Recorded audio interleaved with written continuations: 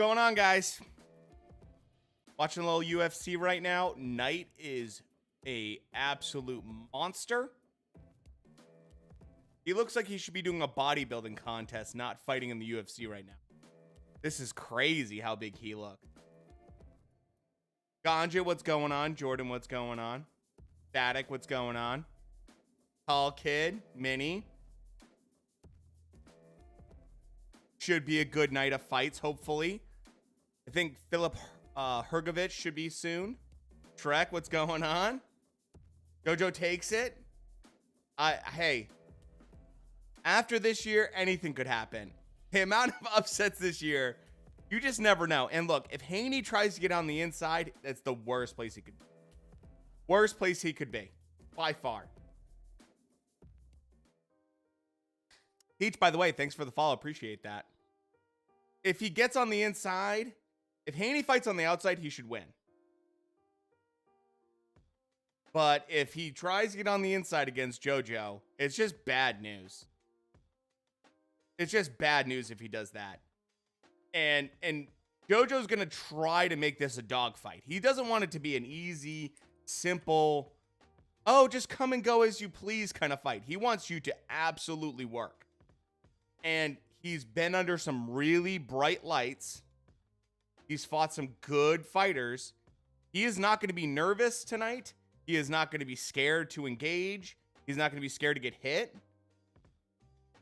I'm just telling you right now, if Devin Haney hands that to him by getting on the inside, bad move. Dana, what's going on, man? It's just a bad move overall. If Haney stays on the outside and jabs, it's going to be a nightmare for JoJo. It's going to be really hard for him. But, you know, we'll see what happens. We will see what happens. Because, honestly, as much as I like Haney, you know, people question his chin and everything like that. I wouldn't go that far. He got hit coming in against Linares. Was very fast hands. You know. So, I'm not that surprised. I know, I agree. Dude, Carl, I agree. It's kind of crazy right now. Knight is so big that you got to wonder how much gas he's got in that tank. And Manafield's doing the perfect thing. Just take him down and just try to wear him out. Shrek.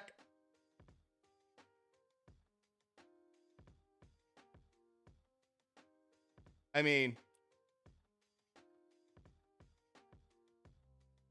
all that muscle is a lot of weight.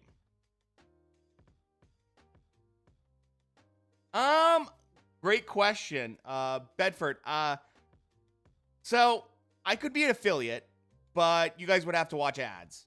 So instead, actually that brings me up to a couple topics I want to talk about. Number one, there's always a way to donate if you want to use PayPal. I have that. If you want Cash App, I can just Glove Talk 86 if you want to do Cash App. You want to do it that way. But I've been actually thinking about doing a Patreon. If you guys are interested in Patreon, you know, let me know. And I'll create a Patreon. We can have a whole thing where we can do more kind of chit chat and stuff like that, special videos, all that kind of fun stuff. But I'd rather you guys not have to watch ads, basically. So, you know, if you want to donate, you can. I don't ever push that, though. You don't worry about that. Who do I got for the main event? I have Haney winning by... I don't have Apple Pay. I have Haney winning by decision. If I'm Haney, I stay on the outside. I jab my ass off. I use about a 6-inch reach advantage. And that's how I do it. If I'm Haney, because I think if you get on the inside, or you can buy merch. Bedford, you can always buy merch. So that's also on Twitch too. I have a link for that on my Twitch. That way you get a cool t-shirt if you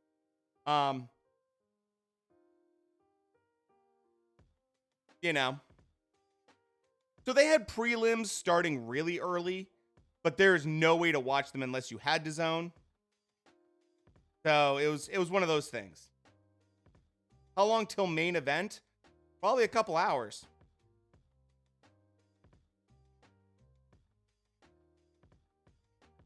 Right now I love the fact that they're interviewing Kambosos right now on DAZN.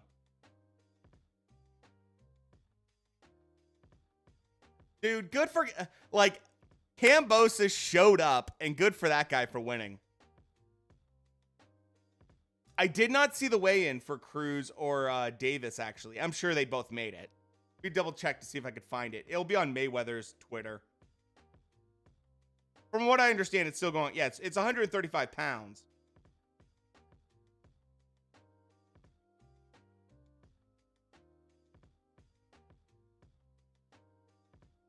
Let's see. Tank came in at 134 pounds and a half. Isaac came in at 134.5. The exact same. So, yeah, Devin's jab especially is very fast. If he fights on the outside, there's no reason Devin should lose. If he tries to do what he did against Linares to get on the inside, it's a bad news.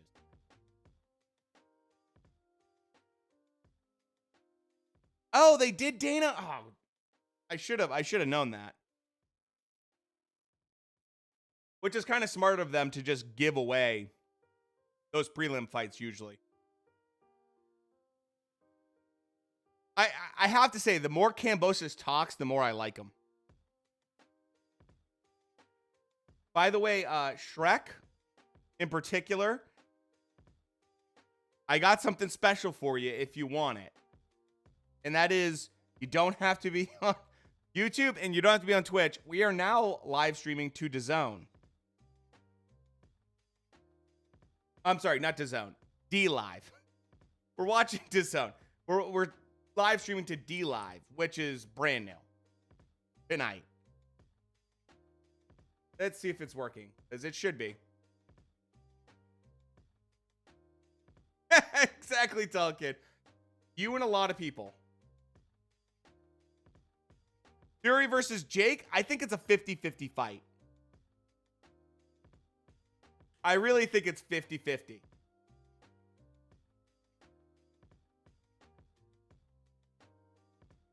Like, I really think it's fairly 50-50. I almost don't want either one of them to win. Like, I'm not a big fan of either guy. So, if either guy, you know, wins, it's kind of like, what do you want? Either Jake wins and he gets the bragging rights,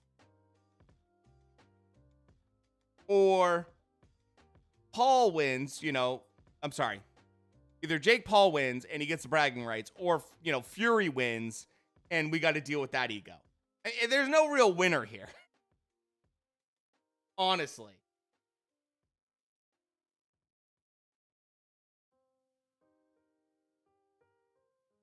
So,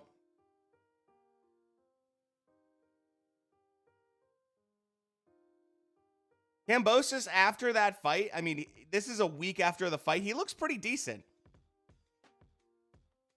Hey, look, I get it. Both guys are very much one of those, you know, not everyone loves these guys. So I get it. Gonna go with Jake by decision. But who knows? Yeah, maybe it will be a draw. You know.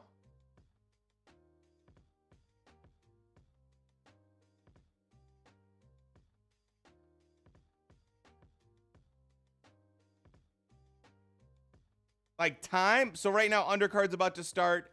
Main event, Dark, is probably going to be in about 2.5 hours or so. There's about four fights for undercard.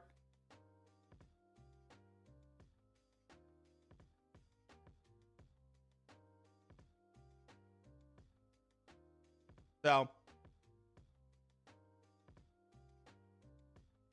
oh no, we're not doing any more like Discord streams for people that are non-verified. But in the Discord, I mean, you can use the exact same links I'm using. Like, that's the whole point. Is like, you really don't need me to do it. It's literally the exact same links I'm using right now. There's no difference. So, as long as you know how to, get that going, there's no difference. You can either watch it on your own device or you could watch it through mine and go through probably worse sound quality and everything. There's no difference. But rumor mill has it that PBC and Al Heyman are about to sign a deal with Paramount streaming service. Ooh.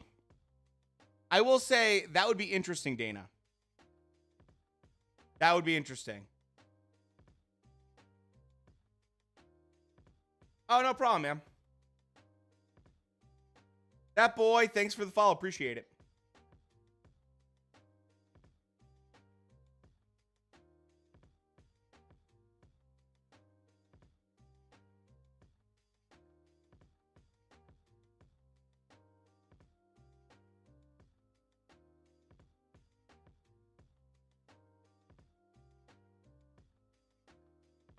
Fury doesn't knock out Jake. Yeah, if he doesn't knock him out cold, it will be interesting. Tommy fumbles. I mean, come on. That'd be hilarious. That would be hilarious.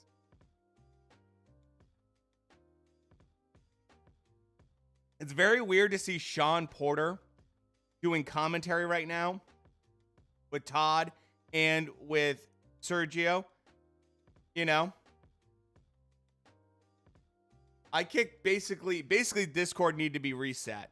So if you weren't active on Discord at any Discord whatsoever for 30 days, or if, weren't super recognizable, we just basically cleaned it up. You and about 1,700 people didn't do anything. We literally had to clean out the entire Discord, though. But we didn't ban you so that you could always go back to it. That was the point. We had to basically reset the entire Discord. It was a mess.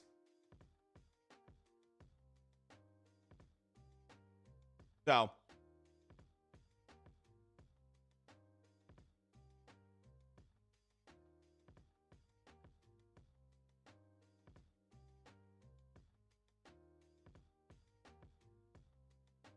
Paul Fury is nearly sold out. I'm not surprised by that. I'm not surprised by that at all. Like, they oh, dude, don't panic. No, it's all good.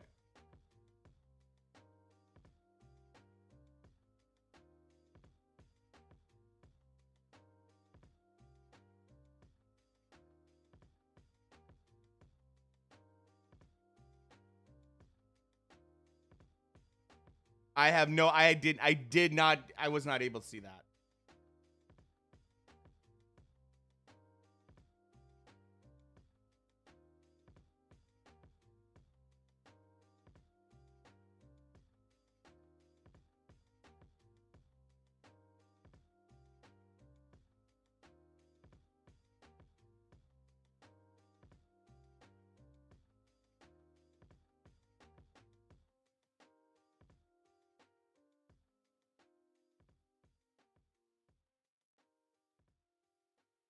Hear about the AJ news? Are you talking about AJ possibly stepping aside? Or are you talking about did something just happen?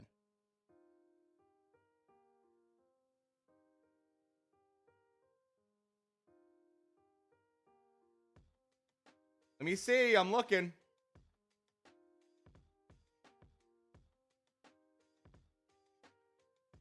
Tyson Fury versus Usyk is possible by March. Oh, Floyd might train AJ. I doubt that.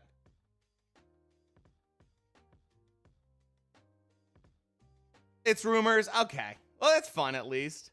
It's fun. I don't mind a little bit of rumors here and there.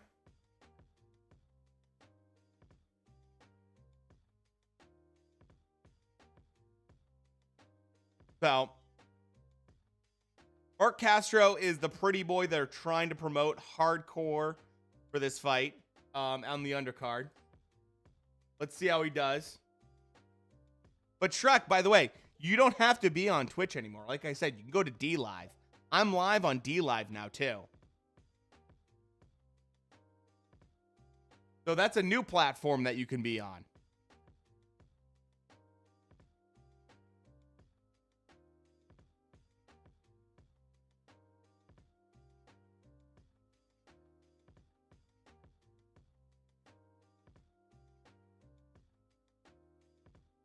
You're too lazy to make an account right now. Talkin, look, I'm not surprised. Tommy Fury isn't the biggest name in the world, but his stepbrother is one of the biggest boxers that's out there right now. So I'm not surprised. His dad and his stepbrother sold it big time. So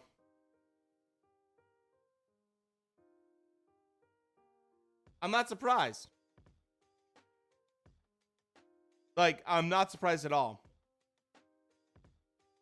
I mean, yeah, it's also Jake Paul who has millions.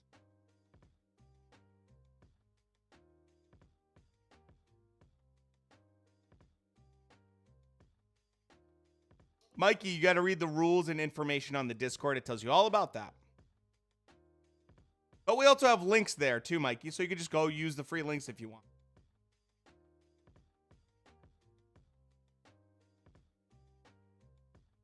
You know? Yeah, if Tommy loses, the rest of his family disowns him. Pretty much. He can't be a Fury anymore. Which I think is kind of hilarious.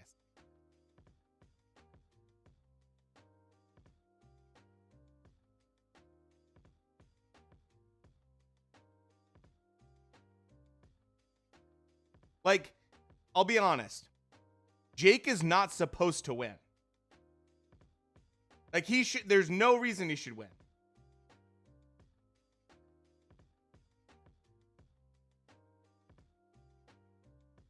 Like, there's no reason that Jake Paul should win.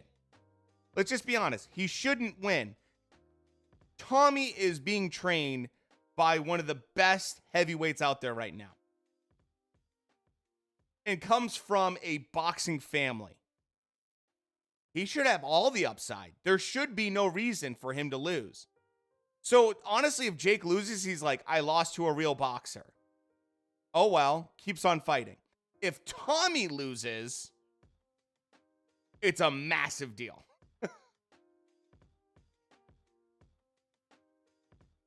Carl, I only saw the first round. I saw a little bit of the second. That's it.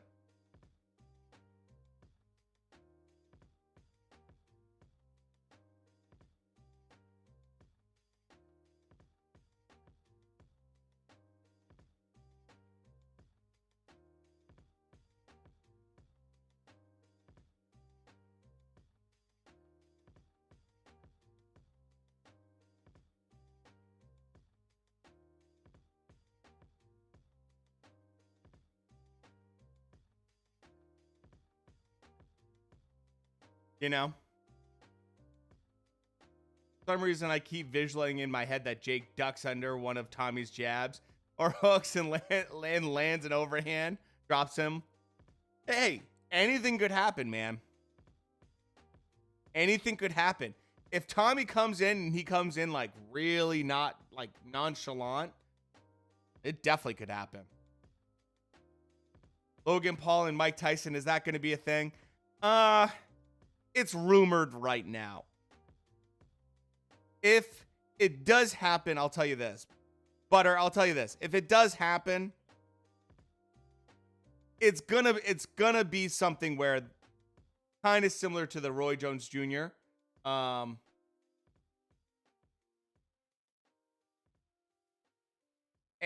it's probably gonna be a situation where it's like, just go to the body. Don't break them down.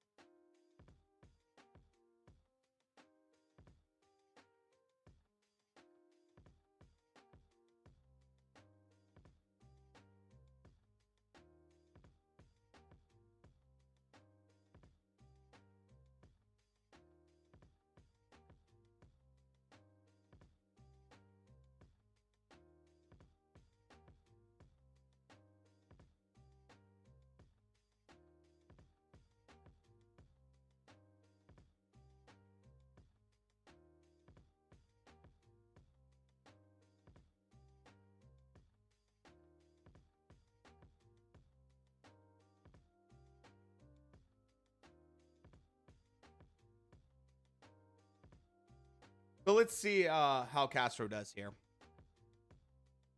He's basically had a fairly easy going forward. Holy shit, D-Live just dropped a bomb in my freaking chat.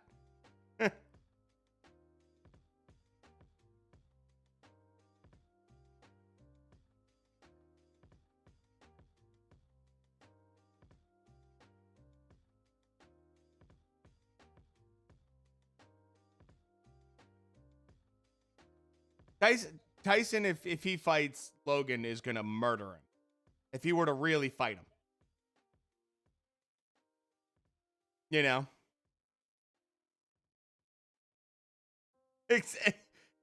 Carl.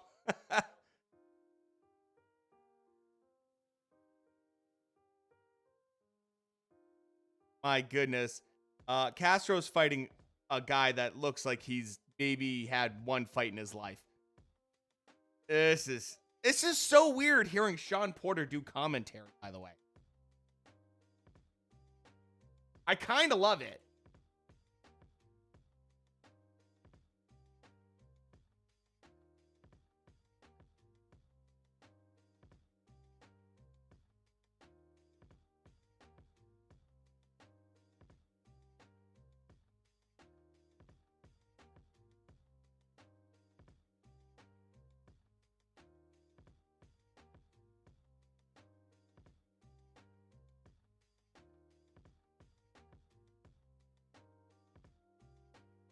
That Jake allegedly refusing Nevada drug testing. He's already being tested by Florida Commission.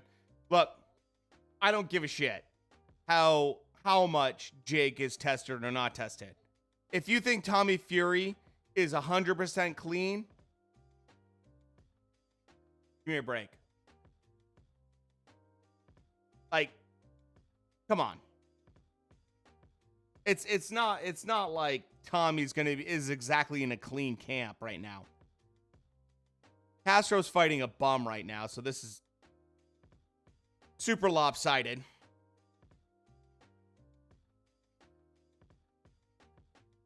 Super lopsided. All right, Shrek, have a good one, homie.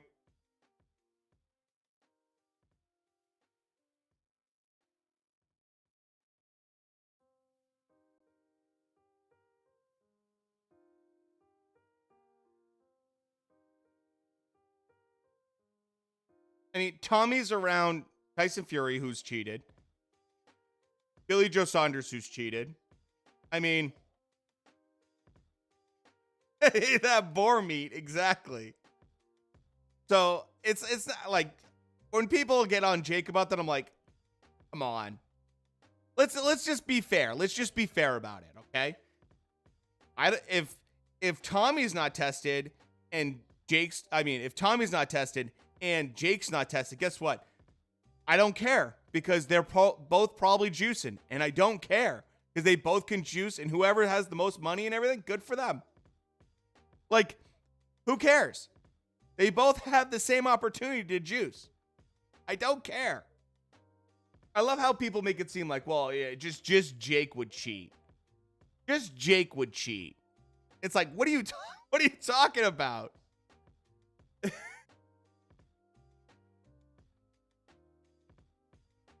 I mean, Jake looks pretty natural. I will say Jake looks more natural than Tommy does. Tommy looks probably a little bit more unrealistic compared to Jake. But let's just be honest. It's not like either one of them don't have enough money to juice. Oh, I agree, Dana. This is bad. This is a brutal one-sided fight right now.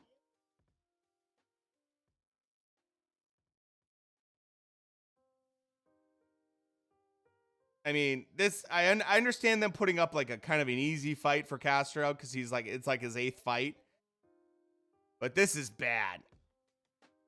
If I'm the ref, if he starts taking some more hard shots, I just stop this fight immediately. Because this kid's going to get hurt. He's not going to win. He's not going to win.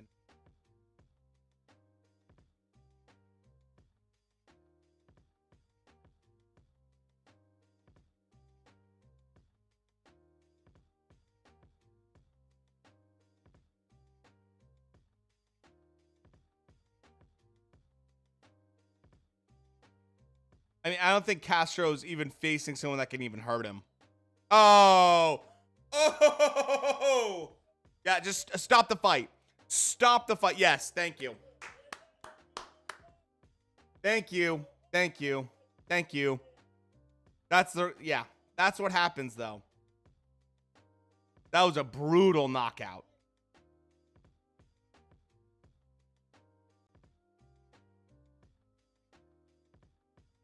Yeah, definitely I'm glad the ref stepped in and was like, no more. Like, if he started counting and tried to let this kid fight again.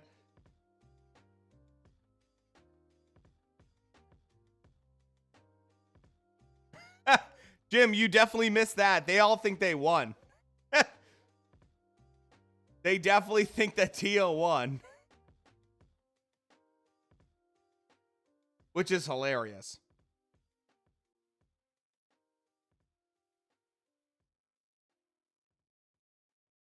Ooh.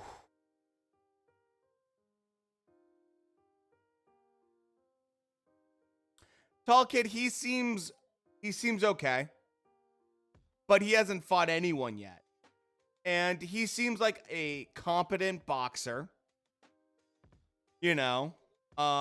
Let's see what happens when he fights someone that, if he comes in there, the one thing I'll say about Castro is, if he goes in there against a kid that's got that pure Mexican war style and solid chin, it's going to be a problem for him. Like, a pretty boy like this from Castro, he gets exposed by guys that are just like, been fighting in Tijuana, have no promotion really, hard nose, great chin, just crazy volume and output, once again on the inside. That's the scary thing for a guy like this. You want to claim that, like, look, I get it. You want to like represent Mexico, that's fine. But wait till you start fighting some of those guys that like have no promotion, have no, you know, none of that specialty stuff in camp, any of that kind of crap. They're the guys that go to war. You're gonna have some problems. We saw it with Ryan Garcia even. Ryan Garcia had that issue. Because that style, that hyper-aggressive, push-forward style, which we might see from Jojo Diaz a little bit tonight, it's no joke. It's no joke. It's not fun. And when you see guys that like to set stuff up, they get really frustrated so fast.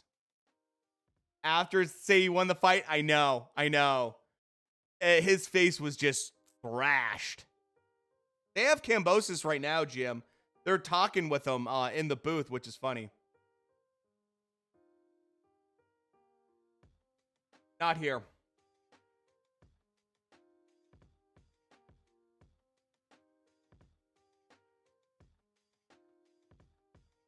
So.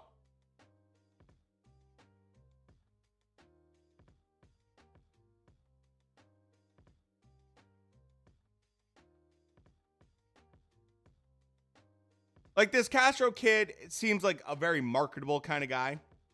That's great.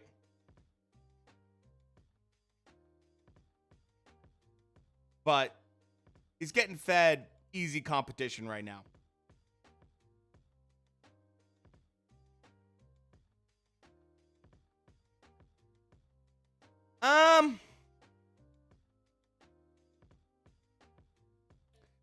Discord's down in the description, Jim.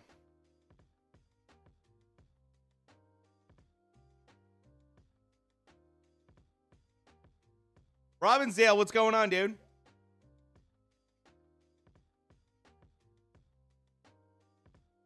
No, you're good, dude. You're totally fine. I would say in general, tall kid, look, PEDs are like no knockout clause. If you can't prove it, I'd say that's just both far-fetched. I mean, look, people want to poke holes at people they don't like. So, I get it. Here we go. Hrgovic. Hrgovic is one of those guys that he keeps calling out like AJ and like top names, but he's fought no one. And he's done some good sparring with like Wilder and stuff like that. So I'm kind of curious. Dude, Robinson Dale, you were fine last weekend, by the way. Like, you didn't do anything wrong.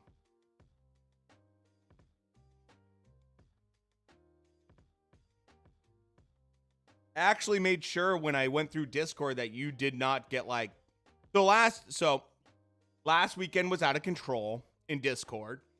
So I went through and we kicked about 1,700 people in Discord. And if I didn't recognize your name, or like you're not someone that I see on a regular basis in there, kind of like kicked you because I didn't ban anyone. They can come back if they want. But I was just like, we have too many people. We had over 2,000 people. We had 2,100 people. And a good chunk of them were not doing anything. So, Robinson Dale, you're one of the guys that I made sure not to kick because I know you. You've been in the chat for a while. So, you know, it's one of those things like where we just kind of like need to clean up the Discord quite a bit. So,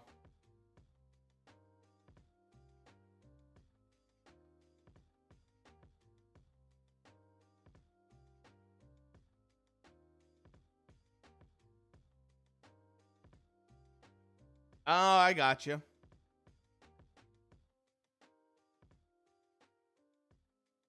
I have to say, Devin Haney is like the more he talks, the more I'm just like not a fan of him. When he boxes, I love watching Devin Haney box. The more he talks, though, the more I don't like him.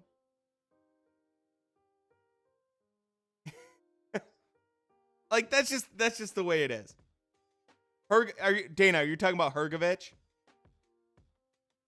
Like high risk, low reward. I know, Minnie. I just figured I just tried to do my best. I did about 1,700 though by myself. It took a couple hours, but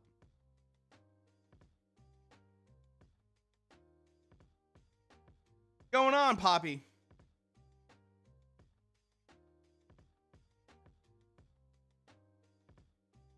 Oh, there you go, ma'am. Dude, I will say, Haney, ugh.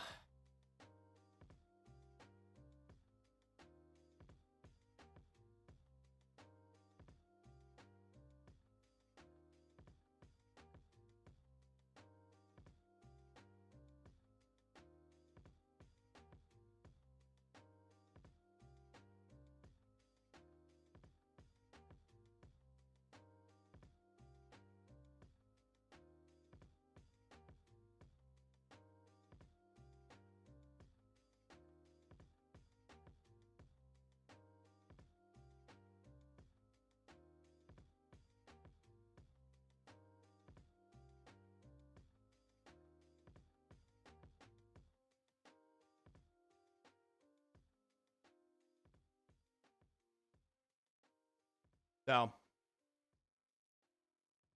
KO'd his opponent in the second round. He doesn't learn. I mean, that's true, AK. I agree with that. Be confident within himself. Skills yet, but yeah. I mean, dude, look. Devin Haney has great skills, man. He has great skills, but if he gets overconfident,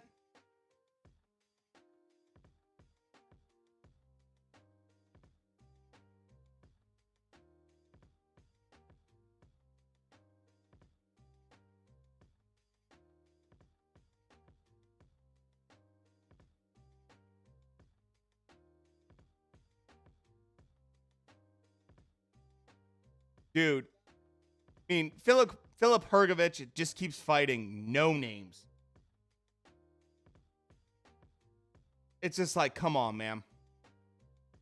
Like, Philip Hergovich is very robotic.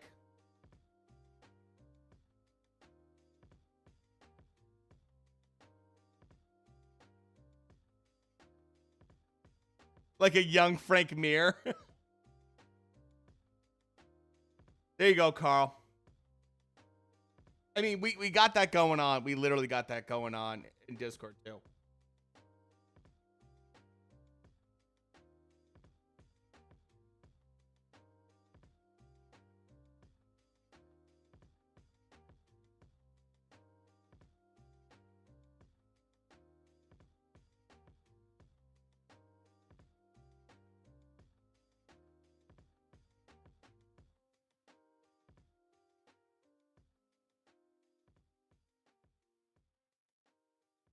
So Haney got tested against Linares when his chin got like absolutely wrong. Absolutely wrong. And so I think that was a good test for him. Even though Linares, you know, was still kind of, I mean, he's over the hill, but still, it was a good test for him to get checked like that. And on the inside, he's not going to be as solid. Against Jojo Diaz, he has a 6-inch reach advantage. So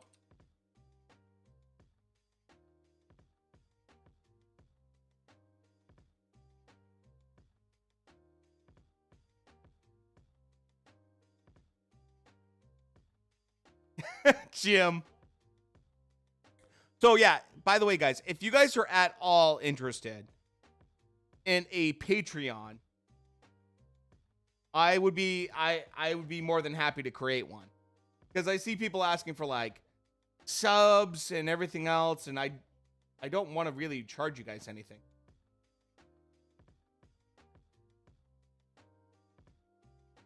At least with a Discord, I could actually like. I'm sorry, with a Patreon, I could actually give you guys something back. So, dude, Frank Mir got crushed.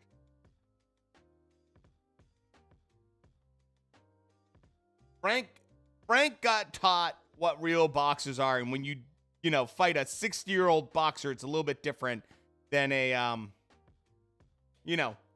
a guy that's, although past his prime, is still a real boxer.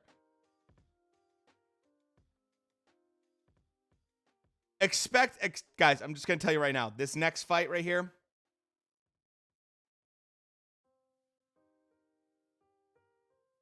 I know, but the problem is, Carl, if I do that, it means no one on any other platform like YouTube can be a part of the stream. It's only Twitch only, and that I have to sign a contract with them. And I don't really want to do that. So I figured it's fair that way. I know, like, the Prime subs are the best part of Twitch, and I've thought about it a lot. I've probably missed out on a bunch of money, but I don't care because I like having, like, both communities together, which is the fun part. Dude, I agree with you, Jim. Heavyweights, there's just something different about heavyweight fights, right?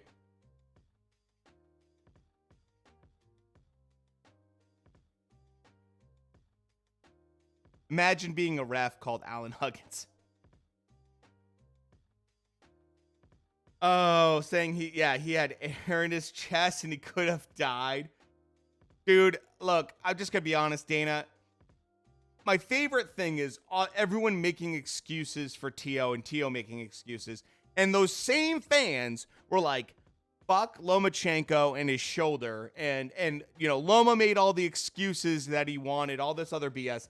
And then they literally turn around and do the exact same thing. And it's like, Loma was in the legit hospital, took photos of himself while he just got stitches and like clear surgery on his shoulder. You know what I mean?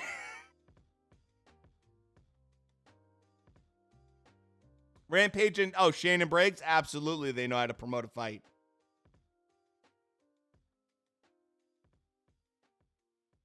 Oh, Filip Hrgović. I have no love for Filip Hrgović. He is so robotic. He is so uninteresting to watch. I think Usyk versus Fury would be an amazing fight. It would be watching two they don't have the same style. Especially Fury, that technical side of Fury has kind of gone away a little bit since he bumped up his weight.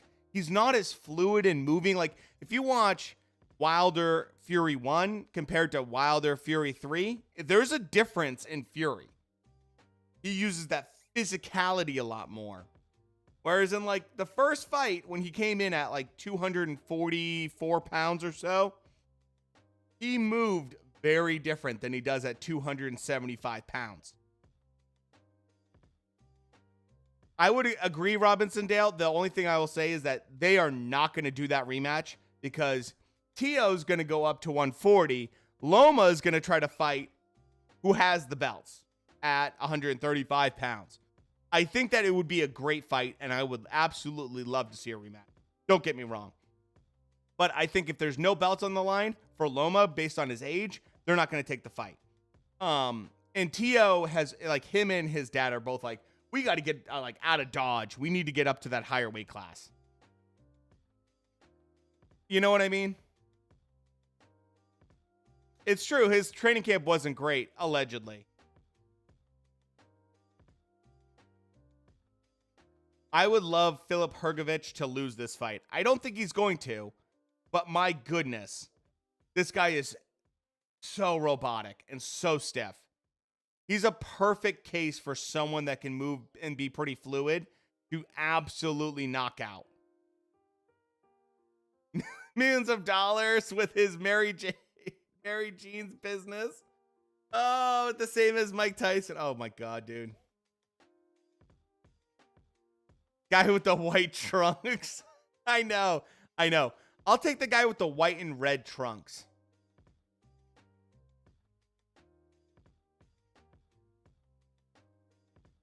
Like Hrgović, he's very simple. I'm just looking at this right now. Are we going to get a moment here where we get kind of like a Tyson Fury versus, Otto Wallin situation? I would love that.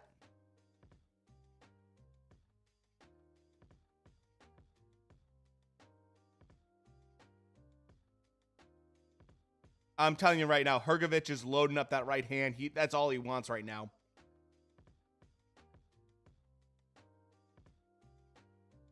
Poppy, we don't have a Discord other than verified for anything, but we have links on there, Poppy, for Discord.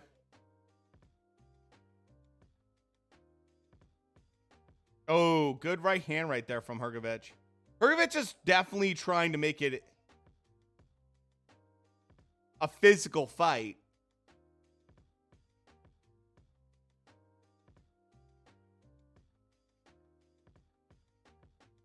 Here you go, Minnie. Exactly.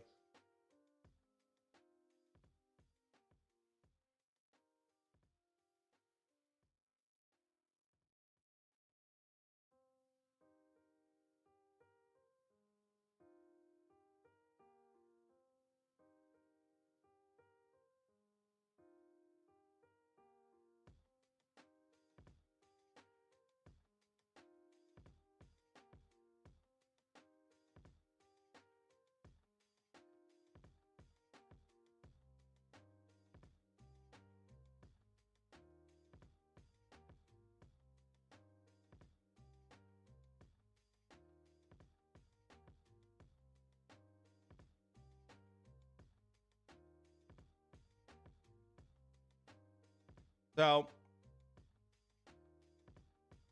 Wilder versus AJ would be a great fight. Ruiz versus Usyk is not going to happen.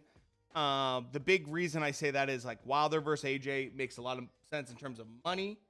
But Ruiz versus Usyk does not make a lot of sense.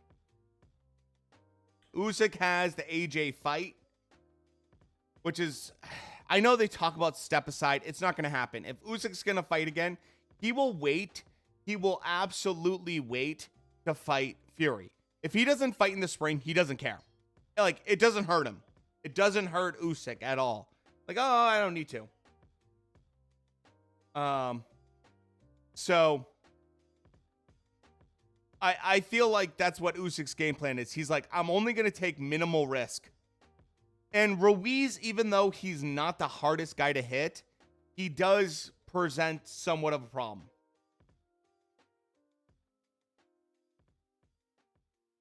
So, like, I just see Fury. Fury's going to fight. If he doesn't fight in the spring against Usyk, he's going to fight bums. That's what Fury does. He fights one good guy, and then he goes way down in terms of quality. Now, he almost had that backfire with Otto Wallin, but, he's going to pick, like, Adam Kaunacki, Robert Helenius. He's going to pick guys he can hit.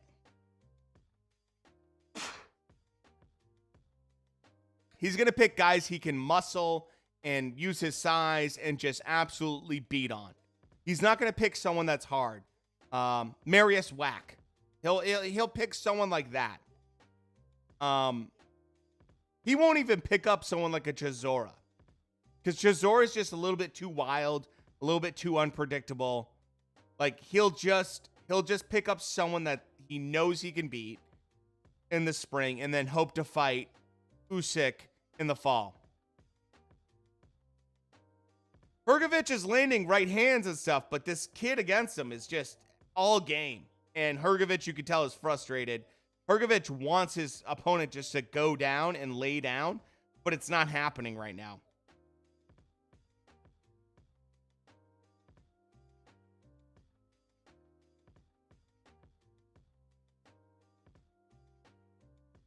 Oh, there we go.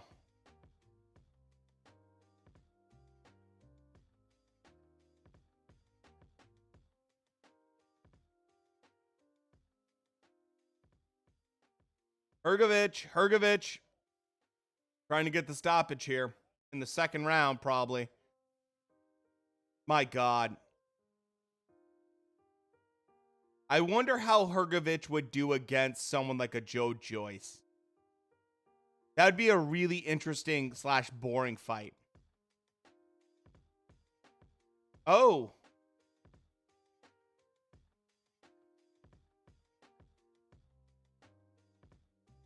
Makhanovic is doing a pretty decent job considering. Don't count this kid out. Let him count. Yeah, do the count at least. He's getting up at 8. He's not a true heavyweight. This guy is definitely not a true heavyweight. Oh, God. Different guys. That's what Mike Tyson did. Yeah. Didn't have all these, trilogies with these guys and stuff. I know, man.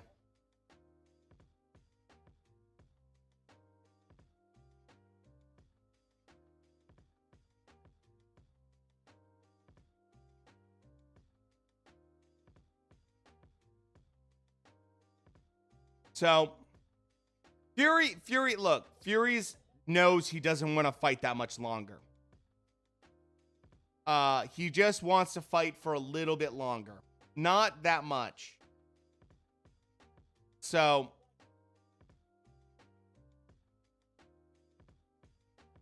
he wants to fight a few light touches and then probably, if not just one light touch, and then go against Usyk for a few rounds. Probably multiple fights. 2-fight deal, probably.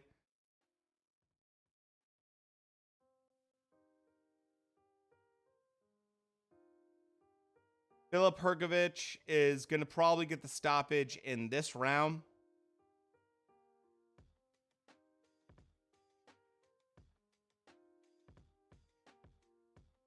Oh, they're going to stop this.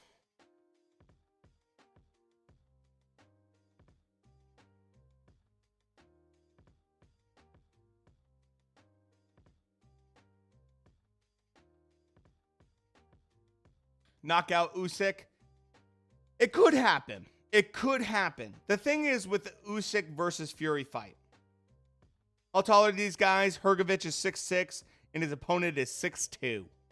The thing with Usyk and Fury is that it depends which Fury we get. First of all, out of the two guys, Fury's the least consistent. Usyk is hyper consistent overall. When he fights really top talent or anyone, generally speaking, he delivers.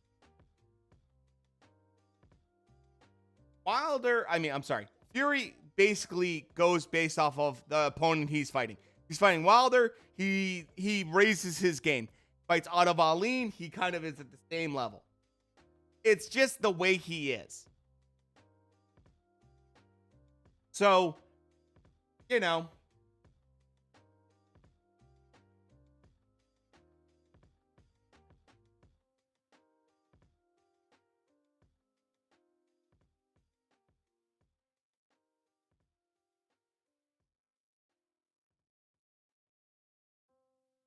I would love to see Hrgovic against a guy like Andy Ruiz. I'd love to see him against a guy even like I said, Joe Joyce would be a great test for Hrgovic. If I'm Hrgovic, he would be the guy I would not want to fight, because Joe Joyce's chin is phenomenally good.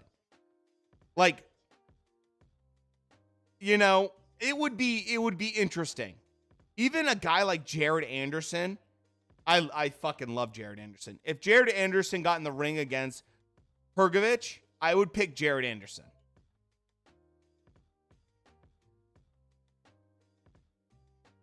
Two more times, dude.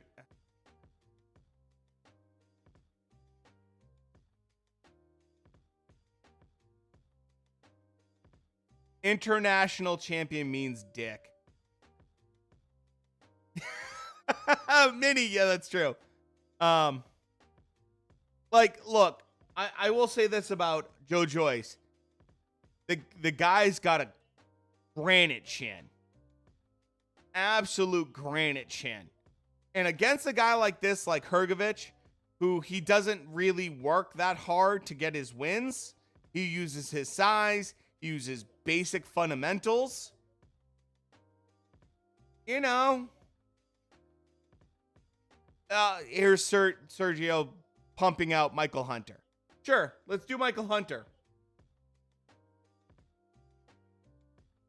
But like, Hrgovic is not even trying to do fringe top 10 guys. Kalnacki or Kalsnacki, you know, he's not doing that.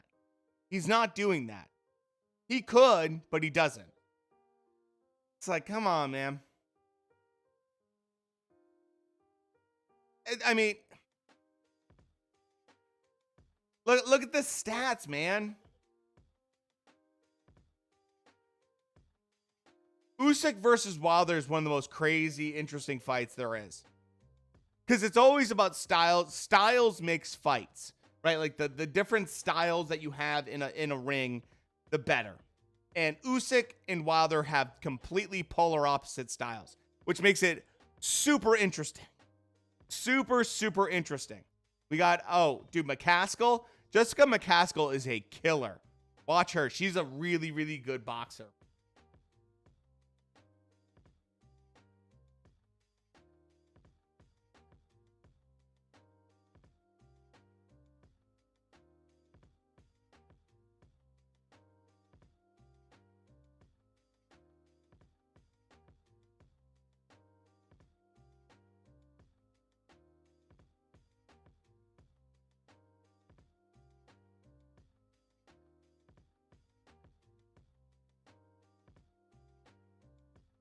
So, he is small. Michael Hunter is a small guy. He should be Bridgerweight's perfect for him. Absolutely. I have an amount of respect for Michael Hunter because of the balls on him. You know? I don't know who... Oh, Montana Love. Dude, what a great name, by the way. Hasn't fought anybody to speak of except AJ. Cruiserweight. He beat everyone at cruiserweight. That was a pretty decent name. Not the biggest names, but, you know, Bradis is a pretty good name. He's also beaten the amateurs. Michael Hunt. I mean, at cruiserweight, he beat Michael Hunter, who's a top 10 heavyweight. He also beat Bellew. Yeah, Bellew, I think you could argue is not really a top-level heavyweight, though, but a good cruiserweight that moved up and ballooned up to heavyweight. Bellew's kind of like, not the biggest name, but Hunter's a good name, I think. And then, I mean, he already beat Joe Joyce in the amateurs, which is impressive. And with Usyk, it's more about the pedigree. Like, he's holistically done really well as well, like in every aspect, whether it be... funny enough, someone brought this up. We were talking about this. Usyk fought Sean Porter at one point, which is like the funniest thing I could ever think of. Basically, if you put someone in front of Usyk, he beats them. And with AJ, he didn't just beat AJ, he embarrassed AJ. And that, to me, is the most impressive part. He beat Chisora. The Chisora win was not as clean as I would have liked, especially the early rounds, but it was a good, I mean, solid win overall. We saw how Joseph Parker, who's a top 10 guy, absolutely struggled with Chisora, because Chisora has a very come forward, just menacing style. It's really tough to deal with sometimes. Overall, though, with Usyk, what I see and why people like him so much is the cleanliness. Ricky, we're not doing only verified for the stream. We have free links though in Discord. So you know, with Usyk, it's the cleanliness he beat AJ. Like, he beat him soundly. And that is super crazy. And is not really something that you see all the time. Is someone beat a top level, arguably number 1 or 2, I'd probably have him number 2 compared to Fury, beat a number 2 heavyweight champion and make it look easy. I mean, he did it so easy that it's kind of just crazy. So, you know, like that was the part that was just, you know, AJ, I will always say this about AJ. AJ was a very solid like, you can't take away the fact that AJ is a good boxer. The biggest problem with AJ is that if you look at his track record, he fought a lot of older fighters, guys that were not in their prime. His Klitschko win was after Fury beat Klitschko. You know, a lot of the titles that he fought for were against people that were, I mean, come on. King Charles, like he fought against guys that were not ideal. Joseph Parker, we've now seen kind of be somewhat exposed. Like, he did not fight the hardest guys in the world to get those titles. That said, I will say AJ performed relatively well when asked to perform. He's a bit one-dimensional. He did get better and less robotic. He got more fluid, which I appreciate that I saw some change in his game. It showed that he can adapt to a degree. But in the end, he's used to being the bigger guy, the harder hitting guy, and just using his size to his pure advantage. And Usyk's like, you can have that size, you're still never going to move like me. You're never going to move like me, and you're never going to be able to do what I can do. And that's what made Usyk just shine in that fight. The footwork was phenomenal. I mean, let's just not sugarcoat it. The footwork from a guy like Usyk was unbelievably slick for a heavyweight fighter. He doesn't go in there with the most power. He doesn't go in there trying to stop you right away. He goes in there to embarrass you. That's what Usyk does. He doesn't have, like I said, he's not going to knock you out in some devastating fashion. He's going to embarrass you. And I think in a way, and you can argue this whether it's true or not, that's more devastating than knocking someone out. Like when when Povetkin knocked out Dillian White, it's like, wow, that's a brutal knockout. But we saw White kind of bounce back from that because it's like, it's boxing. Like, you're going to get knocked out. When you get absolutely outboxed to a level that's just unbelievable like that and embarrassed, that's where it's kind of like, you know, it's just a different level of kind of like, what do you do mentally? Exactly, Carl. Like, Fury comes around like, hey, what's going on? Do you think Fury could lose weight and try to box Usyk or come as heavy as possible? Well, I mean, there's basically two rules of thought with Fury going into the Usyk fight. It's like, do you come as a heavy hitting powerhouse and try to just manhandle him because he's so much smaller, or do you try to box with him? I would say if I'm Fury, I try to manhandle him. Don't try to box him. Don't try to box him. Physically, it's not going to be in your favor. You're never going to have the same footwork or speed as Usyk, purely because you're 6'9". Now, at 6'9", you're going to move better than most guys would ever dream of moving at 6'9". but you're never going to move like Usyk. So in that case, I would do the physicality side of it, if that's me, you know? He lost to Ruiz and Usyk, embarrassed AJ. Yeah, both of them did embarrass him quite a bit. The Ruiz one, I remember watching that live and going ballistic. Great marketing team behind him. He did have a great marketing team behind him. AJ was, to his credit, was the perfect poster boy for boxing, for heavyweight. Stay humble, all that stuff. Like, he did a great job at filling that role. To me, it came off very plastic. I don't know about you guys. The one reason I could never connect with AJ or be an AJ fan is he felt very plastic. Everything he said felt very scripted. Everything that he like expressed, like stay humble, all that BS on like social media, it's like, shut the fuck up. Like, you won't even pick up your own medicine ball. You have your trainer picking it up. Like, it just never felt authentic to me. And I'm someone that works with billion-dollar brands. So I know how marketing works. And I saw that kind of like very faux style. The one time I saw AJ and I kind of connected with him a little bit more was after he lost to Ruiz and he started telling everyone to piss off. And he kind of went to like a different, like off script. And I'm like, this is the guy I want. This is the guy I want that's like nasty and like fuck everybody. And I don't care about this. I'm just going to get the job done. Like, when he did that, I was like, this is a guy I like. I like this AJ. I like this version of AJ. But it's not the kind of AJ that's all the time, you know? So that was the kind of thing that was just like, oh man, this is kind of fun. Kind of fun when he went off script. He did have this like look of a star, absolutely. And him and Hearns did a great job together. They're really a great match, honestly. Bike, how you doing, man? Bikes, how you doing, dude? Fury had a 6-inch height advantage on Usyk.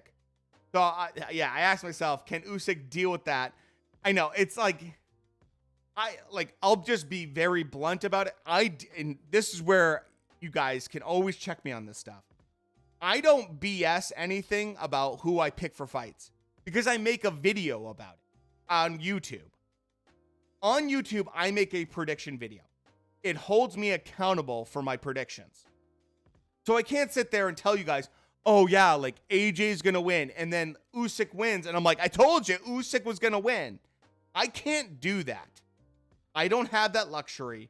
I am telling you who I think is going to win and why I think they're going to win every single week.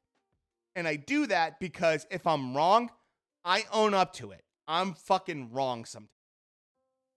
Mikey Garcia, in his last fight, if you watch the stream, I'm sitting there saying, I'd give his opponent maybe like 5-10%. I'm honest about it. And if I'm wrong, I'm wrong. You can't be right about boxing all the time. You can't. Teddy Atlas is wrong. And if Teddy Atlas is wrong on picking fights, I'm sure as hell going to be wrong. The guy was one of the best trainers. He's a Hall of Fame trainer. He sees stuff that I will never see when it comes to boxing, and he's wrong. So, it's just like, you got to be accountable for it and not lie to or try to be fake about it. And when I have like partial fandoms for certain things, I let you guys know. I'm just honest. Like, if it's a Lomachenko fight, I'm going to be absolutely picking Lomachenko every single time, no matter what. And I'm going to fan over him every single time he lands a punch. It's just the way it is. I don't want to act like I'm not going to have favorites. Like, I can only be so honest and so impartial. There's certain fighters, Boots Ennis, if he's fighting, I'm picking Boots. If it's Virgil Ortiz, I'm picking Virgil. It's just like certain guys you become fans of. It's hard not to be like totally honest about it. It just happens. Dude, Sean Porter is the best commentary for DAZN's ever had, and I love it. What was the height difference between AJ and Ruiz? Good question. Now, they lied about it. They said that, like, Ruiz was 6'2", and AJ is, like, 6'6". It's not really. Ruiz is closer to 6 feet tall. With his shoes on, he's closer to, like, 6'2". He's like 6'1.5", maybe, with shoes on. He's not, I don't think he's actually 6'2", you know. So look, Carl, I absolutely agree. I never saw Loma losing to Tio. I never in a million years, if you asked me 100 times before the fight before Tio and Loma, I would have said Loma 99% of the time and been like, there's no way I see Loma losing to Tio. There's just no way. And he did. And I was just like, oh my God. I had to eat crow because I'd made so many videos about Loma being better than Tio. Like it's one of the best parts about upsets. It's like, like if you would ask me in like 100 times last weekend, is Lopez versus Kambosos, who's going to win? I would have 99% of the time said Tio's going to win this against Kambosos, so you just never know. And that's like the best part. And that's why I think like a lot of you guys in chat have fun with this, is because we get to watch these fights and shit happens. Shit happens. This year has been that year of just like, who knows?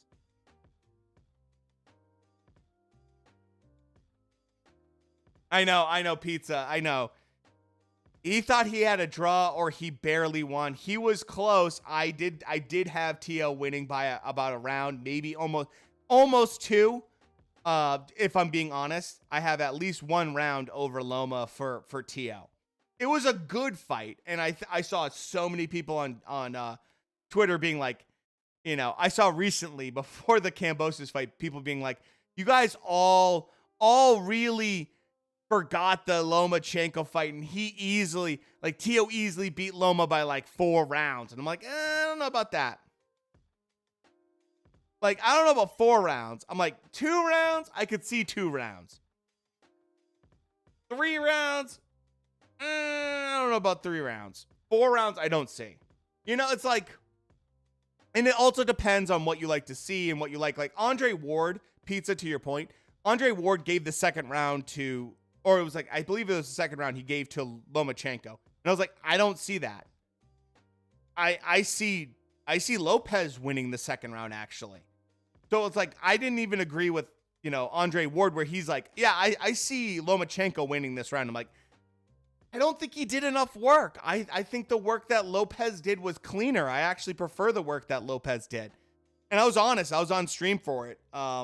Actually in a different podcast for it. And I was just like, yeah, no, I think Loma lost that round, even though Andre Ward wanted to give it to him. So there's also that, there's also that kind of element, what you like to see, how you like to look at it. I thought that, Charlo beat Brian Castano. A lot of people didn't feel that way. I felt like Charlo did the cleaner work, did the better work.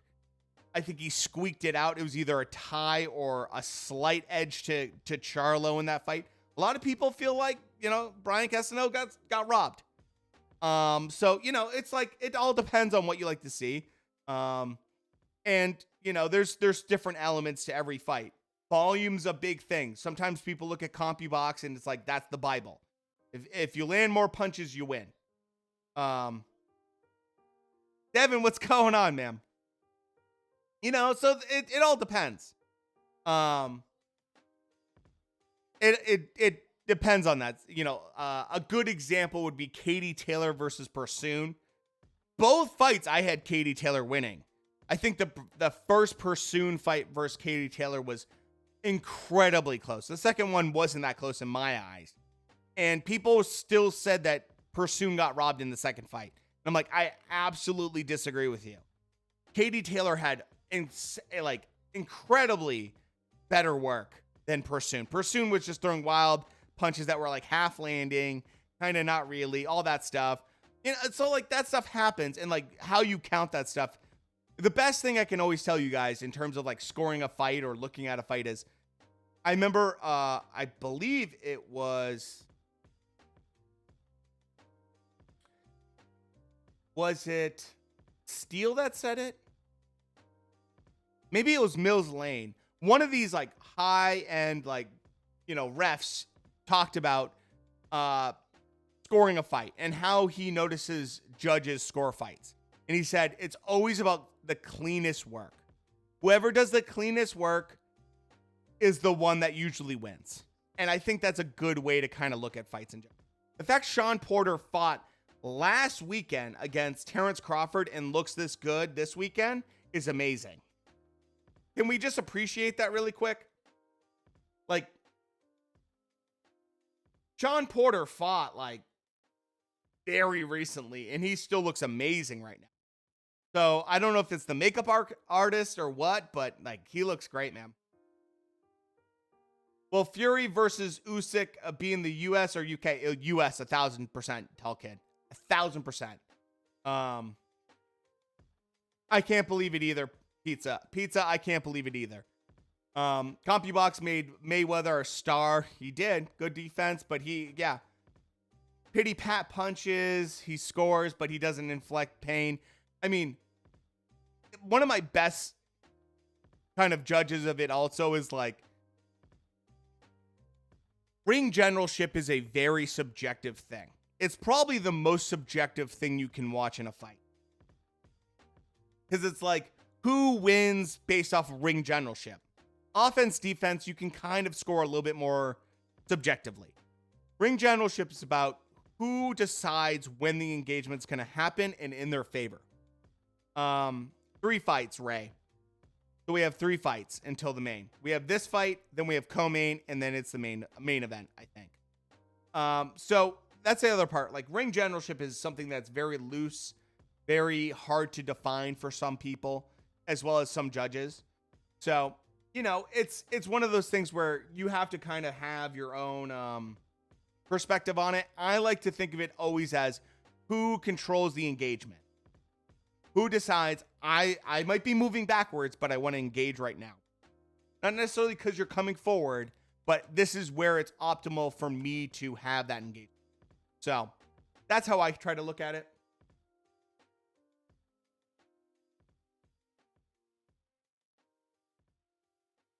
Oh, Ray, no problem, man. Thanks for, being here, man. And if you want to hang out, stick around. If not, that's fine.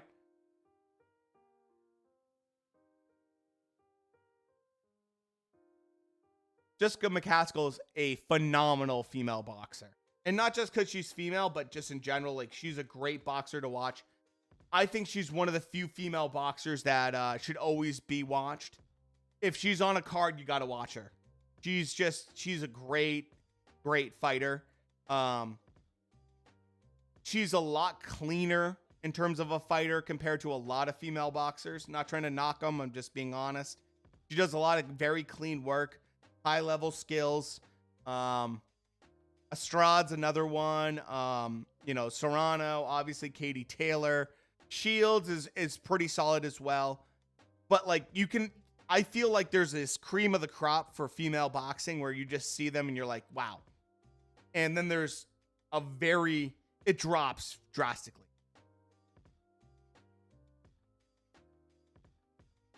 Exactly, dude. Robinson Dale, I couldn't say it any better. Like, that's the perfect way to put it. If you try to walk down someone like Tank Davis, I'll give you an example. Tank Davis. Leo Santa Cruz tried to walk down Tank Davis, and he had some success early on in terms of being the bigger guy, using his reach, and just trying to control the fight and where it kind of happened. And then, Tank Davis put his fucking lights out. So it's like, how much control do you have? It's a big part of it. I will be right back, and we'll continue with this. Guys, love the conversation in the chat, by the way.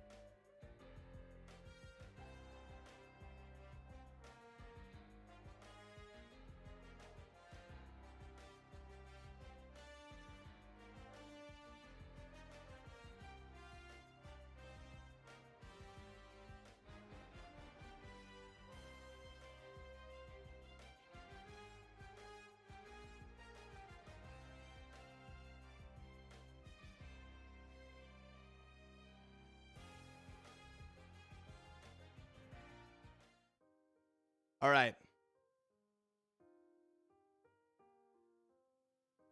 Oh, tall kid. I hear you.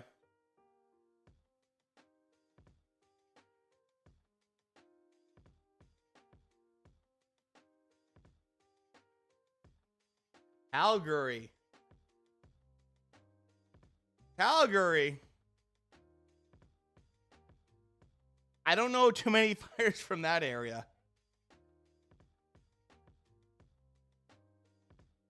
By the way, guys, who's excited for the Tank fight tomorrow night?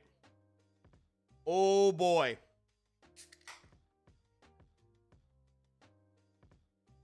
Can I just say Tank fighting tomorrow night is awesome? And then we got Lomachenko next weekend. Give me a break. Solar, thanks for the follow. Appreciate it. How many fights until main? We got this fight, and then we got co-main, and then main event.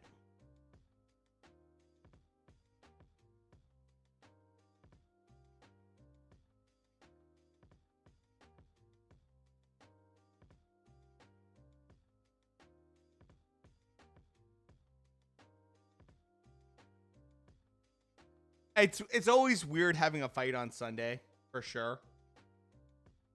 For sure. Yep, it's in the Discord. It's under verified. You know, dude, come on.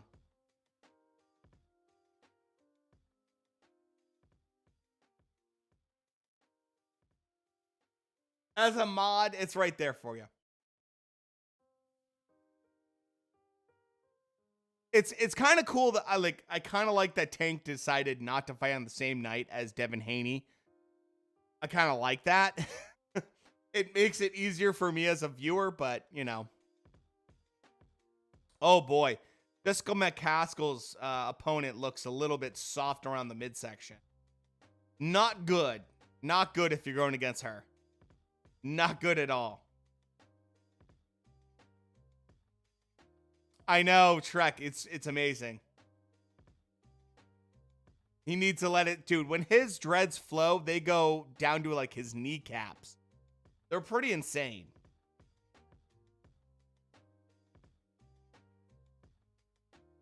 Yeah, this girl's from Calgary. Super soft around the midsection. I'm gonna say that's a problem.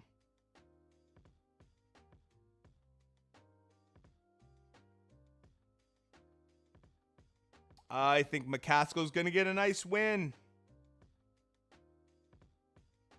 For sure.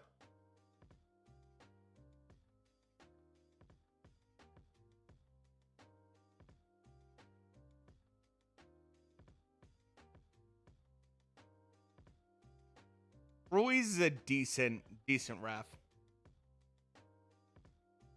Yeah, this is in Vegas, I believe.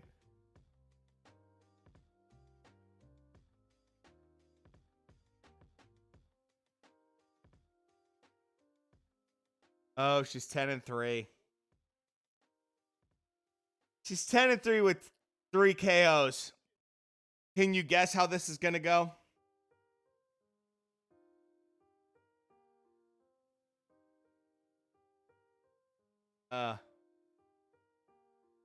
Not going to be good. Oh, Shrek, it's all good.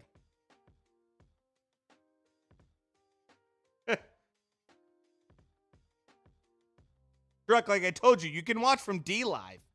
I have a whole other channel that you can enjoy it from.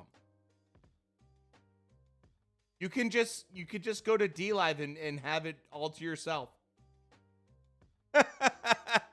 Just like you did Trovo.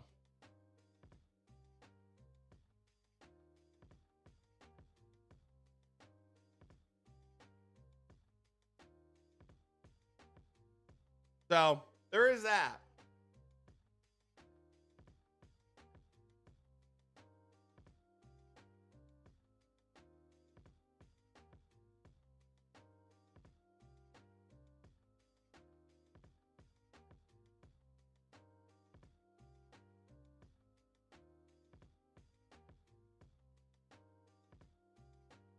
All right, here we go.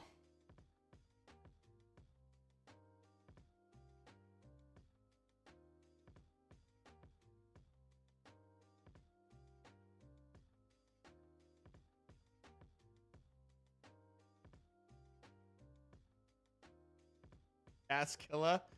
That's kind of a terrible name. Oh, sure. No problem. No problem. I'll definitely give you. They just started the first round right now. I'll give you exact timestamps, though. Ooh. Wyatt's trying to get out there. McCaskill's like, I'll fight you.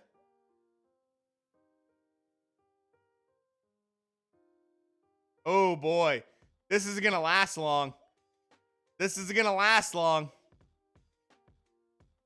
We are at a minute 30 right now. I'm sure I'm about 10 seconds to 20 seconds behind you, Robinson Dale. I think that's Regis Prograis, by the way, in the front row. I'm seeing him right now. Oh, big right hand from McCaskill. Another big right hand. She's just walking her down right now. She's no joke.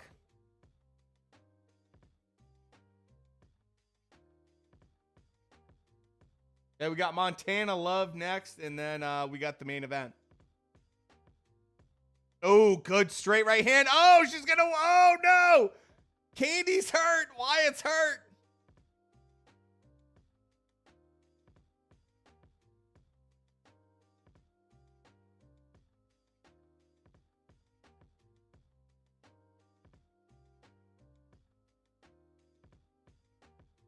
Beautiful.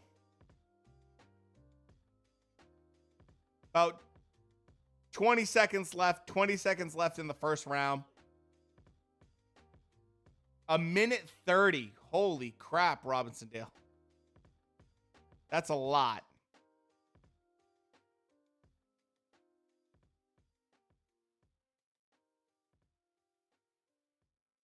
Oh, beautiful shots.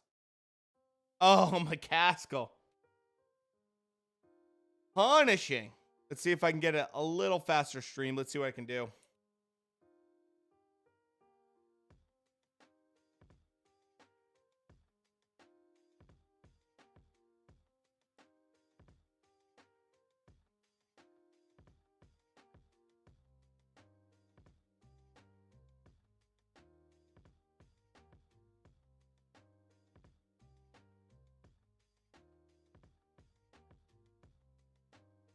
Okay. Found a new stream. It's even better and it's faster. Oh, yeah. She's a total brawler. This is going to be a fun fight. Could be short. Could be short, though.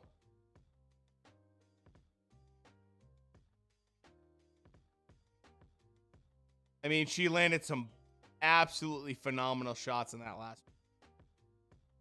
Robinson Dale, I should be a little bit closer to your stream now. Round 2 just started.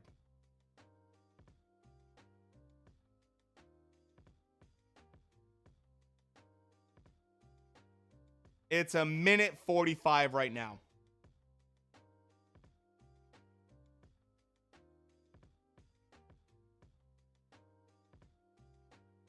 Oh. I gotcha. This stream I found is even better. A little bit faster. A little bit closer to probably real time. We're at like a minute 20.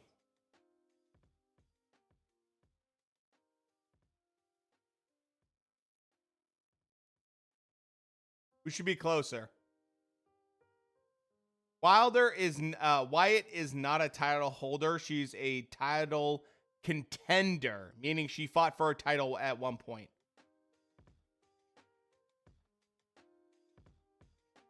I've seen that too, Ganja Warrior. Was that like that Bajas or that Bajas? That was a tough fight for her. Tough fight for her. Got about 30 seconds left in the second round right now.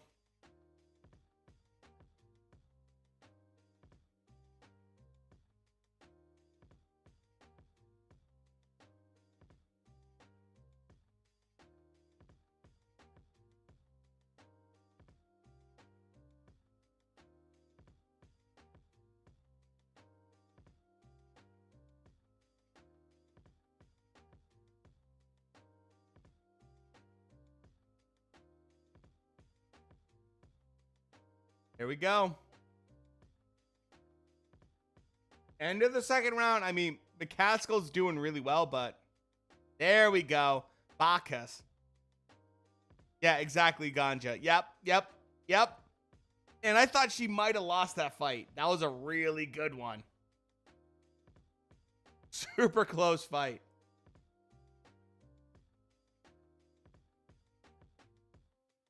Selena was a great fighter, too. I mean, she was just older. Solid boxer, though.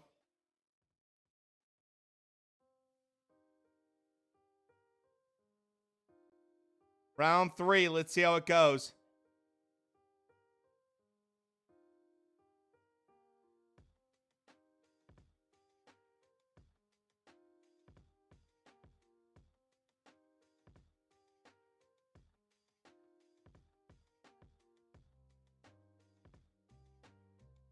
I mean,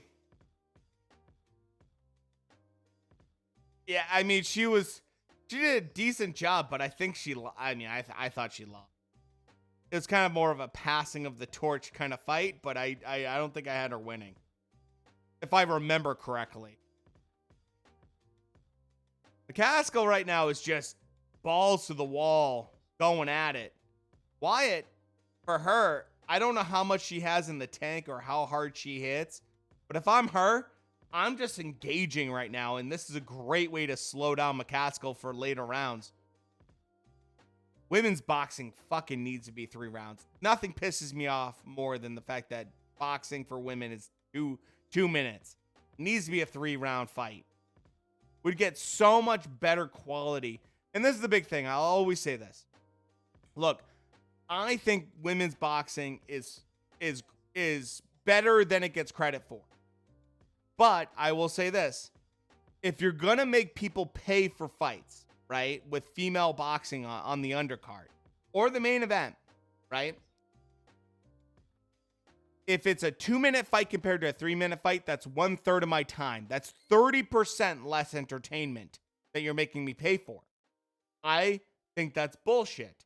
And your championship fights are 10 rounds, not 12 rounds. So that in the end, you are robbing me of almost 40+% of entertainment and making me pay the same amount. It's the biggest problem with female boxing, in my opinion. 40+% less entertainment, same price tag. And it's not fair to charge the same or think I'm going to buy the same thing when there's that much less entertainment. 2-minute rounds, 10 rounds. That's 20 minutes of boxing. Let's do some simple math. 12 rounds, 3 minutes of boxing. That's 36 minutes. 16 minutes less boxing if I watch a female boxing match compared to a men's boxing match. It should not be considered the exact same amount of price. And that's why female boxing will never get the same amount of money. If it's just basic math. And I'm not saying they shouldn't get paid well, like they should be promoted well, all that stuff. But the UFC has found a way to really make superstars out of their female fighters for a reason. And it's the same rounds, same time, and the same amount of entertainment. That's my big thing. That's it. I would love for them to have lighter gloves, but even if you don't do that, even if it's not the main event, you're still robbing me of time on a co-main or a undercard. You know, Dave Lemieux is a hard-nosed fighter, but obviously Billy Joe Saunders outclassed him big time. I think he was a good fighter. He's never going to be an elite fighter. And that's okay. Like, it's hard to be elite level. Same as women's soccer. I don't know enough about women's soccer, but I could see that. Like, they don't have as many games or they don't play as long. Like, it's just that simple. Like, it's about the amount of time. And look, that's how YouTube works. YouTube works the same way. The more amount of time someone watches your video, or live stream, the more they promote it. If they only watch 30% of your video, they do not recommend your video at all. If they watch 90% of your video or 100%, they recommend the shit out of your video. And I've had videos go from when I had almost no followers go to 10,000 views in 24 hours because 100% of people were watching through almost. So it's just like, you know, just the way it is. She's gas again. She's looking pretty gas. I gotta admit, Ganja. So just putting out there. I don't care. It's not like I'm sitting here being like, well, you know, they can't box. It's like, no, there's some great female boxers. But you're robbing me of 16 minutes of boxing every time they fight. And the only one I want to watch is Katie Taylor.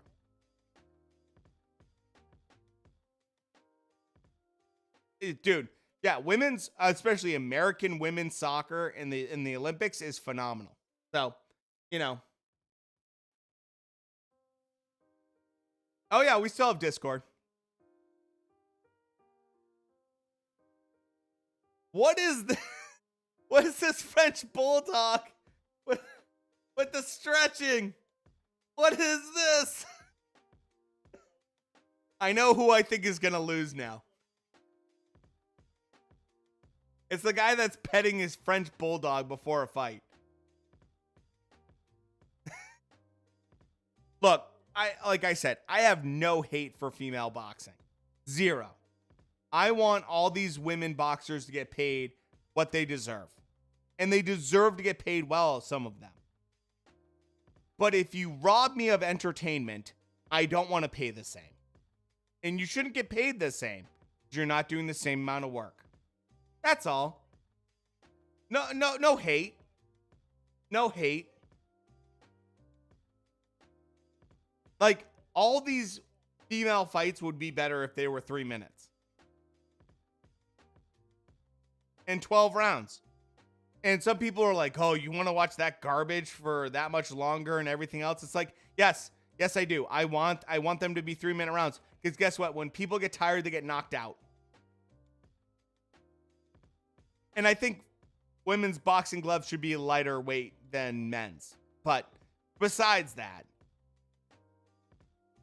it's one thing when it's 3-ounce gloves like the UFC. You know, there's nothing there for padding to begin with. But regardless, comfort pet, yeah. I mean, dude, if I was going to go and get my head knocked off,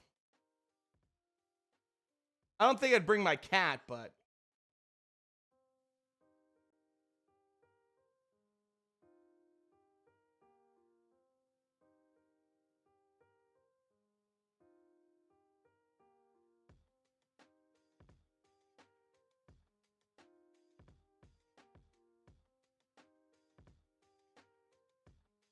Sal, what's going on, man?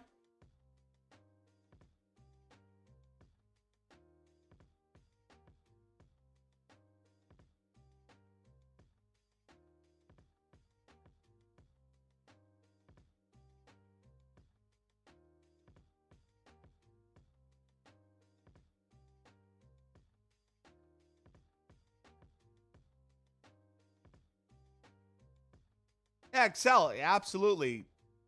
What's up, brother? Throw it out there. Throw it out to the universe.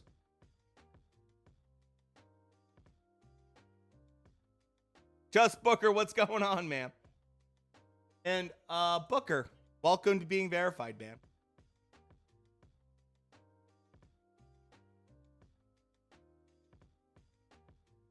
What happens to Gamboa?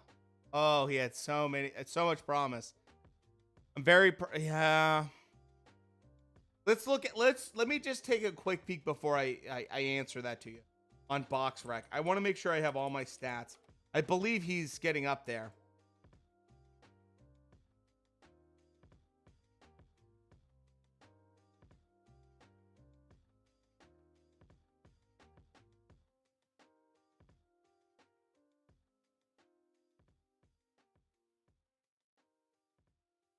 I have no idea. The whole dog thing is.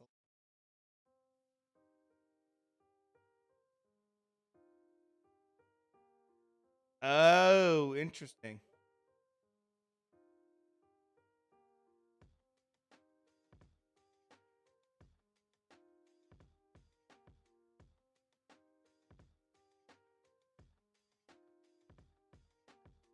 Oh, Ernie, it's all good, man.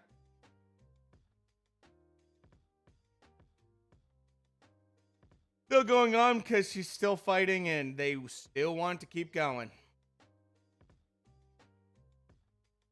That's why.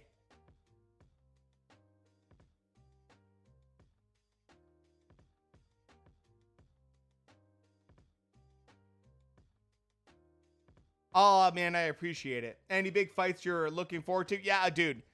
So we have Tank Davis tomorrow night, and then we have Lomachenko next weekend versus Comey, which should be a phenomenal fight. Phenomenal fight. We have a chance for a unbelievably good fight. I'm rooting obviously for Loma. I think that he wants his belts back from Kambosos, but oh my goodness. Yeah, McCaskill is tearing her up right now.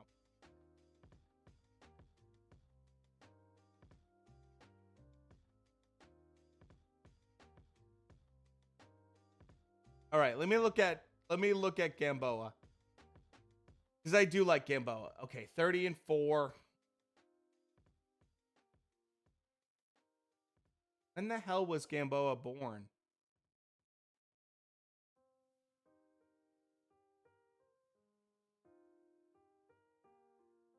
Oh, the thing with Comey, I've said this so many times, is like the Robert Easter fight, he should have won. He should have won that fight. He's an absolute great fighter. The big thing with Comey, though, he gives up his reach advantage. He had a 3-inch reach advantage over Teofimo Lopez.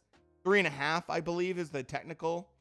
But it's like, why the hell are you giving up your reach? He likes to fight in a little bit more mid-range to close range, which he doesn't need to do. He has good power, though. Ernie, always, man. So that's my big thing with Comey. He gives up what he has in terms of natural gifted features. Yeah, Gamboa's 39. That's tough. He's 5'5.5". So if you're Gamboa, I would say your best case scenario is to go down to 130, if not 126. And to try to be a gatekeeper. If you need the money. If you need the money. And that's where I'm just kind of like, how much money do you need? Do you not need? 130 pounders. The young guys are going to be a little bit bigger. They're going to be true lightweights, if not a little bit bigger than that. A guy like Shakur Stevenson. The zone crowds are fucking trash. Yeah, no, they're terrible. The zone cards are generally not great. This one's dude. Tomorrow night, by the way, has a phenomenal card. Derevianchenko is on the card tomorrow night. Derevianchenko is gonna absolutely be the best fight of the night because he's just so good, so good. So if I'm Gamboa, I'm either 130 to 126.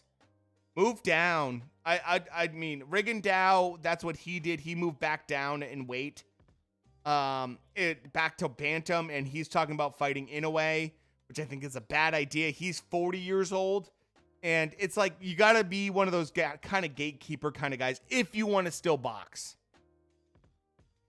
If you want to still box. Dust, what's going on, man? So that's my 2 cents on Gamboa. If you want to continue to fight and you still want to kind of be that guy, that's where you got to be. You're never going to be a champion again. You got to be that kind of constant reminder that it's hard to be a champion. Haney or Diaz? Well, I have Haney winning by decision. Just That's my general perspective. I think Haney, look, the only thing that's going to stop Haney from winning is Haney. If he does what he did against Linares and says, I want to get this like big highlight reel knockout like Tank Davis does, and gets stupid, he's going to lose. Because JoJo wants it to be a tough fight. Yep, I agree, Booker. That's pretty much it, to a T. To a T.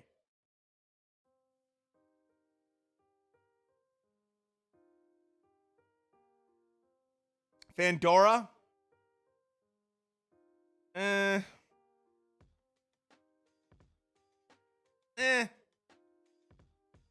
Look, if Fandora, I mean, not really. Like, I do and I don't. Like, Fandora, the interning, like, what's he called? That Sebastian Fandora, the super tall guy. He's like 6'6".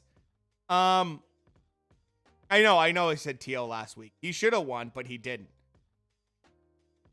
I would say Fandora is a freak of nature. So he's a must-watch. Fight hasn't started yet. We still have 2 more, I believe. 1 more, I believe. So, what's it? Towering Inferno is his nickname. To be 6'6" at that weight class is insane. And you said George, dude, did you put money on George?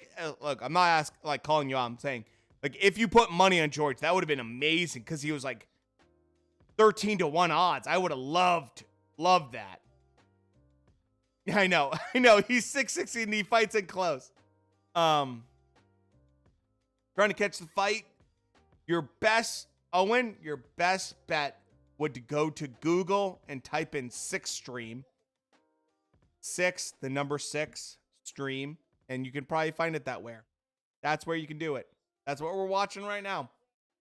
Oh, Dust, dude, I hear you. Like, I'm not a big gambler. I don't bet on stuff. But you know, it was one of those situations where I was just like, oh my God, dude. Like, I wish I had put money down. By the way, Owen, thanks for the follow. I appreciate that, man. Look, Jojo Diaz is going to try to make this fight a mess. An absolute mess. He doesn't want this to be an even fight. He doesn't want this to be a close fight in terms of, like, going in there and trying to outbox Devin Haney. He doesn't want that. He wants it to be an absolute brawl.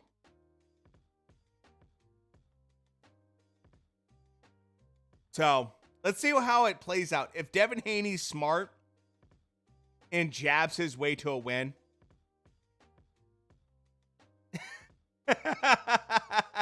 My cat said the same thing.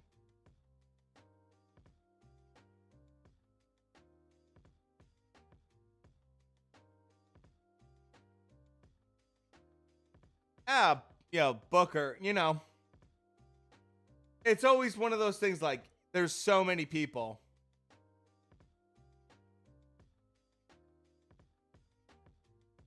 On undercards. Some are decent, some are not. You got Haney. The last fight was Teal losing with... Yeah, I know, dude. Absolutely. It's been a crazy year. It's a crazy year for upsets. The thing I'll say is I never saw Haney or Teal fighting at 135. Both of them are too big for 135. And I think it's fine that you want to move up in weight. But both Teal and Haney need to be careful because 140 has killers going on. Regis Prograis, who's in the crowd right now, by the way, is a killer. Jose Ramirez is a killer at 140. Don't sleep on either one of them for 140.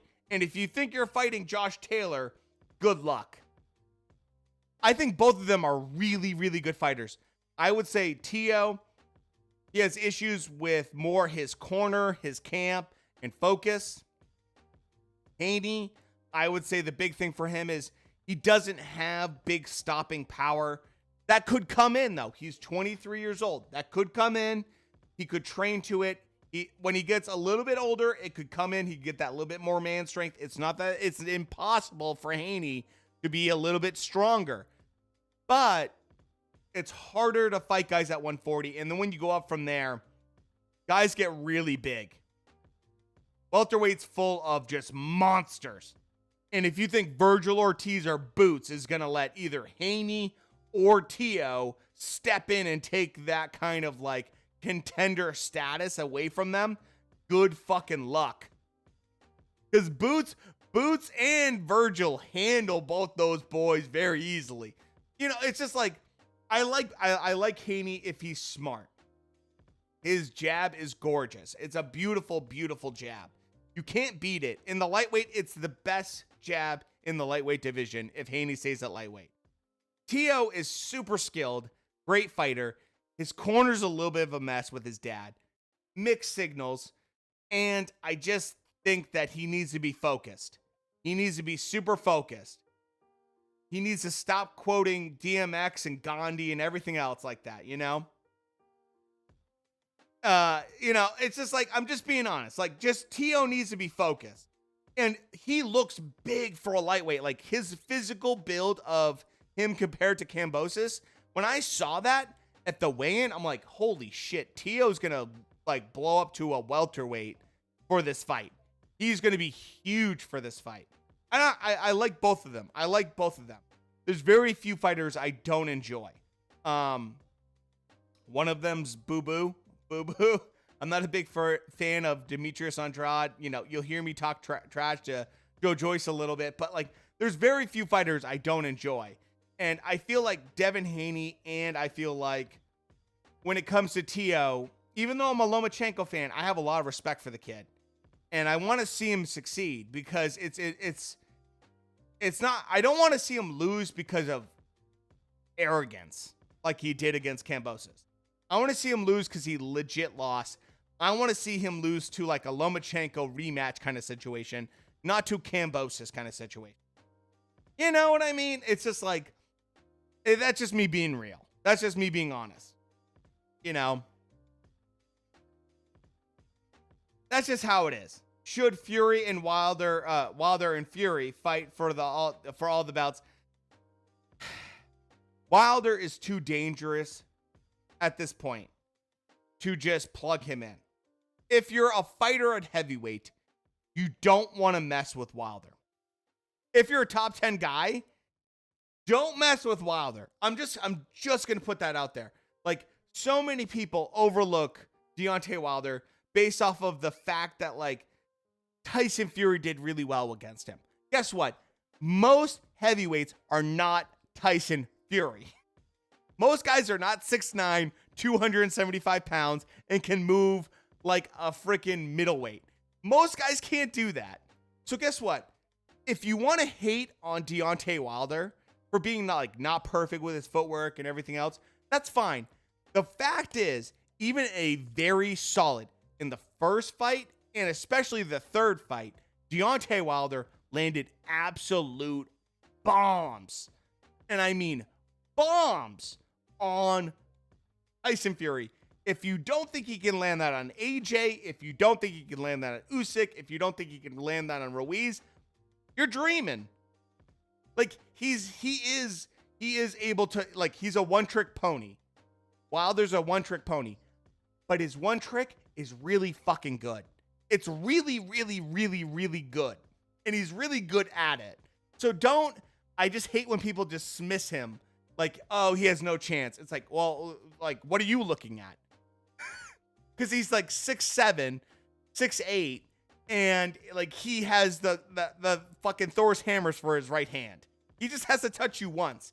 You're gonna tell me AJ can't be touched? You're gonna tell me Ruiz can't be touched? Ruiz went down in the first round against Chris Arreola. Like, give me a break. Give me a break. Everyone can be touched. If Chisora can touch Usyk, Wilder can touch Usyk. It can happen. So just like, don't count him out, man. Like, just don't count him out. Anything can happen in boxing, especially at the heavyweight level. You know, like when Wilder used his jab to the body, it was beautiful. In the first couple rounds, like when I watched Wilder go into the body against Fury, it was like very clear Fury did not like that. Like he's like, this is uncomfortable. Like this is really uncomfortable. I don't like this. Wilder gassed out. He changed his game plan. That's on him. Let's just be honest about it. Like Wilder screwed up, and that's on him. But he also landed monster shots on Fury. This guy that's supposed to be super elusive, he landed huge right hands. Fury just has a great chin, man. Like, it's very, very unique. So, like, dude, Owen, like, you're in a safe place here where I'll never trash Wilder the same way other people will. So, like, I'm not even the biggest Wilder fanboy. I'm just realistic. I'm just honest about it. People overreact on Wilder way too much and just make him sound like he's the worst fighter to ever live. He's like got terrible footwork. He's got everything terrible and everything like that. And it's just like, that's not the truth. Ruiz versus Wilder. I'll be honest with you. Ruiz can be hit. And if he gets hit by Wilder, he gets knocked out. I think that Ruiz versus Wilder is fun for a little bit. But I honestly think if Wilder has a good gas tank in that, a better gas tank, if he doesn't come in as heavy as he did for the third fight against Fury, he knocks out Ruiz. Ruiz can be touched. Ruiz is 6 feet tall. I know it says it's 6'2" on BoxRec. I know it's 6'1" sometimes in other places. He's 6 feet tall. And so his hands are very fast. I think that Ruiz has great hand speed. But at the same time, he got knocked down by fucking Chris Arreola. If Chris Arreola can knock you down, you know, like Ruiz gets greedy. Ruiz wants to get in there and engage because of his hand speed, and that leaves him open. You know, I absolutely think that Wilder could beat Ruiz. I think here's a better question. Here's a better question for the chat. Wilder versus White. Dillian White. That fight is the fight to make. Dillian White versus Wilder is the fight to make. If you ask me. Number one, and I've said this so many times, I'm going to say it again. Number one, the trash talk would be exquisite. Top level trash talk. They don't like each other. They do not like each other. The press conferences would be amazing. The weigh-in would be just like must-see TV. Like, you can't turn away from that fight. There you go. What's going on, dude? Like, you can't turn away from that fight if it happens. A White versus Wilder fight is just unbelievably fun. Wilder is a one-punch, just knock you out kind of guy. White has the best left hook in boxing in terms of a heavyweight since Tommy Morrison. He has a beautiful left hook. And that's what makes it so fun, because like that fight's not going the distance. Look, if you have Wilder, you have White, I don't care. Neither one of them is going the distance. Someone's getting knocked out. And that fight to me is the best case scenario. If you're Wilder, I think the fight that you should make, though, is fight Joe Joyce, because then you get to be a WBO mandatory. And that's what I think. Because Joe Joyce is so stationary, so like very limited in terms of his skill set. Joe Joyce would be perfect for Dillian, like for either Wilder or Dillian White, either one of them. But I really feel like Wilder would capitalize on that, land a big right hand, and knock out Joe Joyce and become the WBO mandatory. You know? So that's my general, like, little rant there. Like, I just feel like people count out certain people because of certain qualities. They all have something interesting going on. You know, that's the fun part about heavyweight. We have a lot of diversity in terms of skill set. Wilder is what he is. But people want to make it seem like Wilder's just like a total joke, and he's not. Oh, his best win is, Luis Ortiz, and that's because he's fighting an old guy, yada, yada, yada. Go watch those fights again. Luis Ortiz is a highly skilled Cuban boxer with a phenomenal background. He was the boogeyman in heavyweight for a long time because his boxing skills are really good. Go watch his footwork. Go watch his footwork in the second fight. And go tell me how many guys in the top 10 can do the same footwork as Luis Ortiz. You won't see it. There's not many that can do that same level of footwork. And that's why Wilder knocking him out brutally like he did was impressive.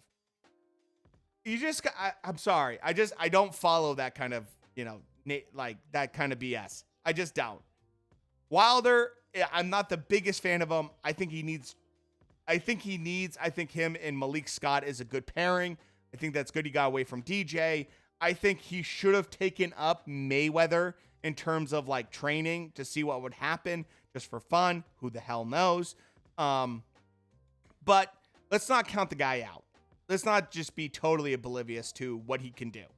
I think Ruiz and White are like some of the funnest guys to watch.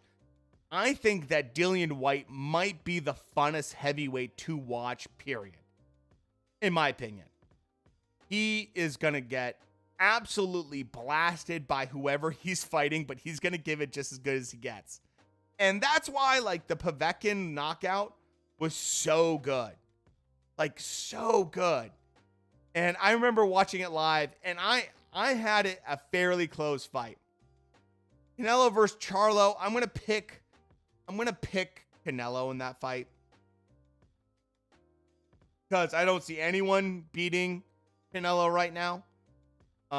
Personally, I think even David Benavidez, I'm not sold on David Benavidez. I'm not sold on him. I've watched him. He doesn't sell me. So I think he's a good fighter, but I just don't see anyone beating him. So that's just with all due respect. That's how I see it. There's some good fighters though out there, and depending on what Canelo does, no one is invincible. Everyone is vulnerable to be beat. Absolutely everyone. But I think there's just some guys that it's hard to pick against. It's really hard to pick against A.D. Taylor, for instance. Oh, I fucking love Inoue. Inoue is pound for pound for me top 4 in the world. Inoue's a absolute, like, he lives up to that moniker of monster so well. And he's just one of the most skilled fighters per pound I've ever seen. Canelo versus Boo Boo. Boo Boo gets destroyed. Destroyed. I want to see Boo Boo raise his game a little bit. Who are your favorite bands? Jimi Hendrix will always be probably my number 1 all time. Boo Boo versus Munguia. Good question. That's actually a great question. I'm going to pick possibly Munguia. Possibly Munguia. His volume is a problem. Boo Boo does not like that volume. Boo Boo likes to take rounds off.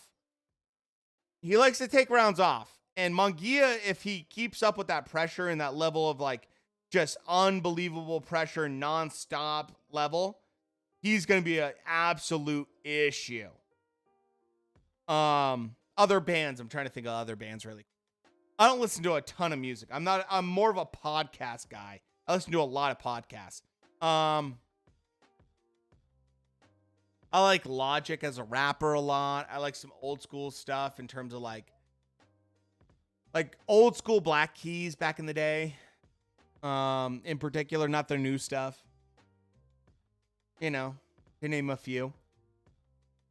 Dude, Munguia's just showed in his last fight. He's He's a big, if he fights like that, I love it. I love Munguia style. His defense is a problem though. His defense is, he's very open. And that could be a huge issue for him later on. He relies too much on his chin.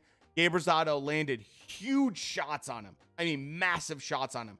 But, you know, we'll see. We'll see. So, Nuts, by the way, thanks for the follow. Appreciate it.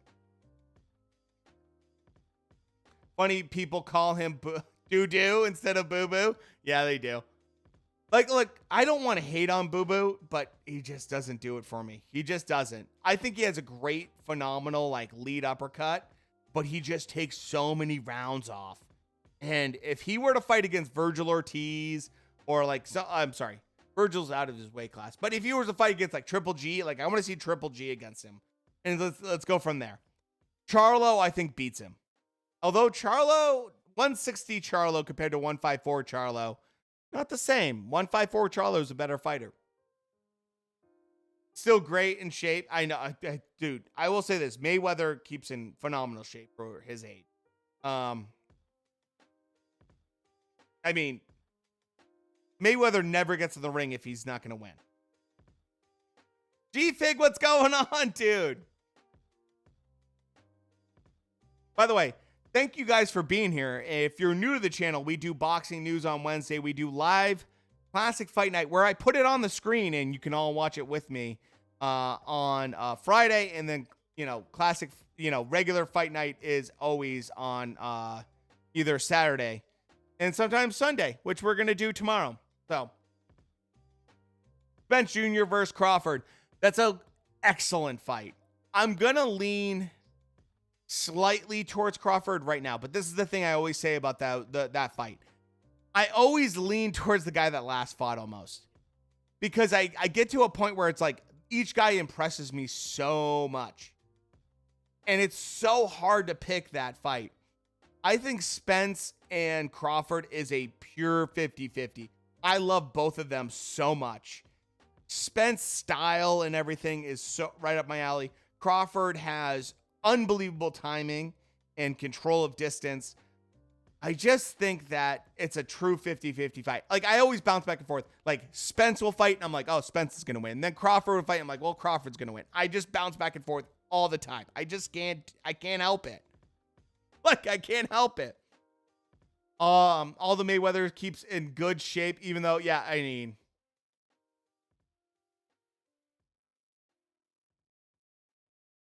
he's not babying him. He's definitely teaching him the ropes. He wanted Adrian Broner to be what Davis is. I think Davis, I love Tank Davis. I have a big affinity for Tank Davis. He showed a lot in his last fight.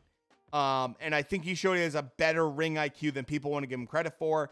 I think he also shows that he listens to suggestions a lot better than people think. So I would love to see Tank continue to progress. Hasn't fought anyone.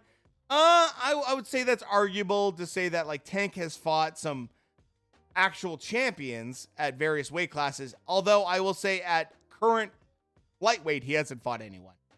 I think that's fair to say. You know, he's fought a lot of guys that are, I mean, Leo Santa Cruz is not a nobody. Leo Santa Cruz is a legit fighter. So if you want to say, like, Leo's not a good fighter, I have a problem with you with that one. But I will say that, like, Tank seems more focused, more on point. He seems to be making weight a lot better. He needs to fight some real names at lightweight, just to be honest with you. Wilder versus Ruiz, we talked about a little bit, Nuts, but I'll just put it out there. I think that, like, Wilder should win that fight. I think it's a fun fight, though. I think it's a fun fight. I think that Tank has something to prove in general. I think he needs to be more consistent. I also think he needs to find a way to stay out of trouble. You know, like, that's the big thing with Tank. Like, stay out of trouble. Stay out of Baltimore if you have to. I think that's a big part for Tank. He used to blow up in between camps, and I think that he's done better about that. The one thing I'll say, and like, look, if you want to quote me on this, go to my YouTube channel. You'll see I have a video up right now about like Tank versus Cruz.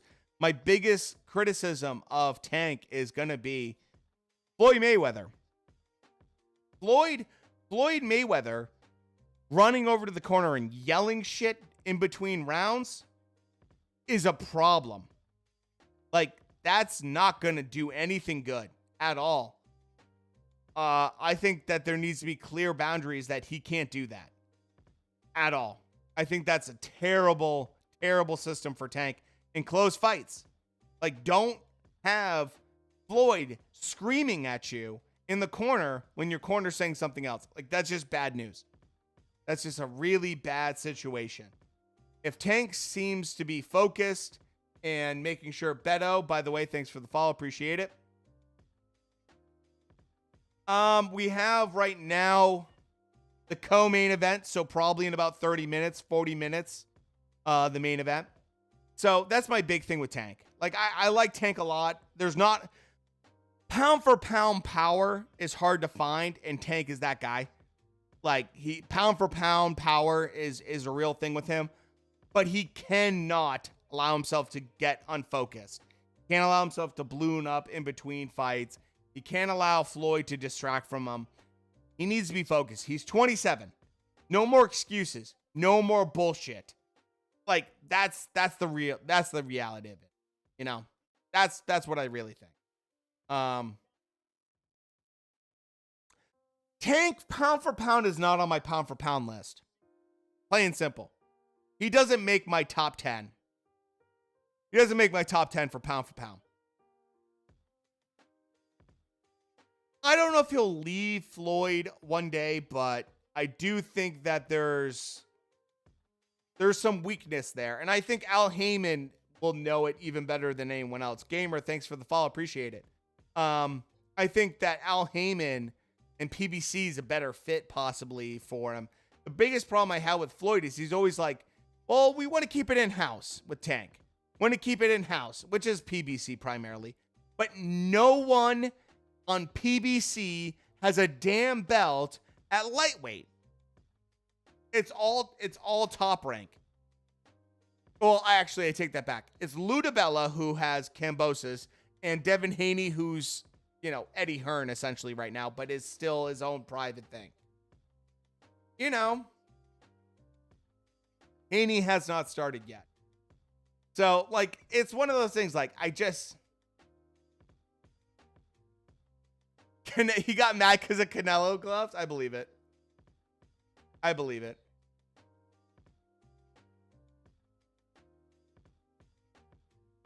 26-0 and 15 KOs. Diaz is 32-1-1-1-15.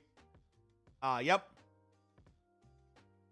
I think in general, if you're smart, how much until until it starts? Probably about 45 minutes. Diego, to your point, I think if you're Kambosos, you have to look at your options. Your options are this. Winner of Diaz and Haney. He's there in the house right now. He's in the house right now. So Kambosos is going to get a good look. Lomachenko wants to fight you. And obviously he's fighting Comey this next weekend. So that timing works out. Tank probably wants to fight you. If I'm going to pick anybody, I mean, Ryan Garcia wants to, but he shouldn't really be in the conversation. He hasn't fought all year. If you're going to fight anyone, it might be the winner of Haney versus JoJo, depending on how they look.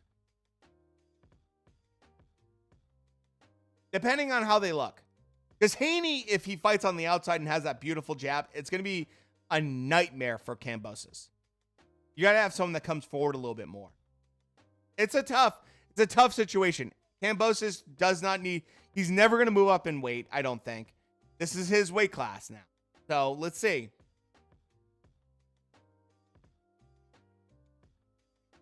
I know, in-house BS is a big thing. It's a big problem. Downloading Discord. You give me the link to the website you're on? Sure. I mean, it's just go to Google and type in the number 6, and stream. that Ben Davison wrapping hands for... Is Ben Davison wrapping the hands of... Yeah, that's Ben Davison wrapping the hands of frickin' Haney. Very weird. Where's Keith Thurman? Keith Thurman's out eating pizza right now, talking about how he's going to be world champion again. That's where he's at. He's out eating pizza. Like he did right before he fought frickin' Manny Pacquiao, he ate pizza.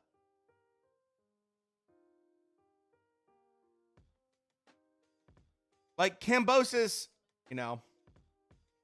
Oh, no problem, Dark. I got you.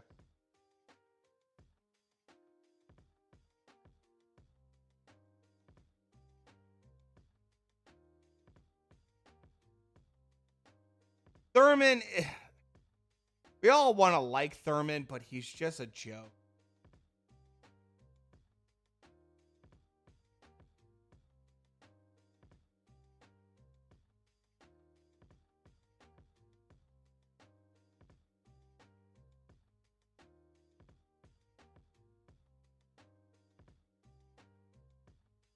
By the way, I think that Sean Porter technically retired last weekend, and I'm actually really happy for Sean Porter. And I'll tell you why. Sean Porter has taken unbelievable beatings unbelievable beatings in the ring. He's gone to war with some of the best fighters at welterweight. Unbelievable fighters. Against Spence, he made Spence look mortal. Against Crawford, he almost won. And Sean Porter, if you don't like Sean Porter, I don't understand you. Because he's like one of the most exciting guys to watch in a fight. He got robbed a couple times. I love Sean Porter. And I have so much fucking respect for Sean Porter because of his fighting style. Do I think he could have switched trainers from his dad? Sure. But the truth is that's crazy about Sean Porter. And like, I have to point out, like I said earlier in the stream, Sean Porter at one point in his life fought Usyk in the amateurs. Like, Sean Porter's done some shit. He fought fucking Usyk at one point. Like, Sean Porter, his resume is so star-studded. He fought almost everyone. And it's just like, I believe when Sean Porter talks on a commentary at all or gives his opinion, I respect it more than almost anyone else by far. You know? Usyk versus Fury, that's pretty 50-50. It depends which version of Fury shows up. If he's lighter and more nimble, Fury could be a real problem for Usyk. But I think Usyk could win. It'd be a fun fight, though. It's going to be close. Super close. Real, thanks for the follow. I appreciate it, man. I think it's a pretty 50-50 fight. I know a lot of people want to pick one side or the other, but like, it's tough. It's really tough because like I had Usyk losing to AJ and Usyk made AJ look like a punk. Montana Love. Can I just say Montana Love is one of the best names ever. And like, that's a phenomenal name. Why are they all missing weight? I know. I hate that. You have a lot of time to make weight too.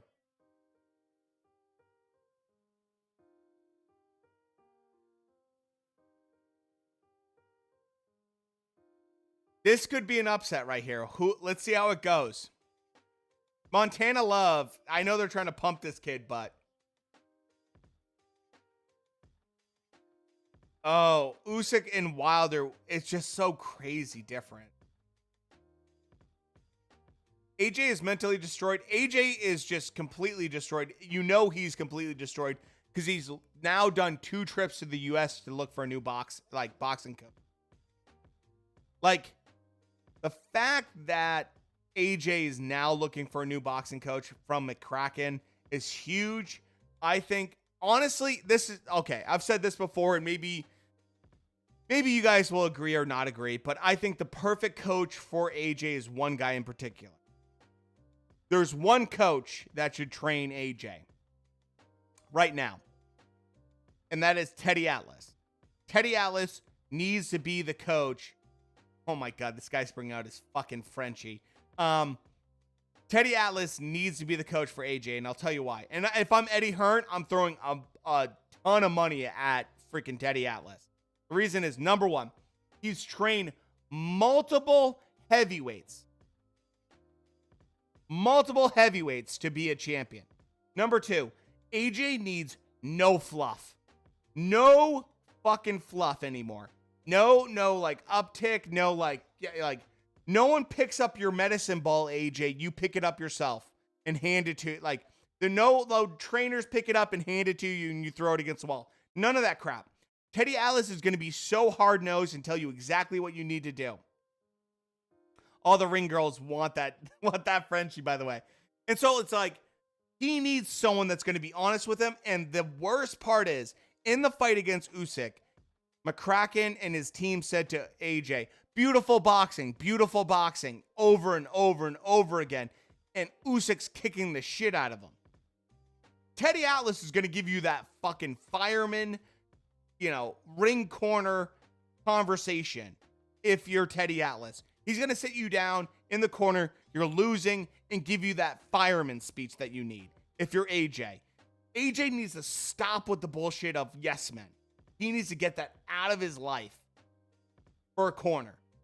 He needs the realness. And Teddy Atlas is going to do that. That's my personal, that Mickey talk that you need to just shut the fuck up and just do this. And look, AJ had some success in the fight against Usyk. If you watch, I have a whole video on it on my YouTube channel where I talk about that. And the big thing I mentioned is, like, when AJ went to the body of Usyk hated it. If you want to stop a guy that moves really well and has great head movement like Usyk, you go to the body. What does Teddy Atlas say every time, all the time, is body work. Putting water in the basement. Like, he uses that analogy 50 million times every time on his podcast. Like, that's one thing that Teddy Atlas is all about. Timothy Bradley, you'll notice, also uses it constantly when he talks about boxing, because he realized the importance of it from Teddy when Teddy was his trainer. So that's my opinion. Like, AJ needs to get someone that's going to be real with him. If you can't get Teddy, right? Virgil Hunter. Virgil Hunter is a phenomenal boxing coach. Absolutely. Robert Garcia is not quite the right style I would pick. Eddie Reynoso is not going to happen because he has Ruiz in his camp. Just to be honest with you. Gronk camp, they have Tyson Fury, even though Tyson Fury said that he'd train him.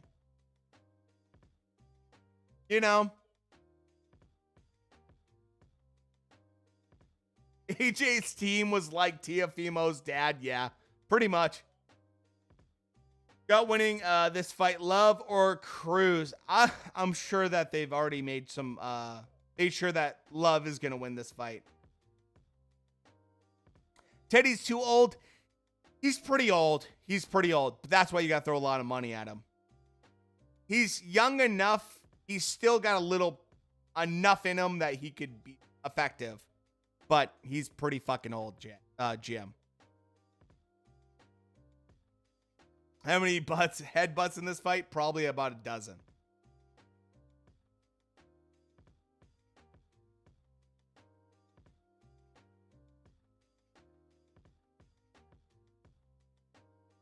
Oh, I know. I'm the same way, Booker. I would love to get knocked out. He just seems like the last kind of guy I want to watch box.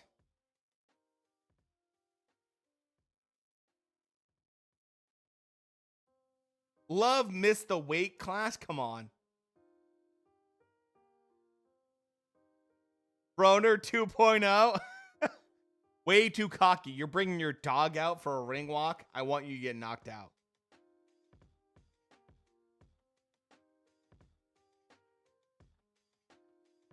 How do you get 4 pounds over? That tells me you're not living the life. And a guy like Diaz, this guy from, you know, Mexico, let's see him do some work. Love is going to try to use his size and bulk to try to win, but I'd love to see him get knocked out. I hate guys that can't make weight. I hate guys that can't make weight. And when you're 4 pounds over, that's egregious. You know, 1 pound's one thing. You know, like, you know, 1 pound's over. That's fine. It looks like Diaz is a little bit taller. It looks like Love's a little bit more built out in terms of frame, but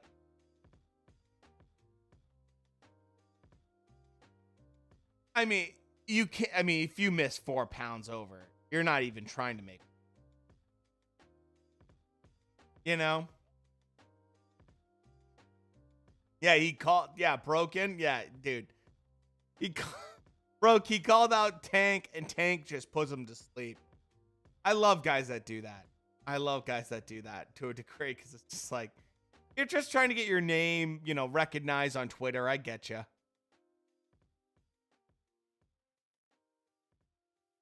I like Diaz's aggression. Ooh, good lead left hook right there. Uh-oh, uh-oh. Love might be a little bit stunned right now.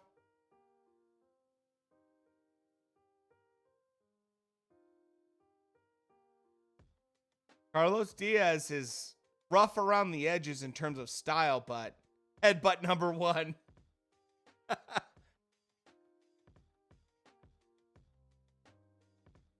Yeah, I can name one non-tough Mexican, to your point, called Chavez Jr. Chavez Jr. is not a tough Mexican. So, yeah, I can name one. I can't name a lot, but that's one I can definitely name there. Todd Grisham.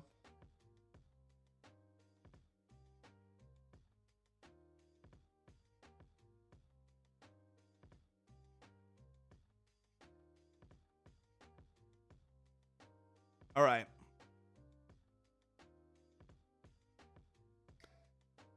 Kind of an ugly round. I mean, Love seems to be good in terms of no problem in terms of, you know, he's not tired, no mouth open. That's good.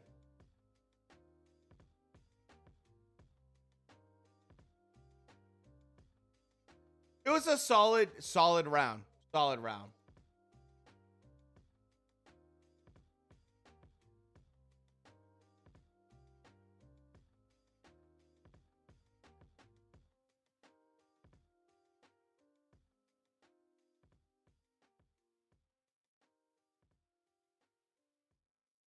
The big thing with this is this card's rough. This card's pretty fucking rough, Shrek. Yeah. It's pretty rough.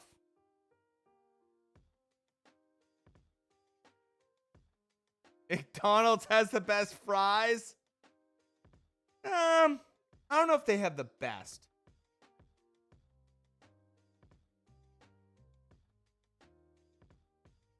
McDonald's fries, Wendy's fries, or Burger King. I go with Wendy's, I think I go with Wendy's, generally speaking. Uh-oh. Diaz just got hurt really bad. By the way, the curly fries at Arby's are really good. Checkers is, I've never been at Checkers. You know who has the worst fries? You know who has the worst fries by far? And it's not even close. Oh, this is bad. Diaz is getting absolutely whooped. The worst fries out of all fast foods by far. It's not even close. They have a decent like burger, but their fries suck, is In-N-Out. Yep. In-N-Out is trash. And I will always comment on that, and people go, well, it's because they use fresh potatoes. That's why their fries are so different. I go, fuck you, I'm from Maine, and guess what? Every fry I ever ate in my life was from a fresh potato, because that's our #1 export. So go fuck yourself, because it's not about fresh potatoes, it's that they do it in sunflower oil, and it's garbage. In-N-Out is trash when it comes to fries. Their burgers for the price, are really solid. You can't beat a burger for that price. Like, solid price for the burgers. But their fries are cardboard. It tastes like I'm eating styrofoam. Their fries are awful. And like I said, everyone always tells me, oh, well, it's because it's fresh potatoes. I'm like, fuck you. Don't talk to me about fresh fries. I grew up with fresh fries my entire life. Like, that's not the case. They just make bad fries. You know. So, you know who has a great burger, but it's not fast food? You can't count this as fast food. You can't count it as fast food. And I have to say, it's the best burger I've ever had, probably, is Shake Shack. Shake Shack has really, really, I mean, the ooey gooey burgers that they make are phenomenal. It's not fast food, though. Five Guys is like borderline fast food. Like, it's somewhat, it's close, and it's really good burgers, though, but they're pretty expensive. Shake Shack is very expensive for their burgers. Like, you might as well go to a restaurant if you want a Shake Shack burger, but they're really, really, really good. You know, Five Guys is good all the way around. It's just pricey. I think for general fast food, my go-to is always Wendy's. Always Wendy's. The fries are decent. The burgers are really good for what the cost is. Like, don't get me wrong, I have no hatred towards any fast food, but like, that's my general go-to is like Wendy's. And I didn't even grow up with Wendy's. El Pollo Loco, dude. Dude, there's a local restaurant in Boston called El Pelon. And every time I see Pollo Loco, I don't know why, I always put that in my mind, is just like, that's my go-to for burritos in Boston. If you're ever in Boston, the best burritos are El Pelon. El Pelon makes the best burritos in Boston. They're so affordable, and they're so fucking good. And no one speaks English. That's how I know that they're good. No one in the entire restaurant that works there speaks English, and they're so like authentically good, and they're huge, and it like, I love it. Best burger in Maine? Vivian's is really good. If you like a smash burger style, Vivian's is really good. That's one of my best like local places, I would say.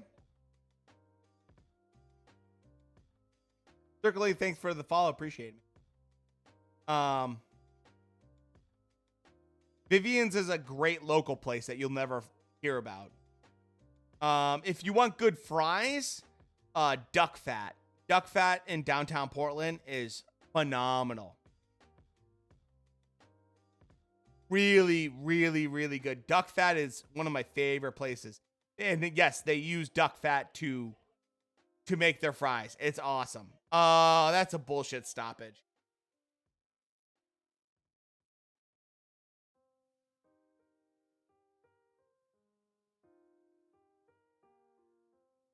That's some bullshit. That's some bullshit.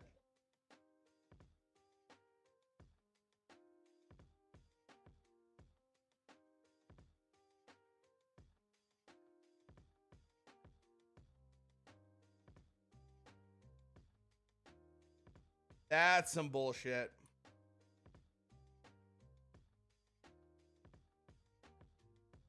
That's terrible. That's a terrible stoppage. Terrible stoppage. Like, there's no coming back from that stoppage. If you're a ref, like,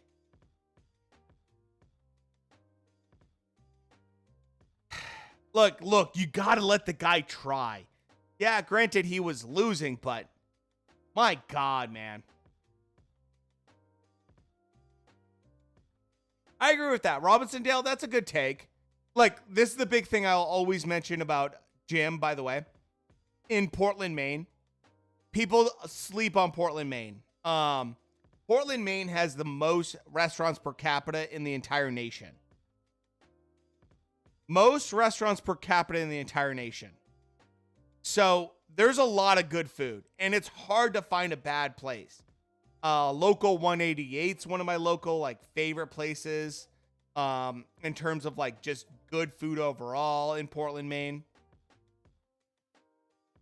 It was going to be stopped at some point for sure. A Porter's dad stoppage. That was bad. Like, you got to give the kid a chance at least. Like, he's still fighting back. I feel bad for that. Because my big thing is this. Like, you get one chance.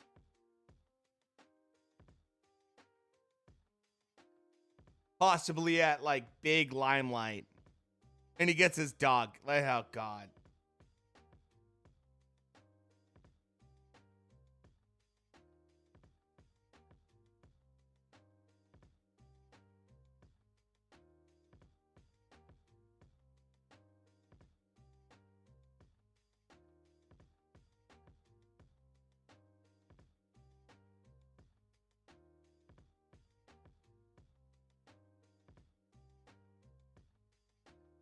Ugh.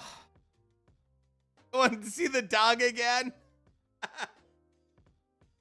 Yeah, Jim, you can always hit me up for food, by the way, in Portland or outside of Portland. My favorite place to bring people that are not from Portland or from Maine is to go to Two Lights. Two Lights is the best. It's literally a lobster shack in between two lighthouses. It's right on the ocean. There's no fences or anything. You could be like sitting right on the ocean if you wanted to. It's pretty serene. It's pretty magical.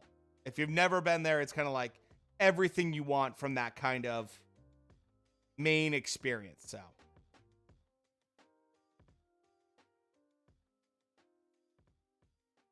look, Montana Love, I can't hate too hard on him,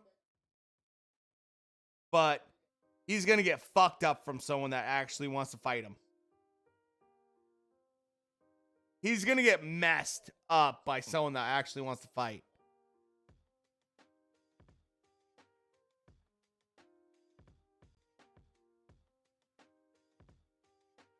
You fighting bums. He's fighting bums. Like, he's not a bad fighter, but he's not fighting anyone. He's not fighting anyone.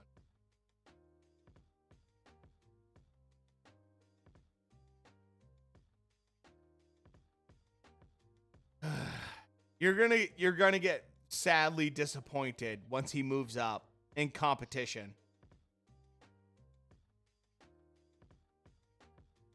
Because he's unrefined, Booker. Unrefined.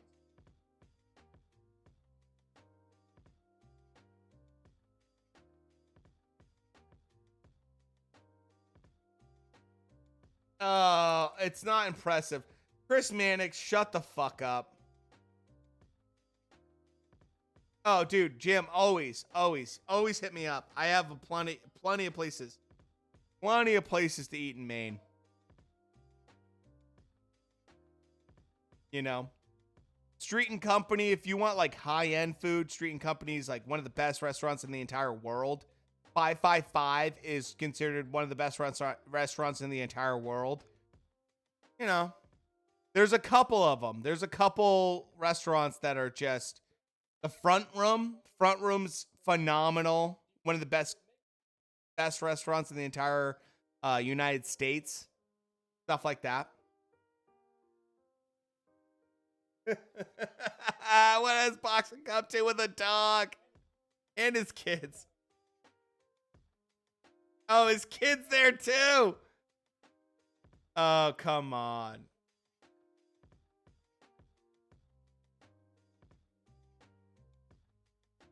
17-year-old cat. I love it. That's fucking phenomenal, dude. Hey, you know, I have mixed feelings about having your kids involved or around you when you're boxing or fighting. It's probably pretty traumatizing when they see their dad get knocked the fuck out. You know? It's kind of like, ugh. The zone is terrible.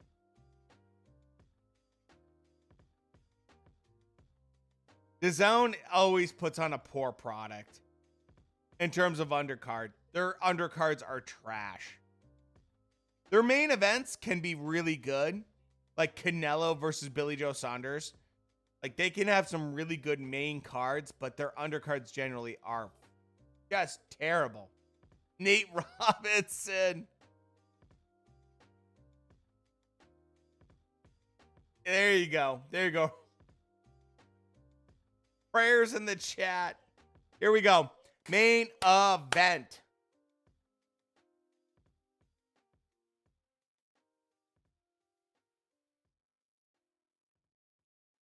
Like, don't get me wrong. I would subscribe to DAZN any day of the week because their price structure is awesome. But it's also terrible.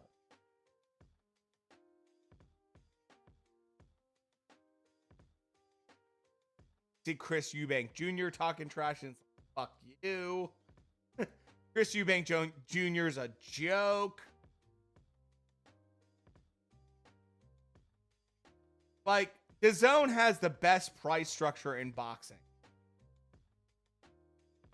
Best price structure for what you get, and being able to stream it is unbelievable. You know? But other than that, it's like, oh my God, dude. Their undercards are trash.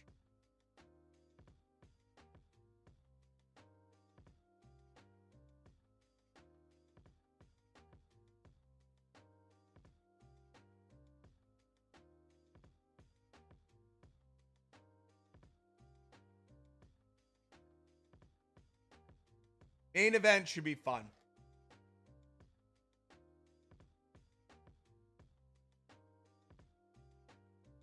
Haney is tough to be a fan of outside the ring. In the ring, he's easy to be a fan of.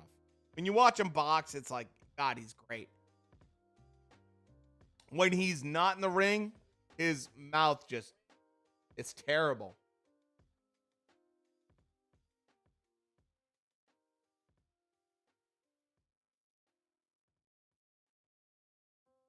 I mean, DAZN for the price is pretty damn good, man.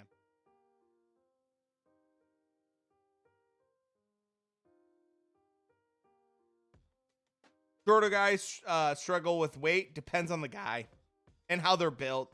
Broke dude. Be honest, like Tank Davis is just, he's not the biggest guy, but he also just isn't living the life compared to some guy.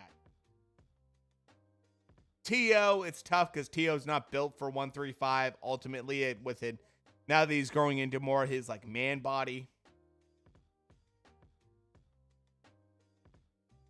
So, you know, I think tonight we're going to see both guys come in good weight, relatively ready to fight.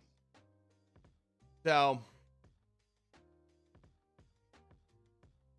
man, I got to just say, Sean Porter just elevates DAZN on so many levels.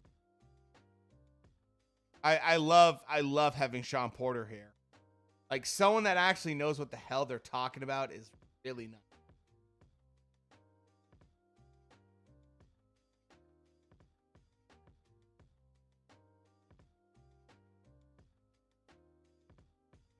By the way, Kambosos has been so classy since he won the belt. Like, he's been so classy. I hate Chris Mannix. Chris Mannix is the biggest joke as a boxing commentator or scorer. Like, he's terrible. One of my favorite quotes and tweets from Chris Mannix, which is recent, is Chris Mannix saying, "Boo Boo versus Charlo is the best fight in boxing, full stop." And it's like, go fuck yourself. No, it's not. Like, go fuck yourself. Charlo versus Boo Boo is not the best fight in boxing. There's other ones that are bigger. Usyk and Fury is a bigger fight. Easily.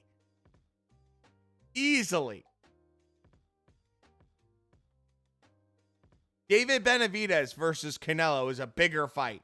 Like, it's just painful to watch that guy even talk about boxing.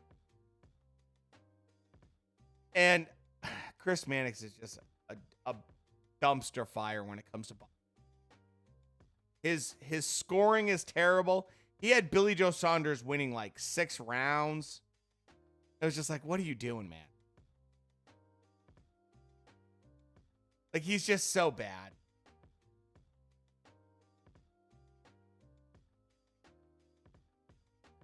It is just Booker. That's why I'm adapting right now.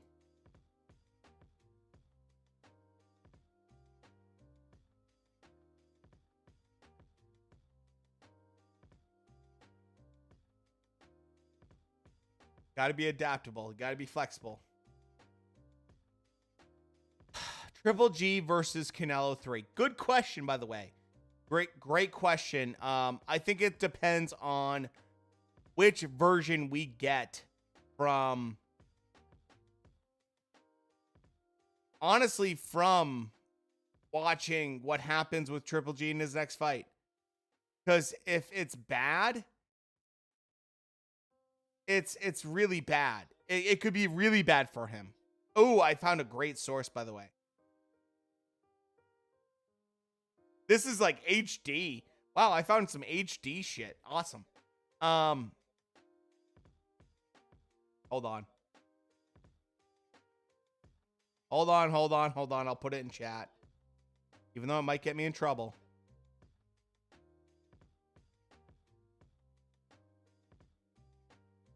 There you go. There you go. Just use that.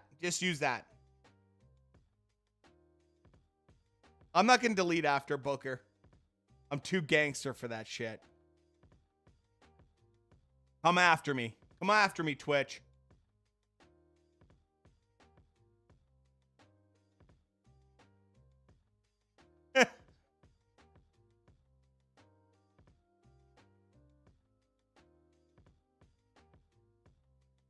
I would love to see Triple G. I mean, it depends on which version of Triple G we get.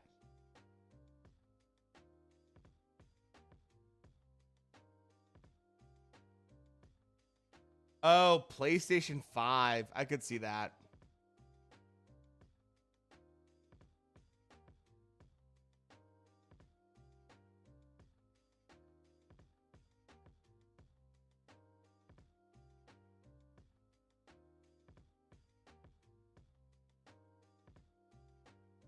Oh, and go check your whispers, man.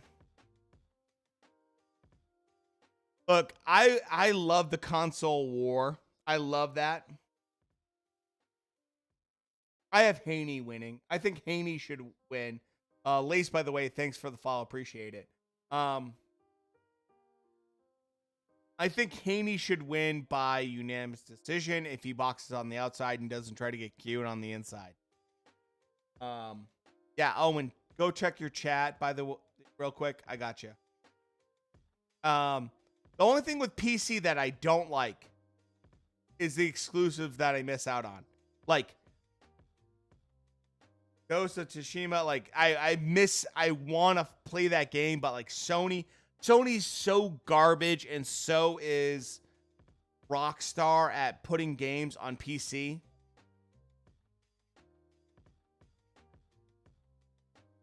You know?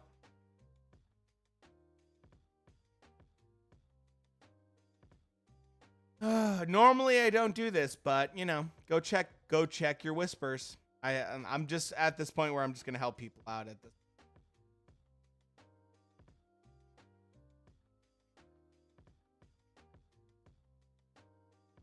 So,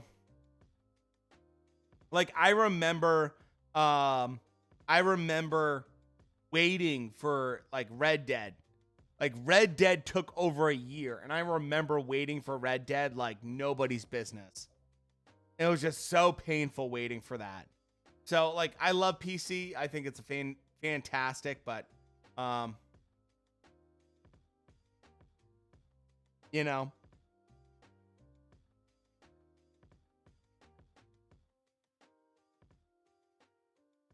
dude, I literally just gave you a.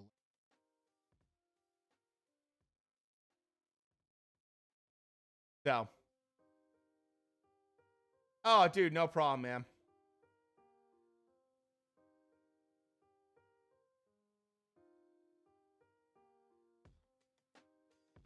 Dude, I literally just whispered you. You need it again? There you go. I don't hear about it. Generally speaking, don't ask for links in my chat. Lake, but you know, help a few of you guys out. Jay, what's going on, man?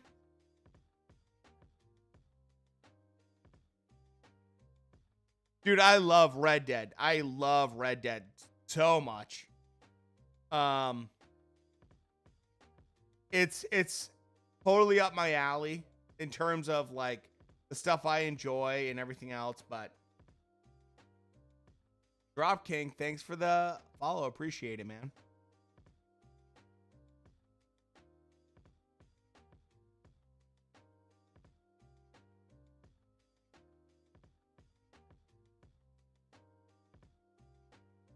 Go check your whispers.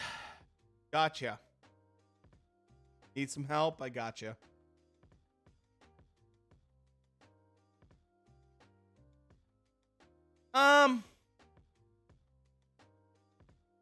Normally don't ask me to watch stuff, but help you out right now. Feeling generous. It's for the Christmas season.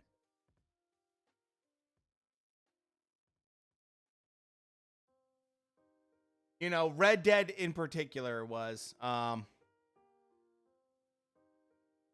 nope, main event is next. We're waiting for the main event.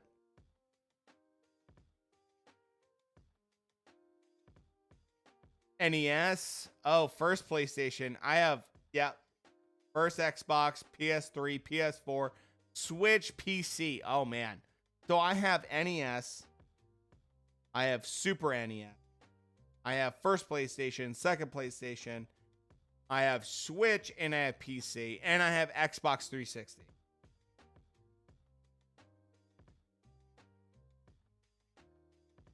So, look, if JoJo wins, by the way, Moneybag, thanks for the follow, appreciate it. If JoJo wins, it's huge. It changes his life. Like, JoJo's a no joke kind of guy. Dude, Merry Christmas to you too. And because of that, go check your whispers, by the way, Moneybag.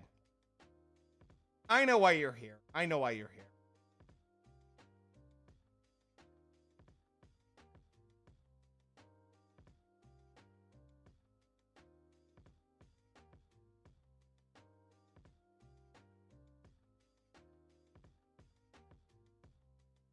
Merry Christmas.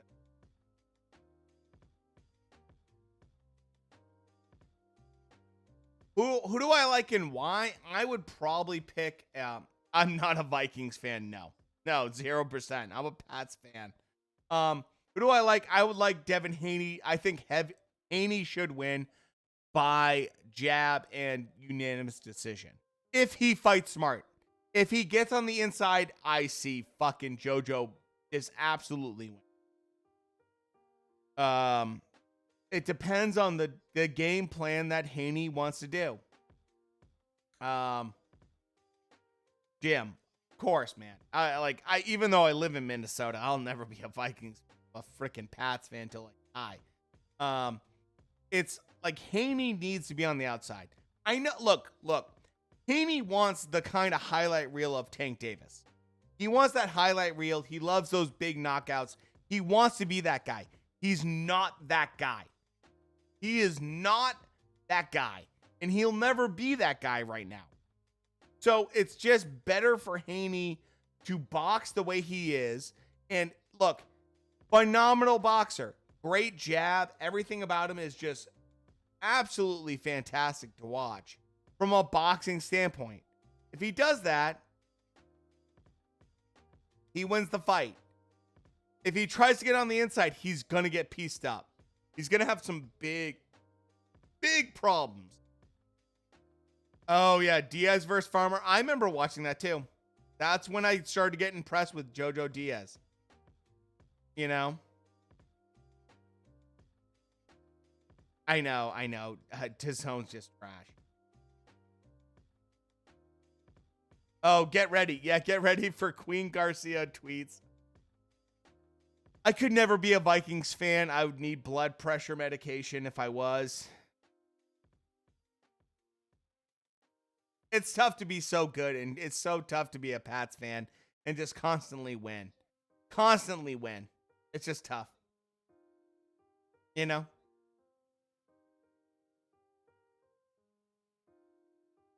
Devin Haney has not shown power in terms of overall power. In what he has a 54, roughly 54% power in terms of KO. That's not substantial enough for a 23-year-old. That being said, he's 23. He's 23. He could get man strength. He could train different. He could get better power. I'm not saying Devin Haney will never have power. I'm just saying right now at this current weight class, Devin Haney does not have the power that should scare Jojo Diaz. Shouldn't scare him. You know, he's faced a lot of really good fighters, Jojo. So that's my general take. Like, Devin just statistically is not a power puncher. He's a phenomenal boxer, though. He could break some guys down. He could absolutely be slick and find ways to get like good shots, but he's never going to be a power puncher as of right now, as of being 23 years old. That's not who he is. And that's okay. Like, not everyone is a one-punch knockout guy. Let's see how he is in this fight. He could absolutely win by stoppage in this if he breaks down Jojo. I'm not saying it's impossible. I'm just saying he's not that normal guy. Statistically, he's not that guy. So. Oh, yeah. Jojo's definitely going to make him fight. Jojo's going to make him absolutely work if he gets on the inside, especially. You know? There's no fear. There should be no fear from Diaz to engage. You know? If Valdez and Shakur fights, who you taking? Shakur Stevenson after that last fight from Valdez. Good question, by the way, broke dude. Great question. Jojo is a lot. His resume is really pretty solid. Look, guys, I have YouTube videos on this, and I literally say like, Jojo has been in some bright lights.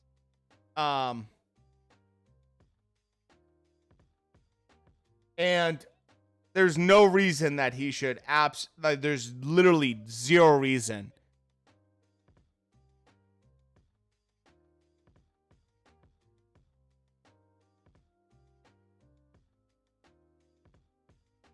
Is my mic okay now, Booker? Should be okay. Shakur Stevenson should win. Should win in reality. So, yeah.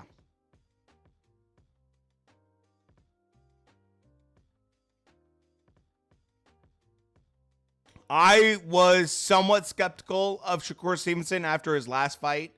But he was so dominant against Jamel Herring. I could not believe how dominant he was. I was wrong. I was wrong about Shakur Stevenson. If he's on the straight and narrow, you know, Gervonta Davis should absolutely murk Cruz. Should absolutely be a knockout. This should go 12 rounds, I think. Mad, thank you so much for the follow. Appreciate it. The fight has not started yet.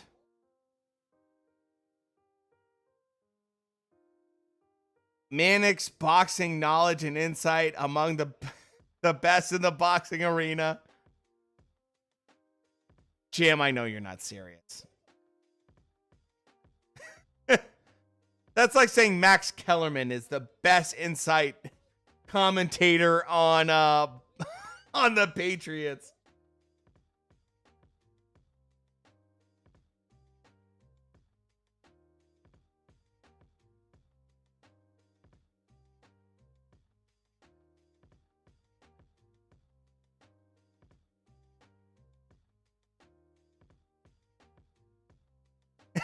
Snoop gives the best inside.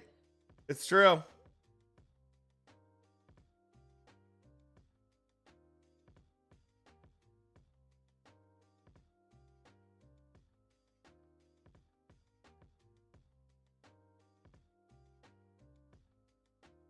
You know?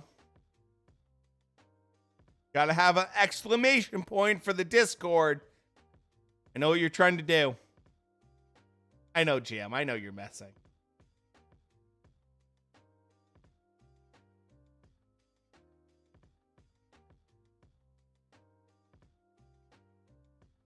Tim Bradley's not the worst.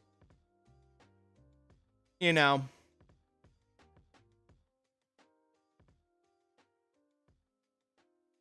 He's not the worst. He gets excited very easily, I would say. The worst is Chris Mannix, in my opinion. Max Kellerman's pretty bad for boxing commentary as well. I mean, Stephen A. Smith is abysmal when it comes to boxing. But I will say that Tim gets really biased. Very biased. I think he's decent, though. How long until the fight starts? 20 minutes max. 15, 20 minutes. The Kambosos fight, we watched that live. It was a fantastic fight. I mean, Kambosos versus either one of these guys is going to be fantastic. I think Kambosos, I'm so impressed with him. I was such a naysayer. I did not believe in him whatsoever, and he made me eat my words. Absolutely. So, big props to Kambosos. And he says all the right things. He says all the right things. You know, about who he wants to fight, all that stuff. How long till the fight starts? 15, 20 minutes. I'll say that Tim has a very strong opinion. And sometimes I don't agree with it. He's had problems. He's actually legit had problems where Bro 7, how you doing, man? Good to see you here, man. Legit ESPN has had to talk to Tim and be like, tone it down. Because he's come out and said, like, PBC doesn't want to fight Crawford and they're all ducking it. Like, he went off on a rant a few times, and it's just like, you could tell ESPN kind of reined him in and were like, dude, chill the fuck out. Like, just relax a little bit. It's the reason they don't have Teddy Atlas on their platform anymore. Because, you know, Teddy actually tells the truth, so.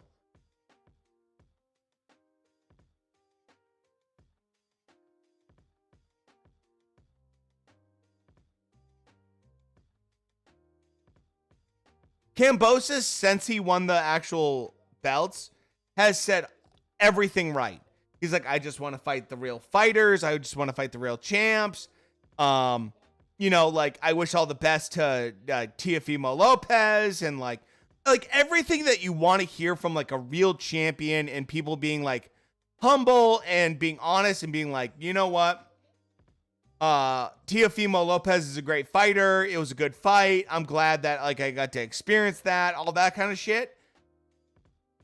Kambosos said all that stuff. Like, he's been so on point with his communication and what he said. It's just like, it's so hard not to like him. And I absolutely think that he could lose to some of these guys, but I kind of root for the guy a little bit now. I like Max and Bradley. Sergio Mora is so. Sergio is very so. He's a big time DAZN shill. Ring walks are happening very soon. I see Haney getting his hands into the gloves right now. I think that Devin Haney being trained by his dad could cause a problem down the line.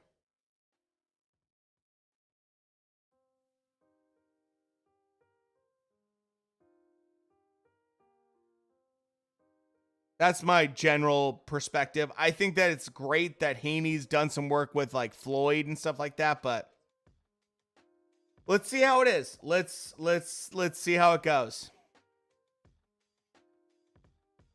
Very soon, tall kid.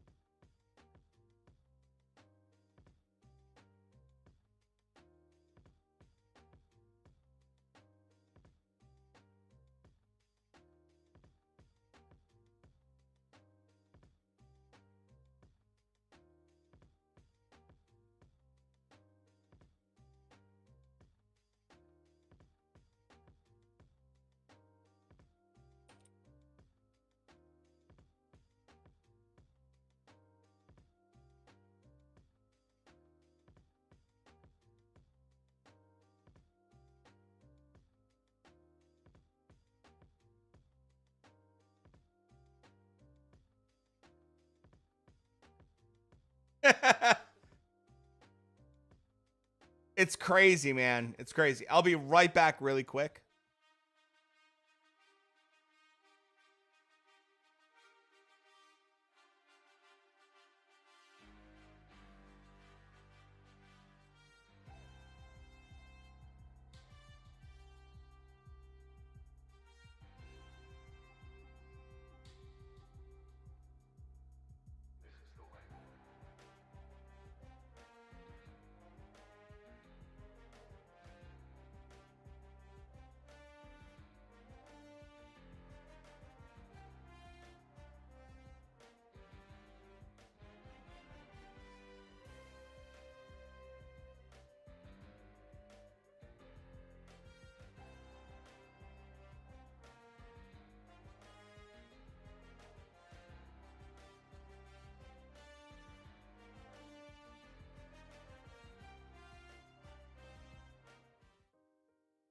All right.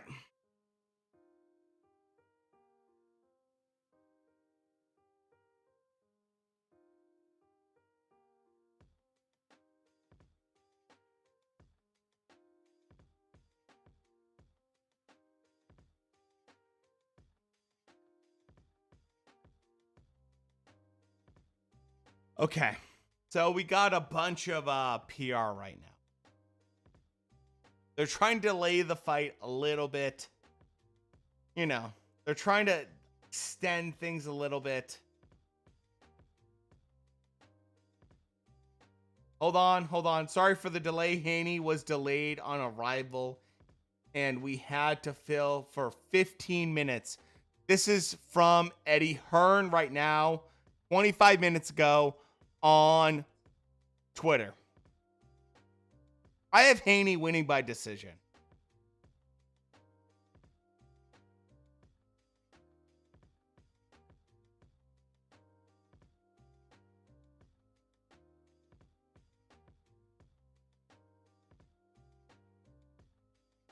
Look, if either one of the Charlos decide not to fight Canelo, I get that.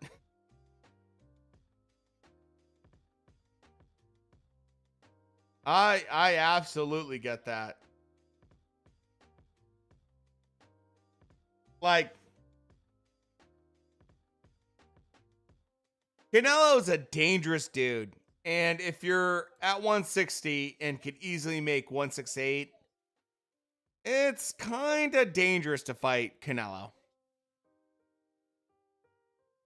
Unless you're Benavidez.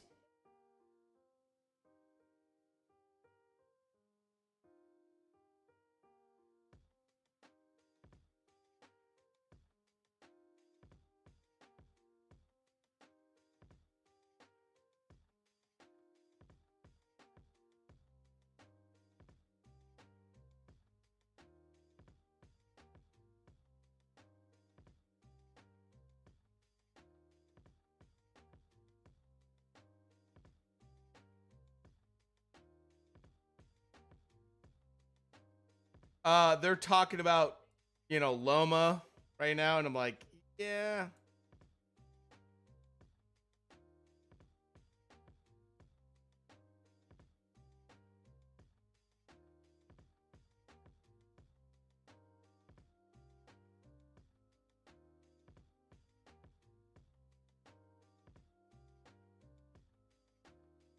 Berserk, I can't read that. I'm sorry. I know, Cisco. I'm wearing a different hat.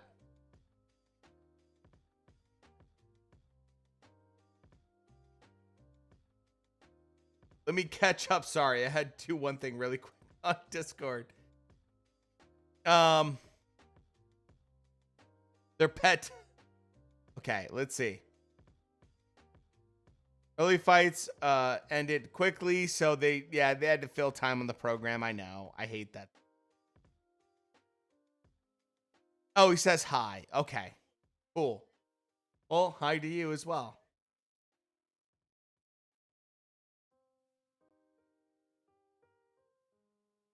And welcome to the channel.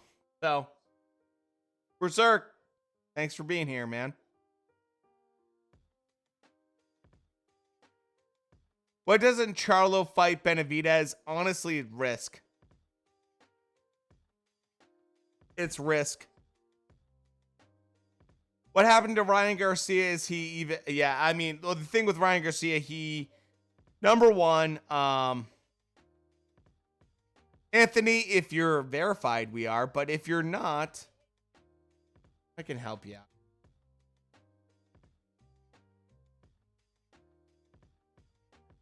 There you go. Check your whispers. Ryan Garcia took some time off for mental health, and then he took some time off for an injury with his hand. And it's like he lost this entire year. He lost a lot of time. So,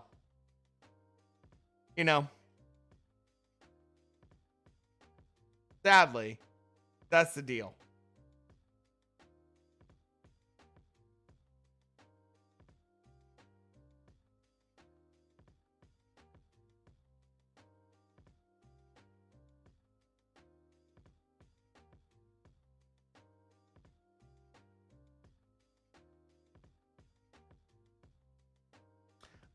Jin, it's down in the description if you're on YouTube.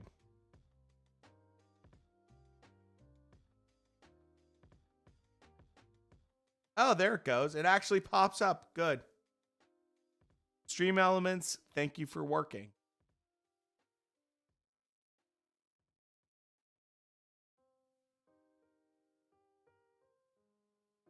Oh, okay. Thank you, Tall Kid. I know. I know, Jay. I thought the same thing. It's like, arrive late to your own fight.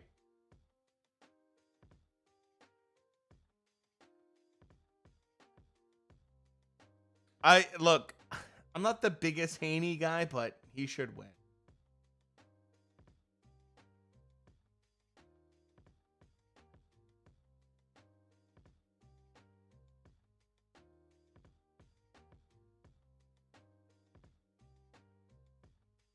Oh, Oscar De La Hoya is there. And the chica next to him is wearing some Shein shirt. If you know what I'm talking about, it's because you're on Twitter, or I should say TikTok, a lot.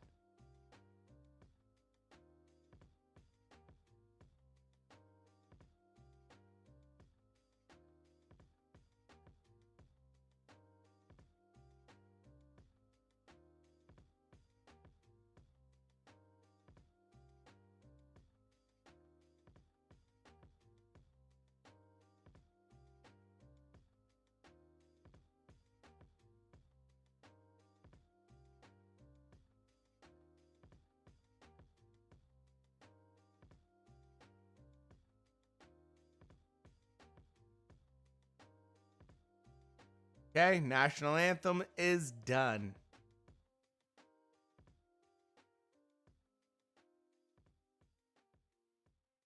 And now they have about 5 minutes of promotion. Go to Google, type in Six Stream if you want to watch it. What's the Discord link? It's literally Discord. There you go. We don't have it live there. We have links. Tall kid, yeah, there you go.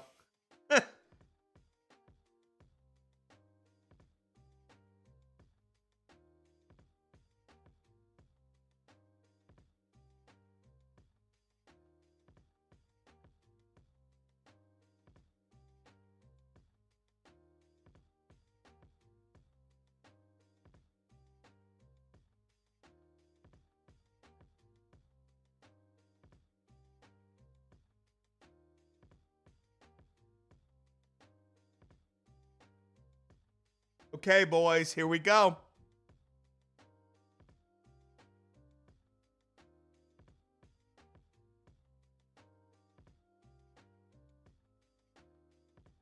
I think JoJo's going to be very comfortable in this fight.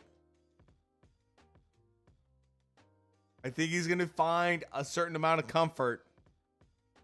Get ready. Get ready for JoJo to be a problem. If Haney's smart, it shouldn't be, but let's see.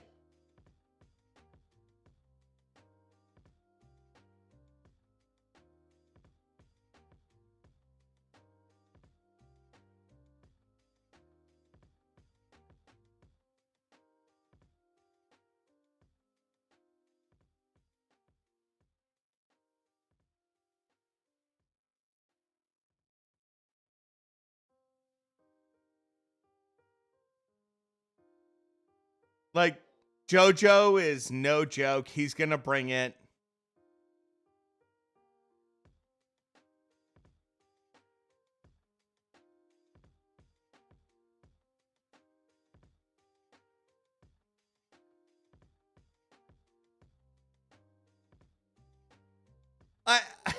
In a way, I'm going to always root for JoJo.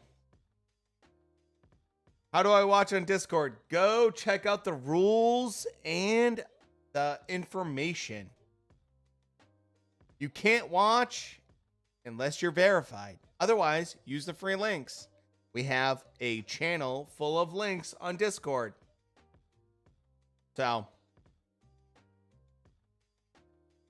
verified is special.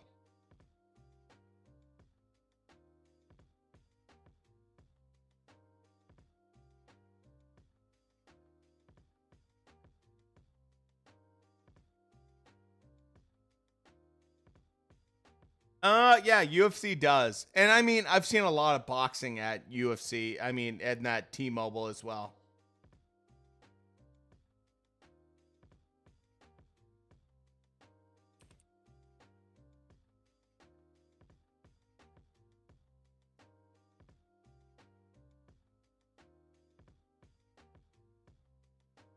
Am I hearing booing right now? Am I hearing booing for Devin Haney? Oh boy. That's not good.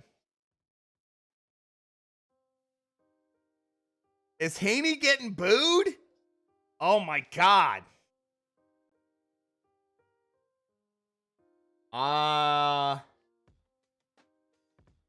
Okay, that's different. Didn't see that coming. I did not expect. He has a 6-inch reach advantage over JoJo. Tall kid. I mean,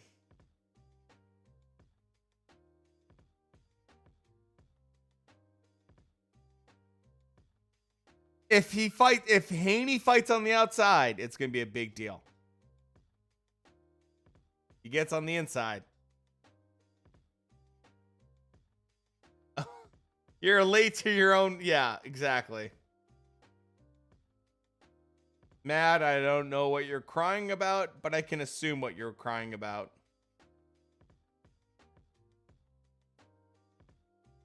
Yeah, 6 inches. 6 inches difference for JoJo compared to Devin Haney. Devin Haney should handle him. Absolutely handle him. If he uses the outside reach. If he gets on the inside, it's so dumb. Like, there's no reason.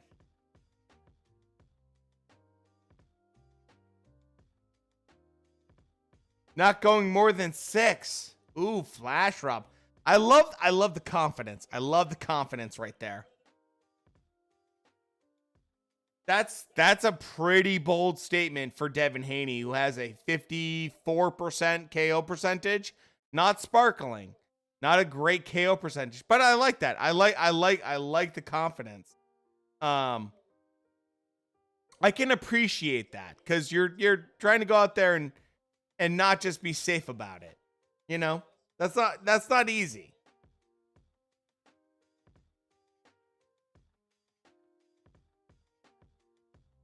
Sure, people got hands. JoJo's definitely one of those guys.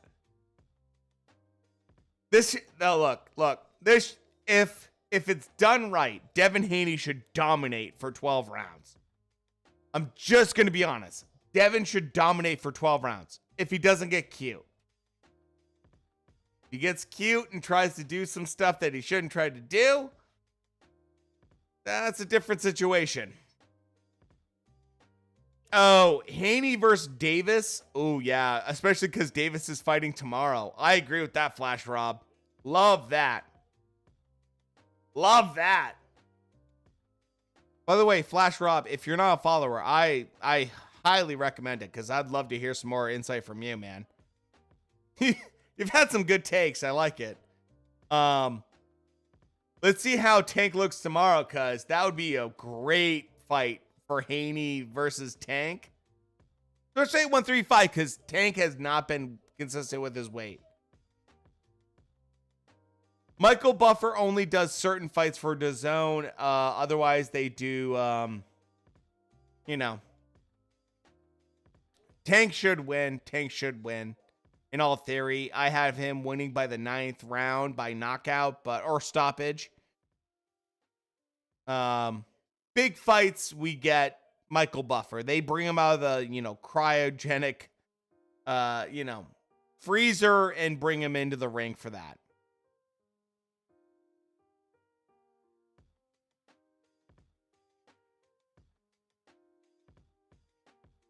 My dad, thanks for the follow. Appreciate it, man. Oh, Russell Mora. Not the best ref. Not the best.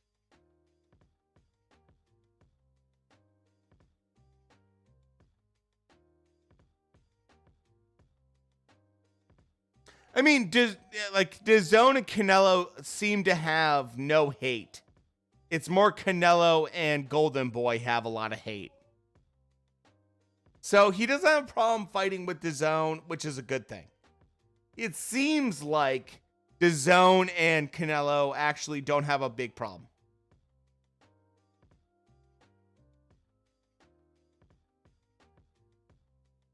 Oh, dude, Michael and Bruce. Oh, it's a huge difference. Huge difference. And we talk about it all the time on stream. It's like, dude, Bruce Buffer and Michael Buffer, huge difference in terms of energy. Bruce is king. I love Bruce. Bruce is just like, you can't beat Bruce. Broke. Great observation, by the way, man. If you're new to the channel, by the way, I appreciate it. I really do. We do live boxing in terms of boxing news on Wednesday. We do Classic Fight Night where I put the fights on the screen and we all watch it together on Friday. And then Saturday is always either boxing or UFC. A lot of boxing this year, so. Devin versus Lopez. I would love to see that. It's probably going to happen at 140 or probably welterweight, honestly.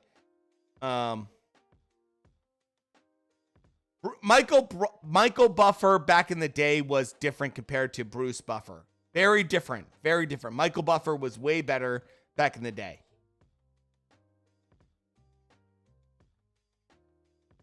I know, Jay, I know.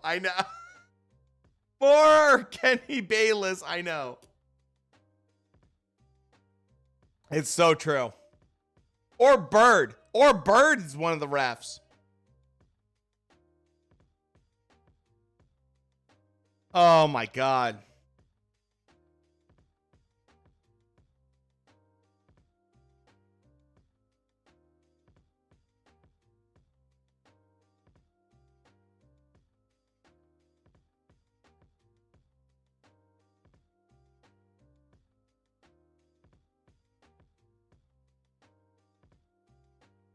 Here we go.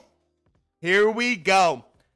Expect Devin Haney to demand the ring in distance very early on. He's a big boy. He's going to look like a big boy compared to JoJo. 3 inches in height and 6 inches in reach.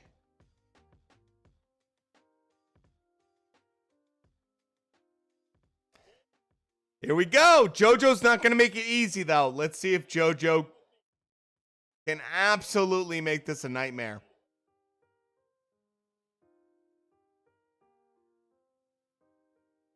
Yep, I agree, Dana.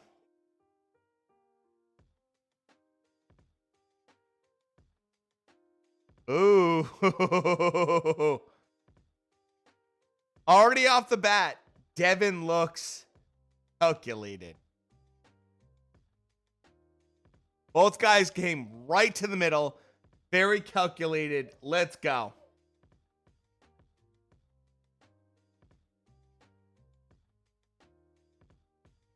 Devin Haney looking very calculated right now. If I'm a Devin Haney kind of guy, I gotta be honest.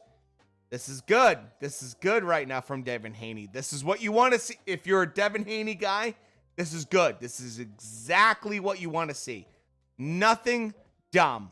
Everything is at my range, at my control, when I want to engage. Fuck the boos. Fuck the boos in the crowd. Fuck them. They don't know boxing. They're fucking casuals. Just keep doing what you're doing if you're Devin Haney. Don't change it for the entire 12 rounds.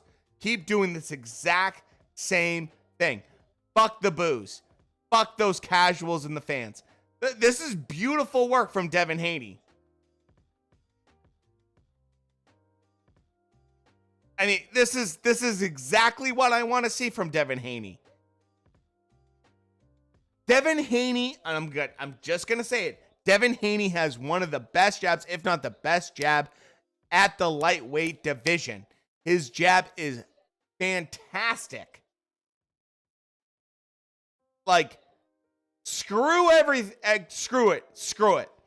Devin Haney just jab and do the right hand, exactly what he's doing for 12 rounds. Oh, beautiful counter right there. Like, just do this. Just do this. Are people going to get mad that you're doing this? Yes. Just do it for 12 rounds and you win if you're Devin Haney. Beautiful. Beautiful. Beautiful. It looks terrible to the casual, but do it. Damn. Steve, what's going on? I'm glad to see you here, man. Perfect. This is perfect boxing right now.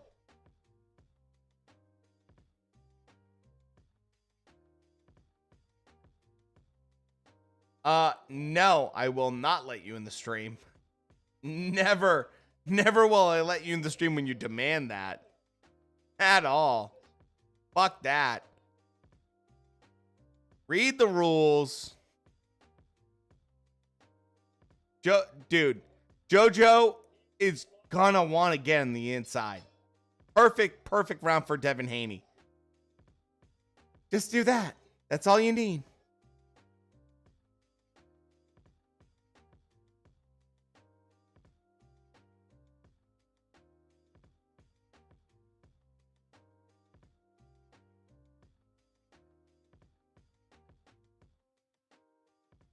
Great round. Great round.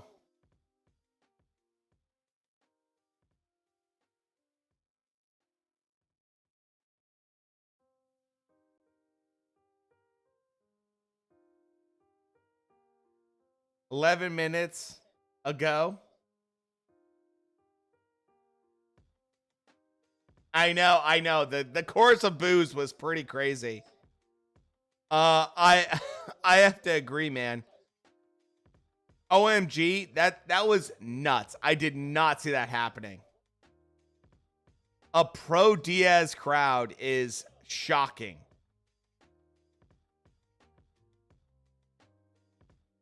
Not like JoJo isn't, someone that I root for or think is like a good boxer, but I was shocked by that. Look, this is gonna be a blah fight. If Haney goes into boxing mode, it should be a blah fight.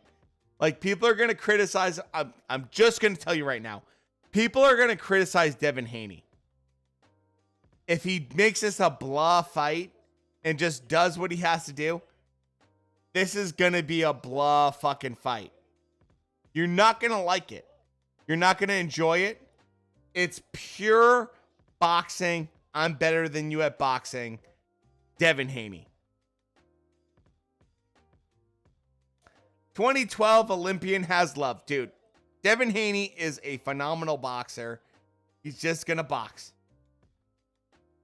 That's it. That's it. Oh, yeah. JoJo can't deal with the hand speed, especially from the outside. There's no way JoJo can deal with that. I've told you guys time and time again, the best jab in boxing is, in terms of lightweight division, is Devin Haney, man. Steve, what's going on, man? I'm so glad you're here. Like, I want Diaz to win in terms of, like, I like him in terms of personality, but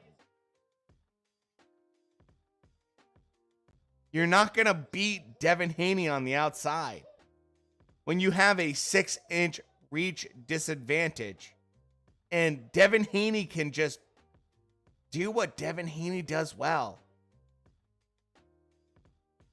Like, this is just classic.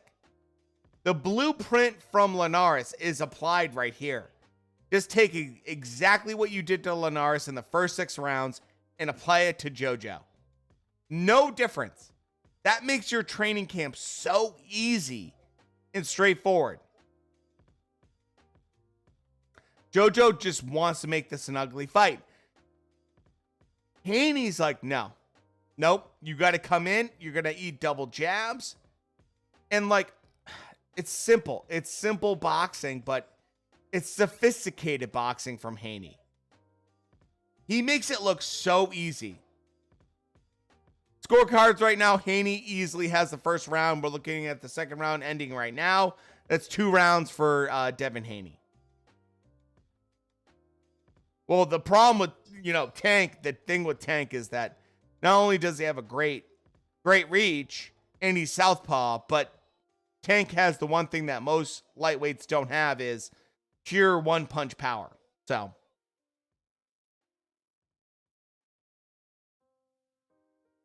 easy round for Devin Haney. Easy round for Devin Haney.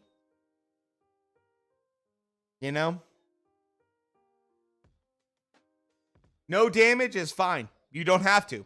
Just keep poking away. Keep landing more shots. Keep just hitting. I mean, it's not the best thing to watch, but if you're smart about it, just keep doing what you're doing. See? Body shot from Devin Haney. Look at that. Look at that. Perfect. I'm just going to hit you with an easy shot to the, abdomen and just come back and be in perfect position. JoJo wants it to be a war.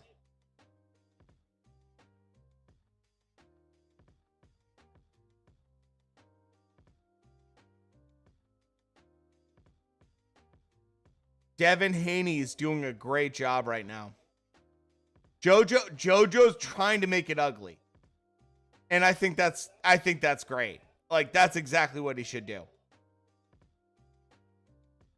It should be a boring Mayweather fight style if you're Devin Haney. And you're smart. Otherwise, you're going to get sucked into a real fight. And JoJo's going to make it really miserable.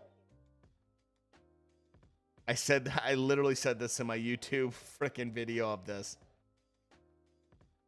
Beautiful body shot right there from Devin Haney. Just keep doing it. Keep touching him. Great volume. JoJo is trying.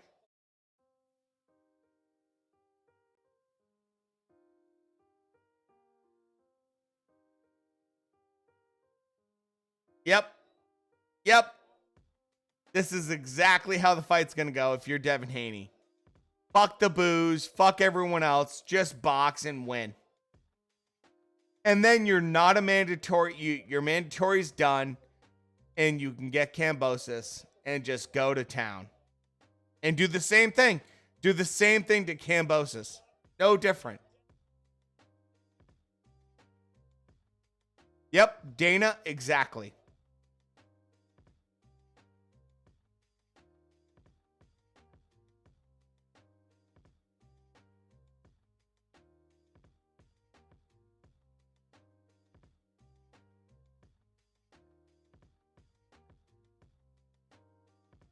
Haney's doing a great job of just grabbing him and, okay, you want to be on the inside? Here we go.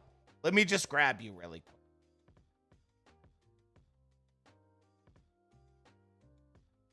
The clean work of Haney's going to win this fight.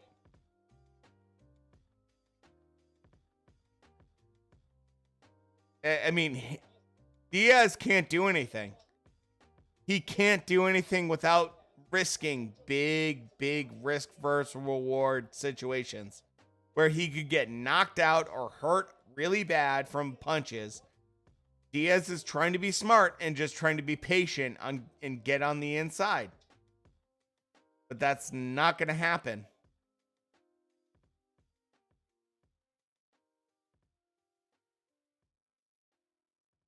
Yep. I agree, Dana. Great take. Pretty much what you would expect. Keep doing it. Keep doing it. Like, this is not going to be a fun fight, but it's going to be this way.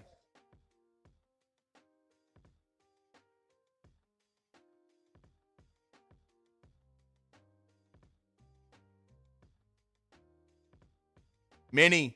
Yeah, absolutely. Absolutely. Like, you got to take more risk. And that means that you're going to be hit with some big shots sometimes.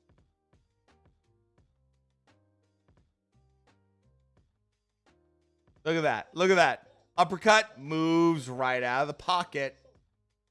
If you're Diaz, you got to say, fuck this. I'm going in there, and I don't care if I'm getting hit.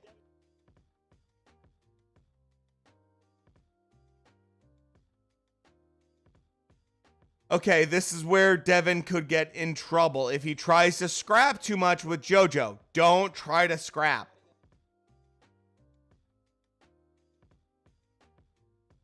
Haney, just keep doing what you're doing. Don't try to scrap. If you do, JoJo's going to end up winning the round.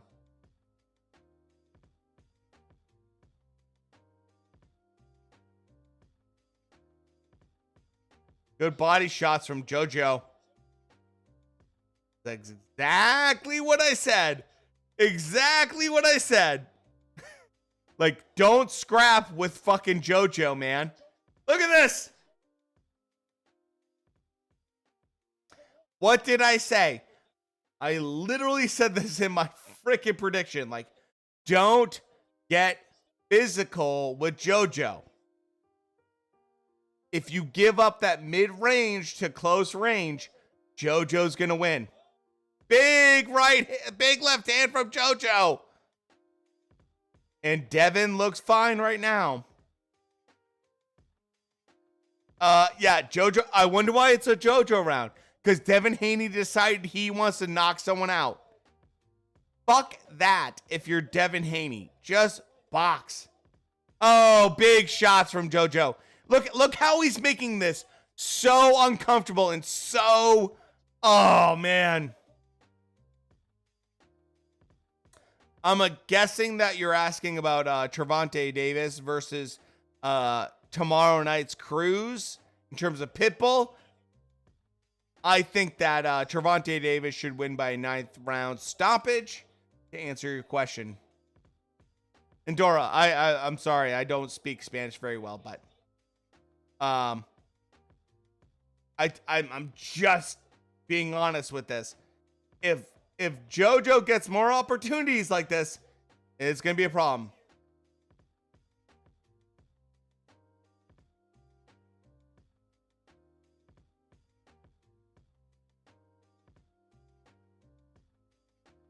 Normally, David, I time you out for that, but I got you. Go check your whispers.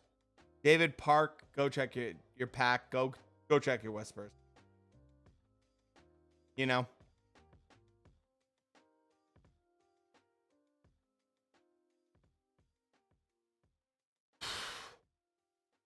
If Devin Haney can just box, he wins. This is a good round for JoJo Diaz. Good little finish right here from Haney. Haney's feeling really strong. I got you. I'm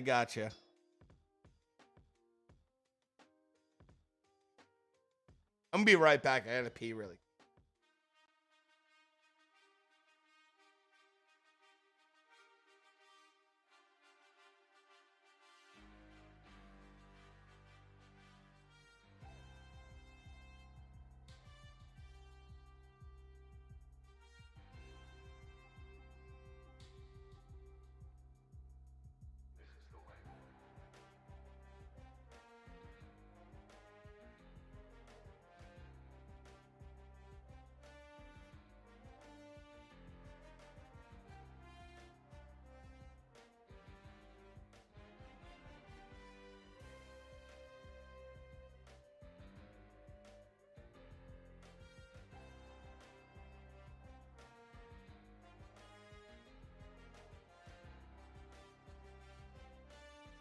Okay, here we go. Let's go, baby. 4th round probably went to JoJo, I think.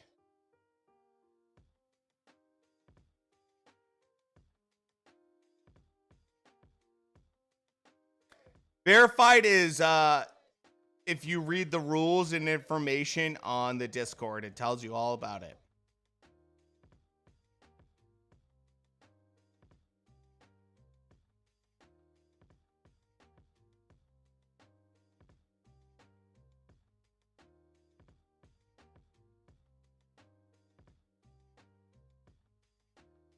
JoJo, that mid-range is bad news for Haney. Come on now. Good body shot from Haney. Good straight right hand to the body.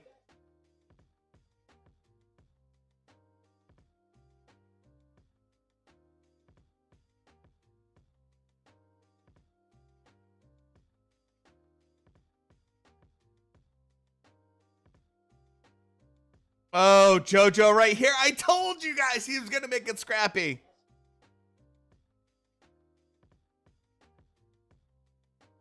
Keep it up, JoJo. I love this, man. If Haney keeps, I mean, he wants to keep his hands down. Look at Diaz's hands very high up. He's just trying to catch those punches.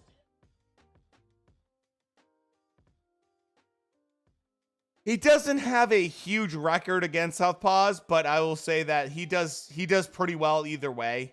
It's not like Southpaw's a huge thing. I will say I think that it does create some awkwardness for guys this young at 23, but oh god, yeah, if you're a ref during this fight, you're just like, let it go.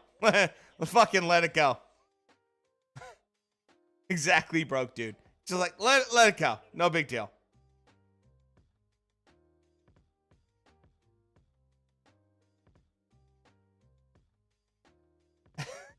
Get Ryan Garcia's getting ready to tweet.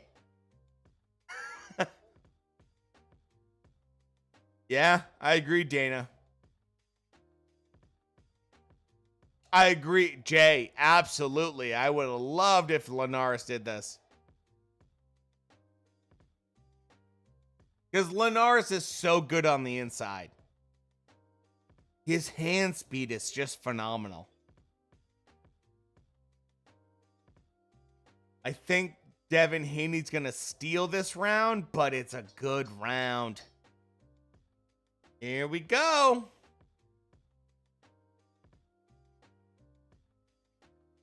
I think Haney gets that round.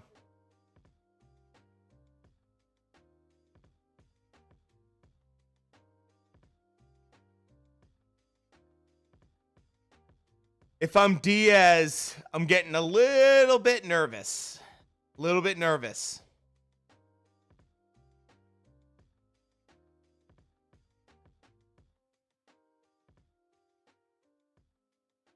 Because at this point, it's like you got to go for it.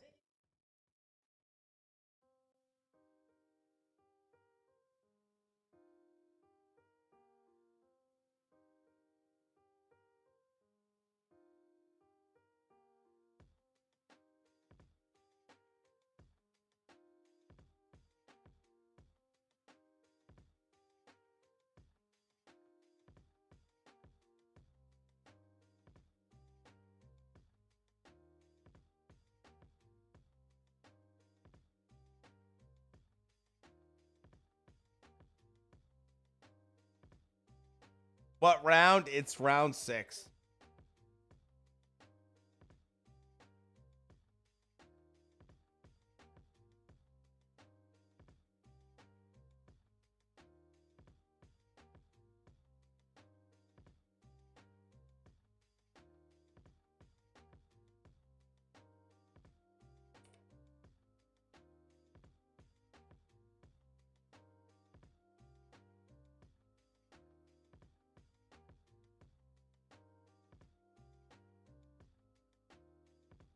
Dude, I just got to be honest. Devin Haney should absolutely... this is perfect.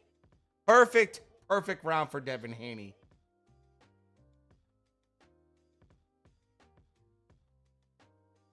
JoJo's trying to make it ugly. It should be ugly. Absolutely should be ugly. And if you're Haney, you got to keep cool, man.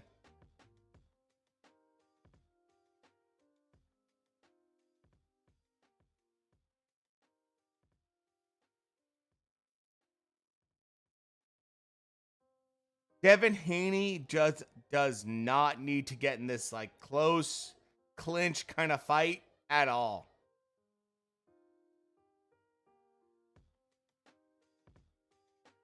Is it the most exciting boxing that you're gonna watch? No. Diaz has moments, but he can't control the round.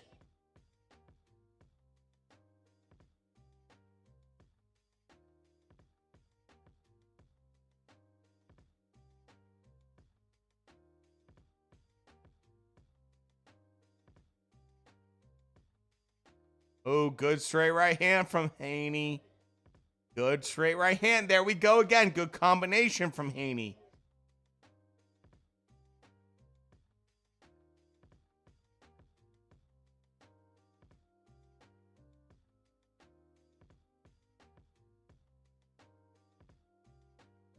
Yeah, his body shots are great. I mean, his punches in general are a little bit cleaner.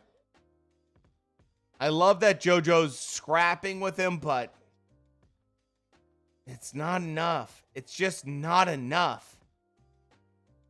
Right now, it's not enough.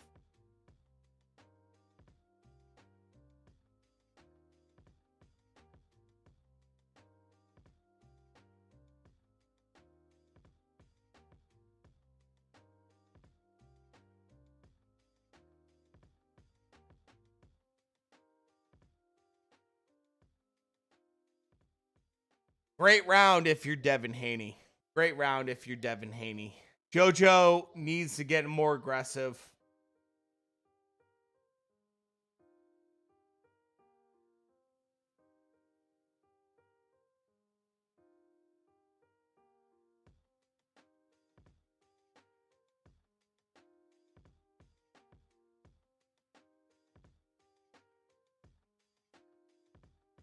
Nice little counter shot from Haney.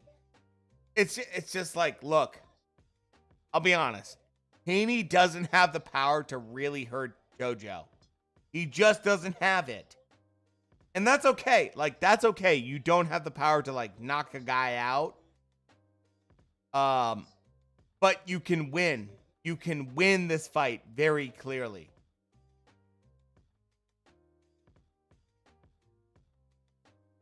Dana, absolutely. Absolutely, I agree with that.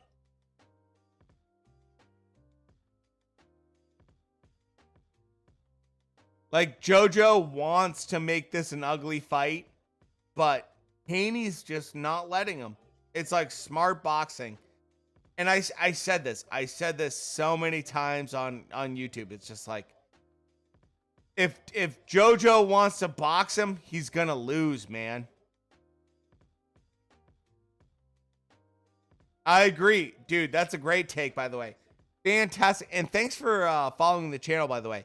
If he had power, most of his fights would be ending a lot sooner. And look, Haney could get power. That's one thing I've said so many times. Like, Haney's 23. He could have power. He can train towards it. He can build towards it. It's not like Haney doesn't have zero chance. He's going to be pillow-fisted for the rest of his life. He just doesn't have it right now at 23.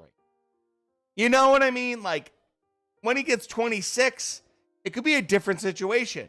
It could be a different situation. But for this fight, JoJo's going to try to make it absolutely miserable. Oh, big shot right there. Big left hand from JoJo. JoJo landed a good shot on Haney, but Haney's fighting back right now. I agree. He's definitely improving. Absolutely improving. Zombie, thanks for the follow. I appreciate that. The thing with Haney is that there's no better jab in the lightweight division. Like, Haney's just a phenomenal boxer, but he just doesn't have the power. And this is where, like, fights with Jojo DIAZ that should not be close are very close right now. If you're new to the channel, by the way, we do a live stream on Wednesday for boxing news. Friday, we do Classic Fight Night where we put like Ali versus Frazier and we put it on the screen. And then Saturday is always either boxing or UFC. Tomorrow, we're going to be watching Tank Davis. And on Saturday next week, we're going to be watching Lomachenko versus Comey. Fantastic fights. So make sure to subscribe to the channel or follow the channel and, yeah, be a part of the Discord.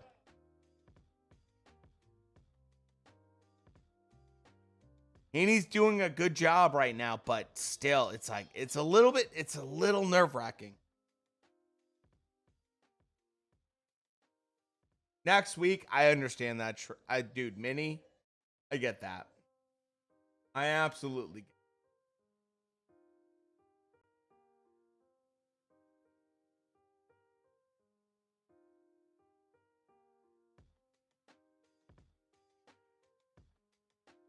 QB, thank you for the follow. Appreciate it.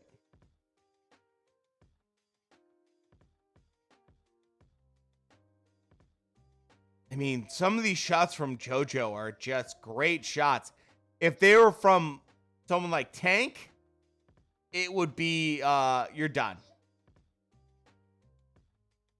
You're done.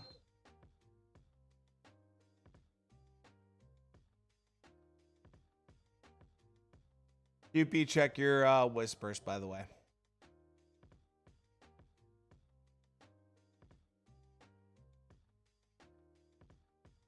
Yeah, exactly, Dana. JoJo lands 1. Haney lands 5. You know. Diaz starts the 7th with a hard right to the body. Left to the body of Haney.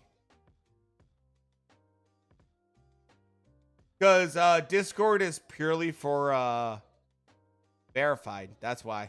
Zombie. We have a whole channel for fight links.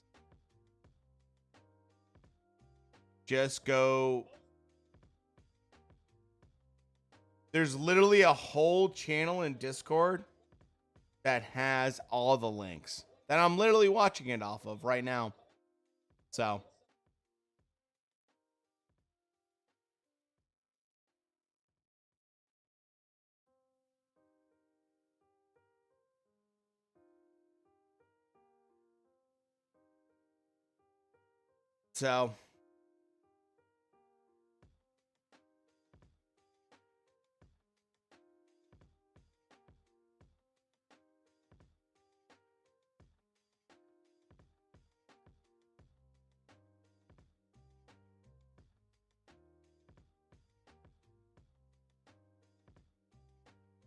Yeah, it literally says don't ask for links when you join. I know. People always will. They always will. It's sad, but true. And when I'm in the 8th round of 12, I just don't give a shit. Because you're not going to see anything different.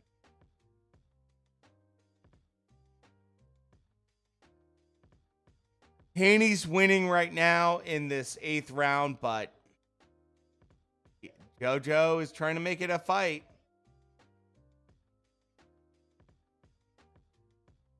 Go use the links. Otherwise, that's it.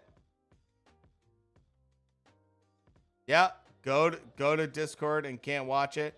Yeah, go to the link section we have inside it. So.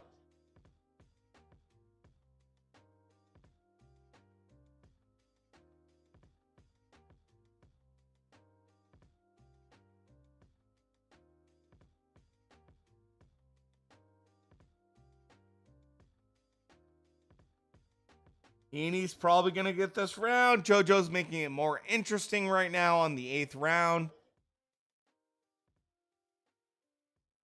Oh, good shot from JoJo.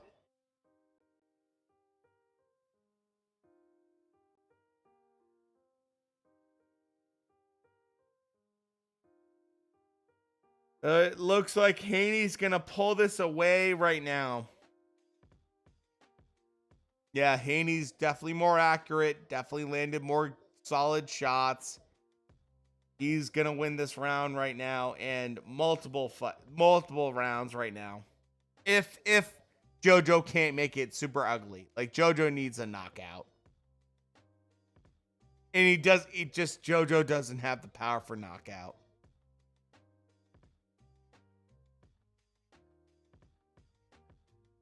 So, bad news right now.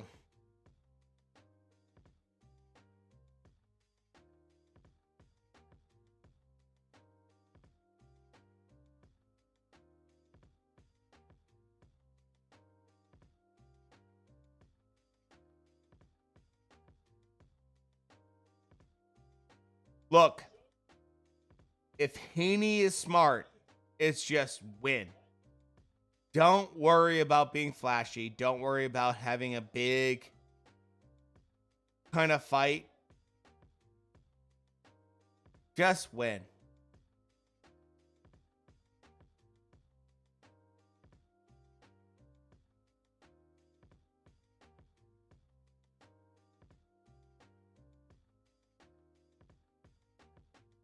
JoJo's doing a better job at the mid-range right now. But Haney is just too strong. Good punch combinations from Haney right now. JoJo just cannot deal with it.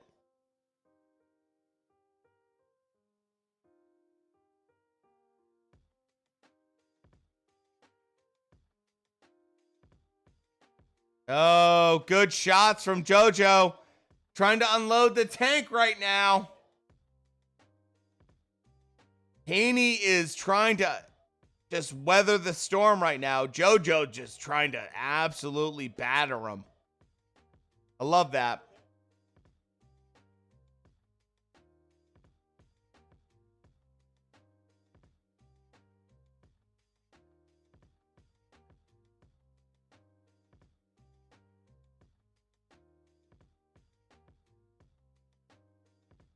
Good shot. Good straight right hand from Haney, but he eats a good one. Oh my God.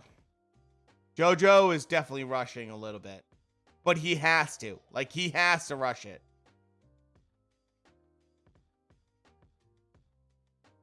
Haney's easily winning these rounds right now.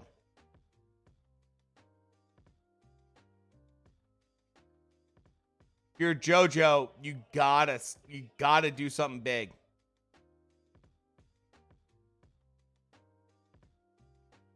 Oh, they all work, Za. I'm literally using them right now. I'm literally using the exact links right now. Yeah, they come up and then you go past them and then you watch. I'm literally watching the exact same links right now. I use them every single week. Everyone in this channel uses them every single week. They all work.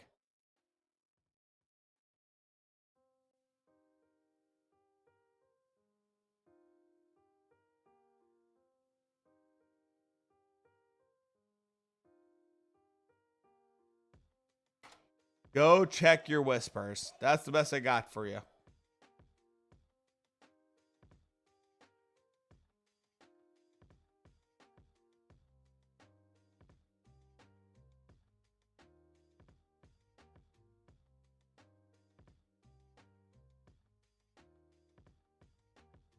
Uh-oh.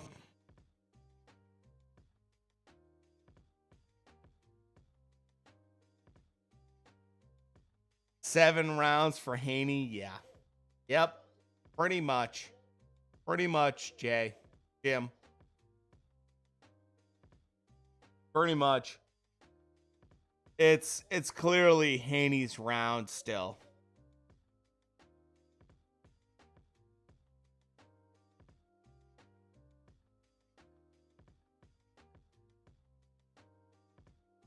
Dude, it's a little X. That's the best I can do for you. That's all I got for you. That's all I got for you.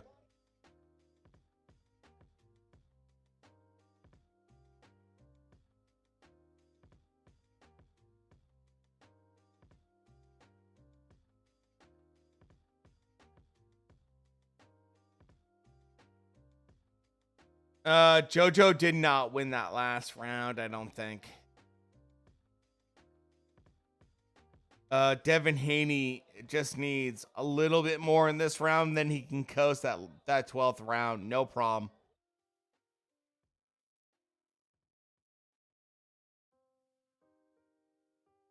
Yeah, pretty much. He controlled that distance. He's comfortably winning right now.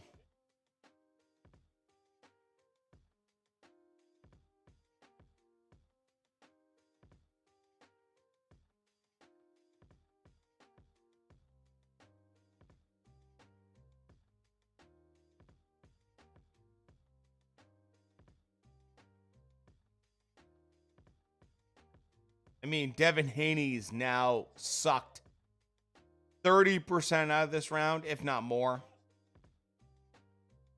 If you're JoJo, you got to go for broke. You got to go for broke, man. Haney should beat Shakur Stevenson, I think. But it'd be really good. It depends. Shakur Stevenson's hands are fast. They're really fucking fast. He could definitely get on the inside better. Shakur Stevenson's really fast in terms of his hand speed.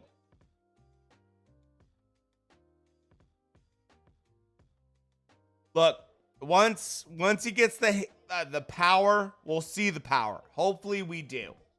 I agree with you that if he doesn't have it, but if he gets it eventually, like, yes, against Tank, he'll have a great chance against Tank. Absolutely agree with that, Blake. I mean, I couldn't agree more with that. Because, like, without it, it's a tough fight. It's a really tough fight. And it's nothing against Haney. Like, he's up for a good fight, but Tank has that, like, get out of free jail card with that, like, one punch power, man. Like, I hit you one time, you go to sleep. That's it. So, I know. Dude, 407, I know. You know, Lopez Sr.'s a joke. And it even shows how much more of a joke he is after this loss. Zero class. Triple G's almost 40 years old. And if he's smart, he has a couple big fights and then leaves and never comes back to boxing unless he wants to train someone. That's where he's at. Triple G is almost 40 years old. I believe he's 39 years old. He should be fighting in Japan this month, but he's not because of COVID restrictions in fucking Japan. So now he has no fight this December, and he's been out of the ring for a long time. You know, that's sad. I love Triple G, but I just don't want to see him take any more punishment, man. Like, I just don't want to see him just like get battered around the ring, you know? You know? I know Steve, COVID's just wreaked havoc for certain states. I mean, if Kambosos is going to think that he's going to get a fight in Australia, good fucking luck. And there you go, pizza. Same with me. Yeah, out for an entire year. That's a long time.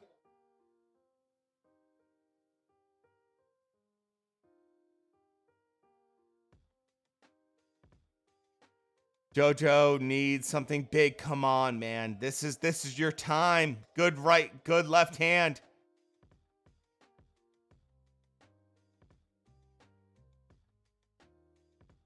This is a good show right now from DIAZ, but it's not enough.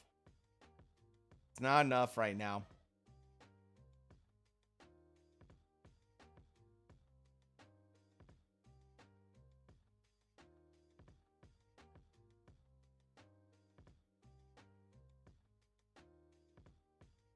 I agree, 407. Like, I don't want to see Triple G just get wrecked.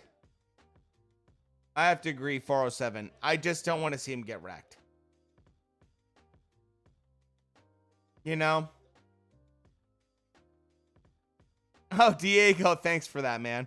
Yeah, by the way, we do live streams on Wednesday, Friday, and Saturday. Wednesday is boxing news. Friday is classic fight night, where we put the streams and the fights right on the screen. And then on Saturday, we always do whatever's going on with boxing or UFC, whichever's bigger. So right now it's been boxing pretty much every weekend, but I prefer boxing. I understand boxing more than UFC. And if you guys are interested, I might do a Patreon. So let me know. If you want a Patreon with exclusive content and all that stuff, I'd be more than happy to give it to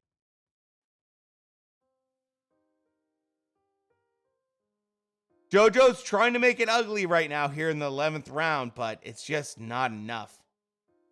It's just not enough. Thanks, Steve. I appreciate that, man.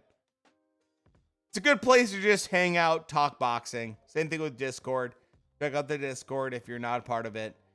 I just want people that want to chat about that stuff and have fun with it.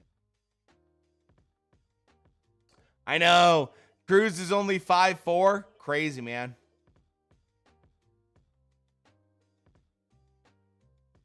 Yeah, I can help you Cash App it. I mean, I literally gave it to you for free. So, you don't need a VPN, man.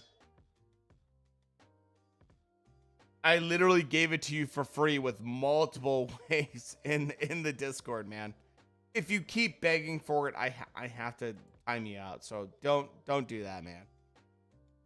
I don't want to. I know that you're looking for the fight and everything like that. I'm trying to help you out, man. What's the stream? You're watching the stream right now. It's all in the Discord in terms of links. We have everything in the Discord.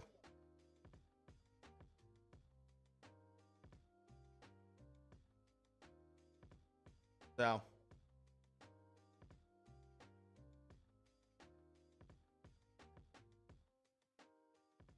No, you don't have to be on laptop or anything. I use all these links for like NFL and everything else. Like literally the exact same links you're using on your phone. I use all the time, every single week, every single fucking fight I want to watch and everything else. So I don't know, man. And people use it on iPhone, they use it on Android. No one has problems. JoJo's got to go crazy this 12th round. And Devin just knows he needs to just keep on the outside, do his thing, you know?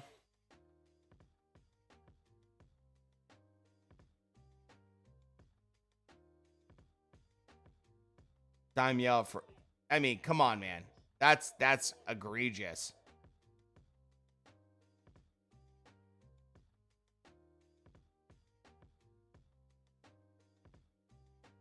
I don't give a fuck if you cash at me.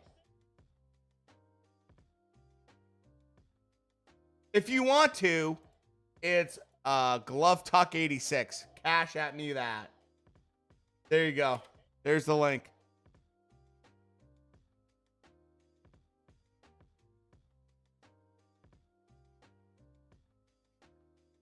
I guarantee you won't cash at me for that. I guarantee that. Even though I gave you the link, I guarantee you won't do that.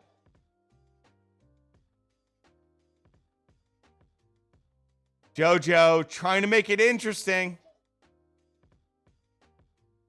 This is a classic case of like, just if you're Haney, just last.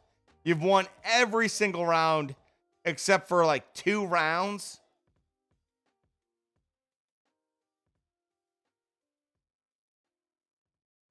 No, he won't. He won't 407. I know he won't. Oh, I'll cash app you. Yeah, sure you will. Sure you will.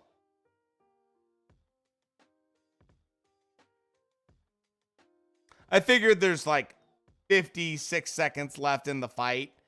You know what? Fuck it. I'll give you a link. Yeah. You know.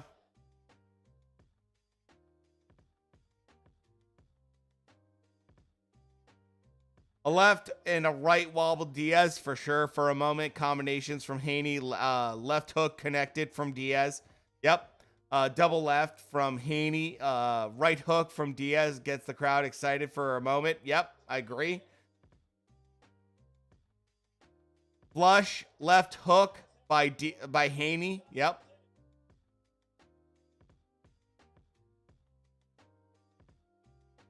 I mean, I sent it to your whispers, literally.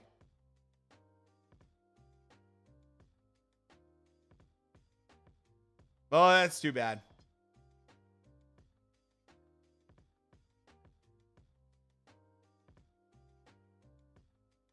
Yeah, I know. I predicted that. Diaz did not win.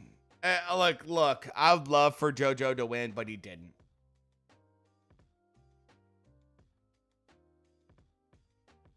Devin Haney's going to win. Look, all the people that are like, Devin Haney's going to win by knockout. I did. No, man. He just doesn't have the power right now. Like, he just doesn't have the power right now. Yeah. Like, fucking De La Hoya's all coked up. You won that fight. You fucking won that. You won that fight. I'm telling you right now, JoJo. No, you didn't. You won like 3 rounds max. Max, you won 3 rounds.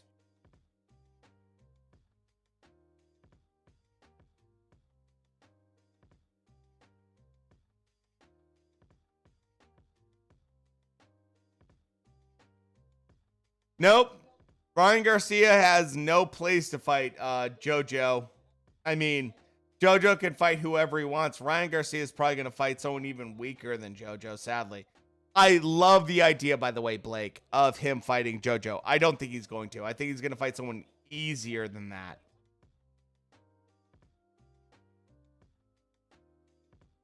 Oh, they're gonna. I mean, if they robbed him, that'd be brutal. Pizza. Yeah. De La Hoya is super recovered from COVID.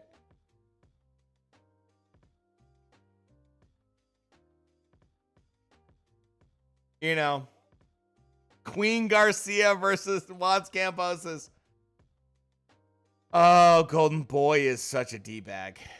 Yeah, no, look, it's not gonna happen. I'm just gonna be honest. JoJo's like did okay for a couple rounds max. Kambosos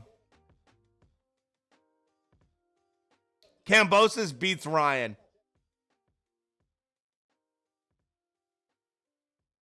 Ryan Garcia, especially being rusty, would not like that pressure from Kambosos. I would have said Ryan beforehand, but after seeing him handle Lopez, I'm going to lean towards Kambosos. Here we go. Yep, JoJo wanted to scrap. Absolutely. Yep.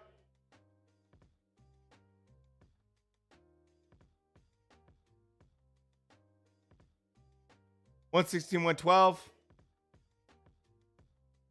This is so easy.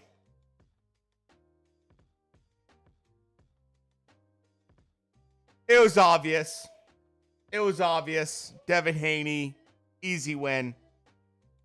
No question. No question. No question.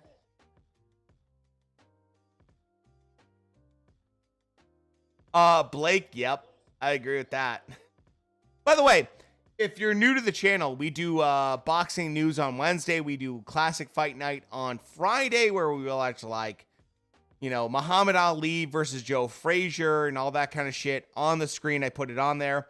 Wednesday night, it's always boxing or UFC. We always talk that stuff. So make sure you subscribe or follow the channel, depending on what platform you're on. If you're on Twitch right now, I'm going to just tell you this.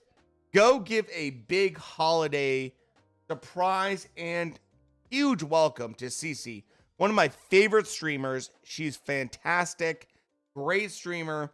Go say hi to her.